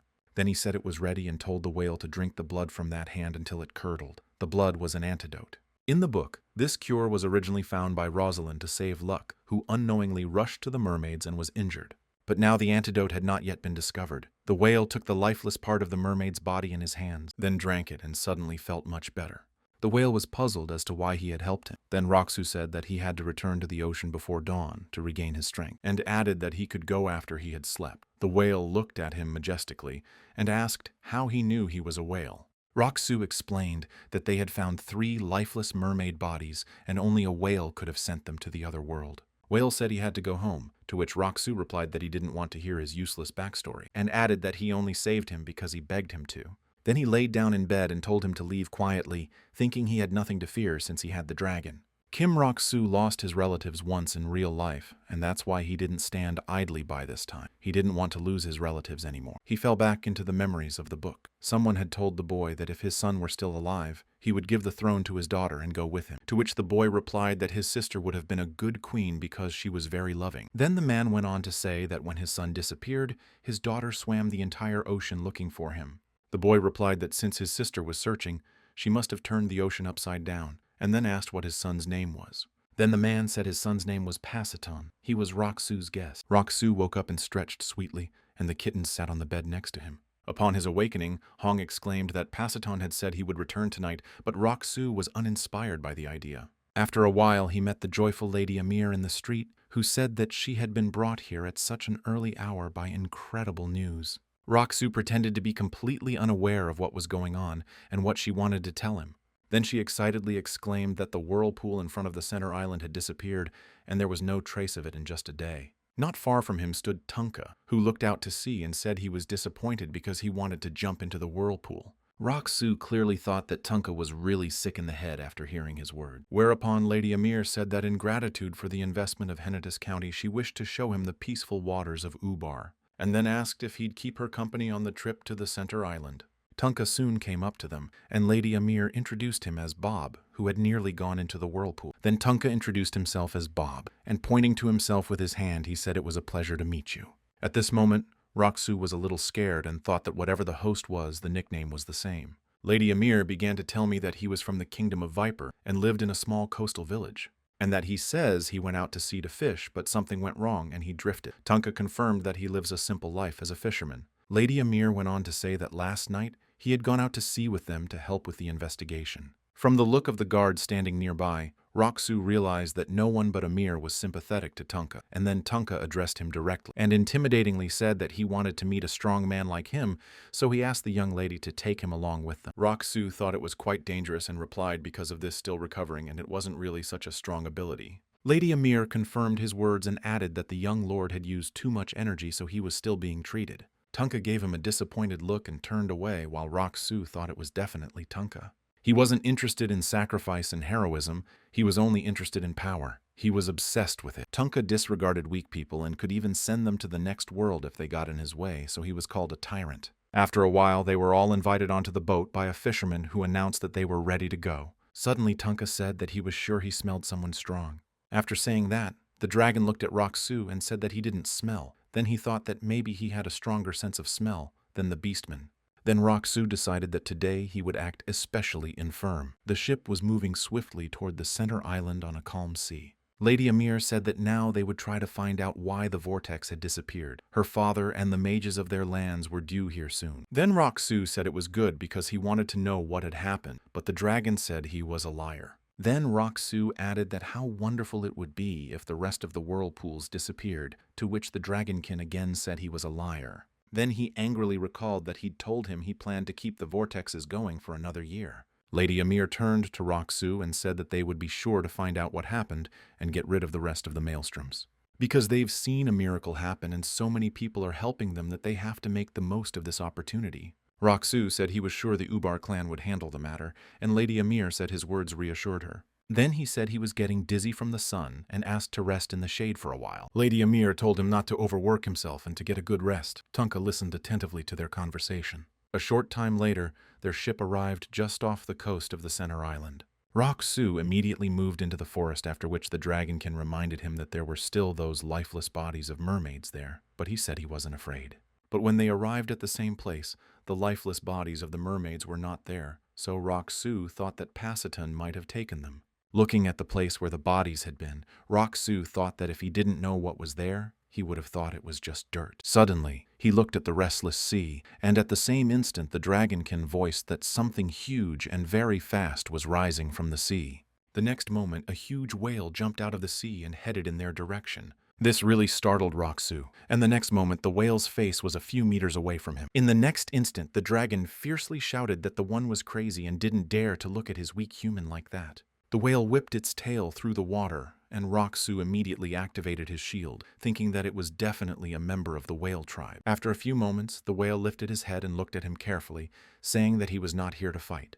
The dragon began to shout furiously about why he had raised his head then, since all his previous actions were tantamount to a challenge to a fight. Roxu walked over to him and gently took his face, telling him not to get angry because he might hurt himself. The dragon replied menacingly that it would not hurt him because he was strong, to which Roxu said he knew and stroked him, adding that he still had to be careful. Roxu sighed in relief and thought that now he had to deal with the whale. As soon as the whale began to speak, he was suddenly called out. It was Passanton. He swiftly rushed towards his sister, telling her not to eat Roxu. She then turned around and in the process splashed Roxu with water. Then he decided to take a closer look at her. There was a rather large cross-shaped scar on the whale's back, after which Roxu thought it was the same humpback whale he read about in the book. After Passanton's words that his sister should not eat them, the dragon nuzzled his cheek and said that it was for nothing, for they did not fight. The little whale was Passanton, and next to him was the only creature he could call a sister. It was the daughter of the current king of the whales and the next queen, the one who stood with Choi Han at the front line during the battle with the mermaid people. Her name was Vitira. The dragon suddenly said that there was someone else here, and then Roxu turned around abruptly. Out of the bushes with red eyes rushed Tunka, who shouted that he could smell the power. Roxu immediately ran aside and hid behind a rock while looking at the mad Tunk fearful. A small stick was gaping in his hands. Then Roxu looked at it and wondered where he got it from. He laughed madly at the whale and shouted that he had never fought a whale before. The dragon asked Roxu what he was doing, to which Roxu thought that if he got between them he would be squashed like a shrimp between two whales. With the words that he just had to slaughter the whale, Tunka pushed his feet off the ground and jumped with his stick straight to the whale's face. But the whale was not confused, and in a moment with a slap of his tail dodged his attack. Roxu, who was at that moment behind the rock, was once again overwhelmed by the water. In the next instant, Tunka realized that his attack would end in failure and immediately landed on the ground. Then he said it was very good and rushed back to attack the whale. With mad eyes, he broke his stick into 2 pieces and said he shouldn't have taken it because fighting with his fists was the best. At this moment, Roxu was thinking about what to do, because if this continues, people from all over the forest will come here. Roxu covered his face with his hand and thought about how he could quietly sneak out of here. Passanton suddenly shouted regretfully to his sister that at this rate that man was going to get hurt. Then Tunka said in surprise that this puny whale could talk, which angered Watiru, whereupon Tunka happily realized that they were beastmen and shouted that he was getting really cheerful. Then he jumped on Witcheru again, and Positon asked his sister not to hurt Roxu, who had saved his life. At this moment, Tunka flying at them shouted for them not to be distracted while fighting him. However, just before impact, her whale body vaporized as Tunka stared in amazement at the void in front of him. Vitira took her human form. The elves were squid-like in comparison to her, and she had an attractive appearance. The dragon looked at him resentfully and said, "Dragons are cooler." The next moment, Vitira came up to him and thanked him for saving her brother, but added that, due to circumstances, she would give him a proper welcome a little later. Tunka said it was an abomination, saying that he felt as if this guy did nothing but save people all day long. At this, Roxu regretfully thought that it was directly the image of Tunky from the novel. Then the dragonkin shouted furiously that saving someone or freeing someone were good deeds and something to be proud of, and added that swearing is bad, calling him a scumbag and comparing him to Benyon. Then Vitira looked fiercely at Tunku and said that it was not good to neglect pious deeds. After her words, Tunka mumbled that he liked her look and that she had finally decided to fight seriously. Lifting a stream of water with her hand, she replied that it was ridiculous to fight him, and she had no intention of doing so, and would only teach him a lesson. Tunka only laughed at these words, but in a moment, his face became insane and he said he would tear her mouth open. Then he violently jumped right at her with his huge fist in front of him. But his fist Vitira quickly eliminated it by sending a huge jet of water straight at him. Then she added with a smile on her face that at least this lesson would keep her entertained. The next moment, Tunka's body was coiled and grabbed by Vitira's jet of water. But he only laughed madly, and with the words that solving things by force was his specialty, he broke the water ring. After a moment, Vitira let a new stream of water spray in his direction. However, he immediately tore it open. At that moment, Lady Amir and a group of her guards were approaching them. She looked at the sight with horror. She exclaimed with fear at what was happening and ordered her guards to raise their shields. Tunka only laughed madly and told them to try to protect themselves because his body was so strong that they could get hurt. After saying that, Roxu said that he was annoyed and released his shield the next moment. He pointed it toward Tunka with the idea that the shrimp wasn't crushed by the whales, but used its powers in their battle. He planned to just watch them fight from cover, but his plan fell apart. He felt pain in his body, and the next moment, Lady Amir ran up to him saying that he shouldn't have used force. But if Tunk had wounded Amir, he would have been arrested, and that would have been a loss to Rock-Soo. Lady Amir started shouting that he had come to improve his health and now he was going to get sick. The whales were watching. Rock-Soo only said with a calm face that everything was fine as long as everyone was unharmed. Lady Amir sighed uneasily and said that sometimes it was very difficult for her to understand him. Then she looked at the whales and asked who they were, then turned and looked at Tunko and asked the same question. Then Rock-Soo sneezed and everyone looked at him. Then Lady Amir said that first, we should go back to the manor. On her return to the estate, Lady Amir took one look at the whales and Tunko and announced that they would be gone tomorrow, and added that they were lucky it was limited to exile from her lands. Then she looked directly at the whales and said that if they ever stirred up any more trouble, they would be punished appropriately. Afterward, she looked at Rock-Soo and asked him to hurry up and step inside, noting that he had cold symptoms. Then she looked at Tunko again and said that she didn't think he would respond to their kindness in such a way. Rock-Soo picked up on her words and added that this was why Lady Amir was kicking him out.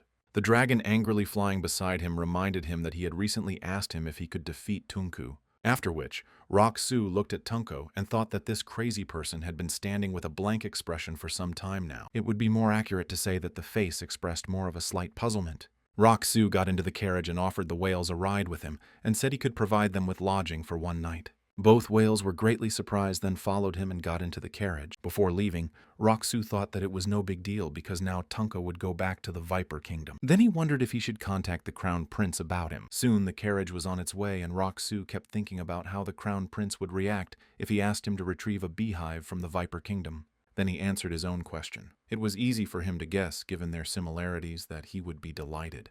When they arrived, they were met by a worried Hans, who immediately asked Rock-Soo if he was all right, and suddenly froze when he saw two other people with him.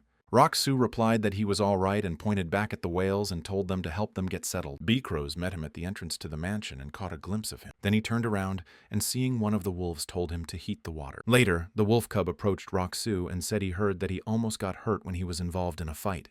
Accepting a cup of drink from him, Rock-Soo replied that it wasn't true and he wouldn't be hurt.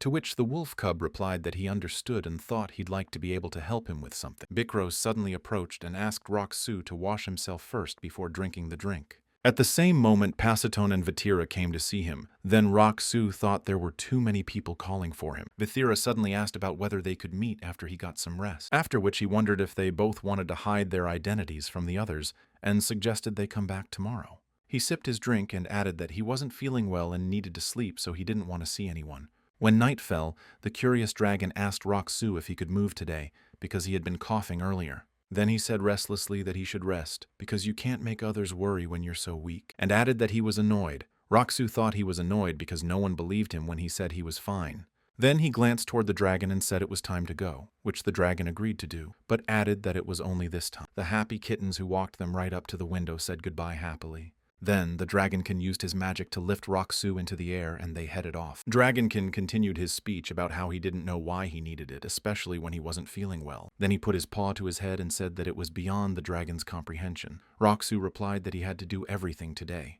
With the local magicians arriving tomorrow, it will be difficult for him to move freely. Rock-Soo needed to deal with everything today, namely the puddle of water suppressing fire that they were coincidentally going to stumble upon today, as well as the remaining vortexes. He needed to deal with everything at once. When he thought it was time to start, the dragon pointed to a guy approaching them on the sea. It was Tunka. Rock-Soo looked at him in surprise and fear, not understanding what he was doing here, and said that he was really crazy. After a few moments, Tunka reached them and put his hand on the shore with frantic eyes and mumbled that he knew it would be like this.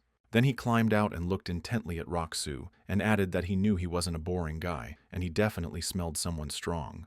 Because Rock-Soo was on the island, Tunka thought that he was a magician because there was no other way he could have gotten to the island. Then he approached him and jabbed his finger with words about the noble mage, ignoring him. At this moment, Rock-Soo was thinking about what to do with it, namely to just get rid of it or use it. And then he put his thumb up and decided he would do both. After this gesture, a jet of air and water rushed Tunku upwards, and then he plunged into the water. A small whirlpool formed around him. Tunka shouted in bewilderment at what it was.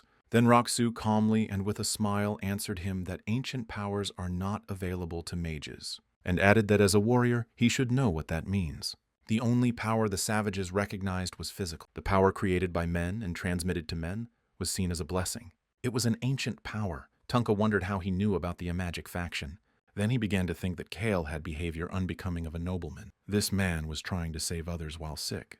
There was a scent of power around him and unusual abilities. The longer he thought about it, the stranger this man seemed to him. Roxu suddenly asked if they were going to defeat the magic tower. Tunka pretended not to know what he was talking about. Then Roxu announced that they shouldn't overdo it if they really want to destroy it. Tunka still didn't know what he was talking about. Then Roxu asked him to kick all the mages out of there. And finally, looking at Tunku, who was still in the water, said he'd buy the tower. When Tunki pointed out that he was crazy, Roxu replied that he and his group were crazy for planning to turn the magic tower upside down.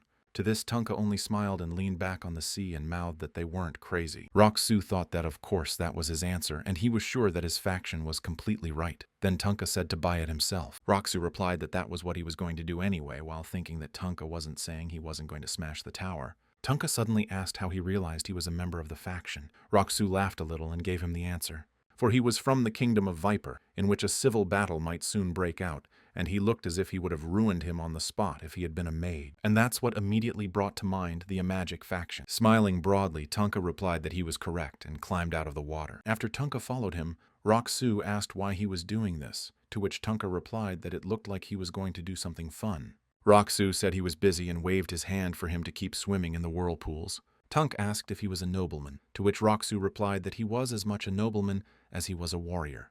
Then he turned to look at the sea and thought he should take care of those whirlpools first. After a few moments, he began to use his ancient power. Everything around him lit up and feathers began to fly. Then he called Tunko and called him Bob and asked him to keep everything that was happening today a secret, to which he agreed.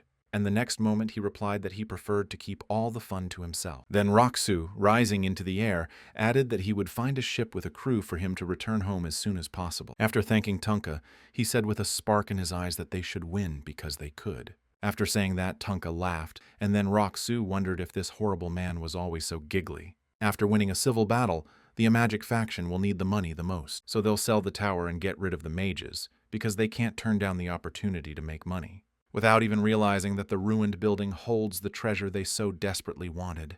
Tunka looked at the distant Roxu and thought that there was no more fun to be had here and that he should go home. The next day, Oksu prepared a crew with a ship for Tunka as promised, before Tunk told him to come back in 2 months because then the world would be turned upside down.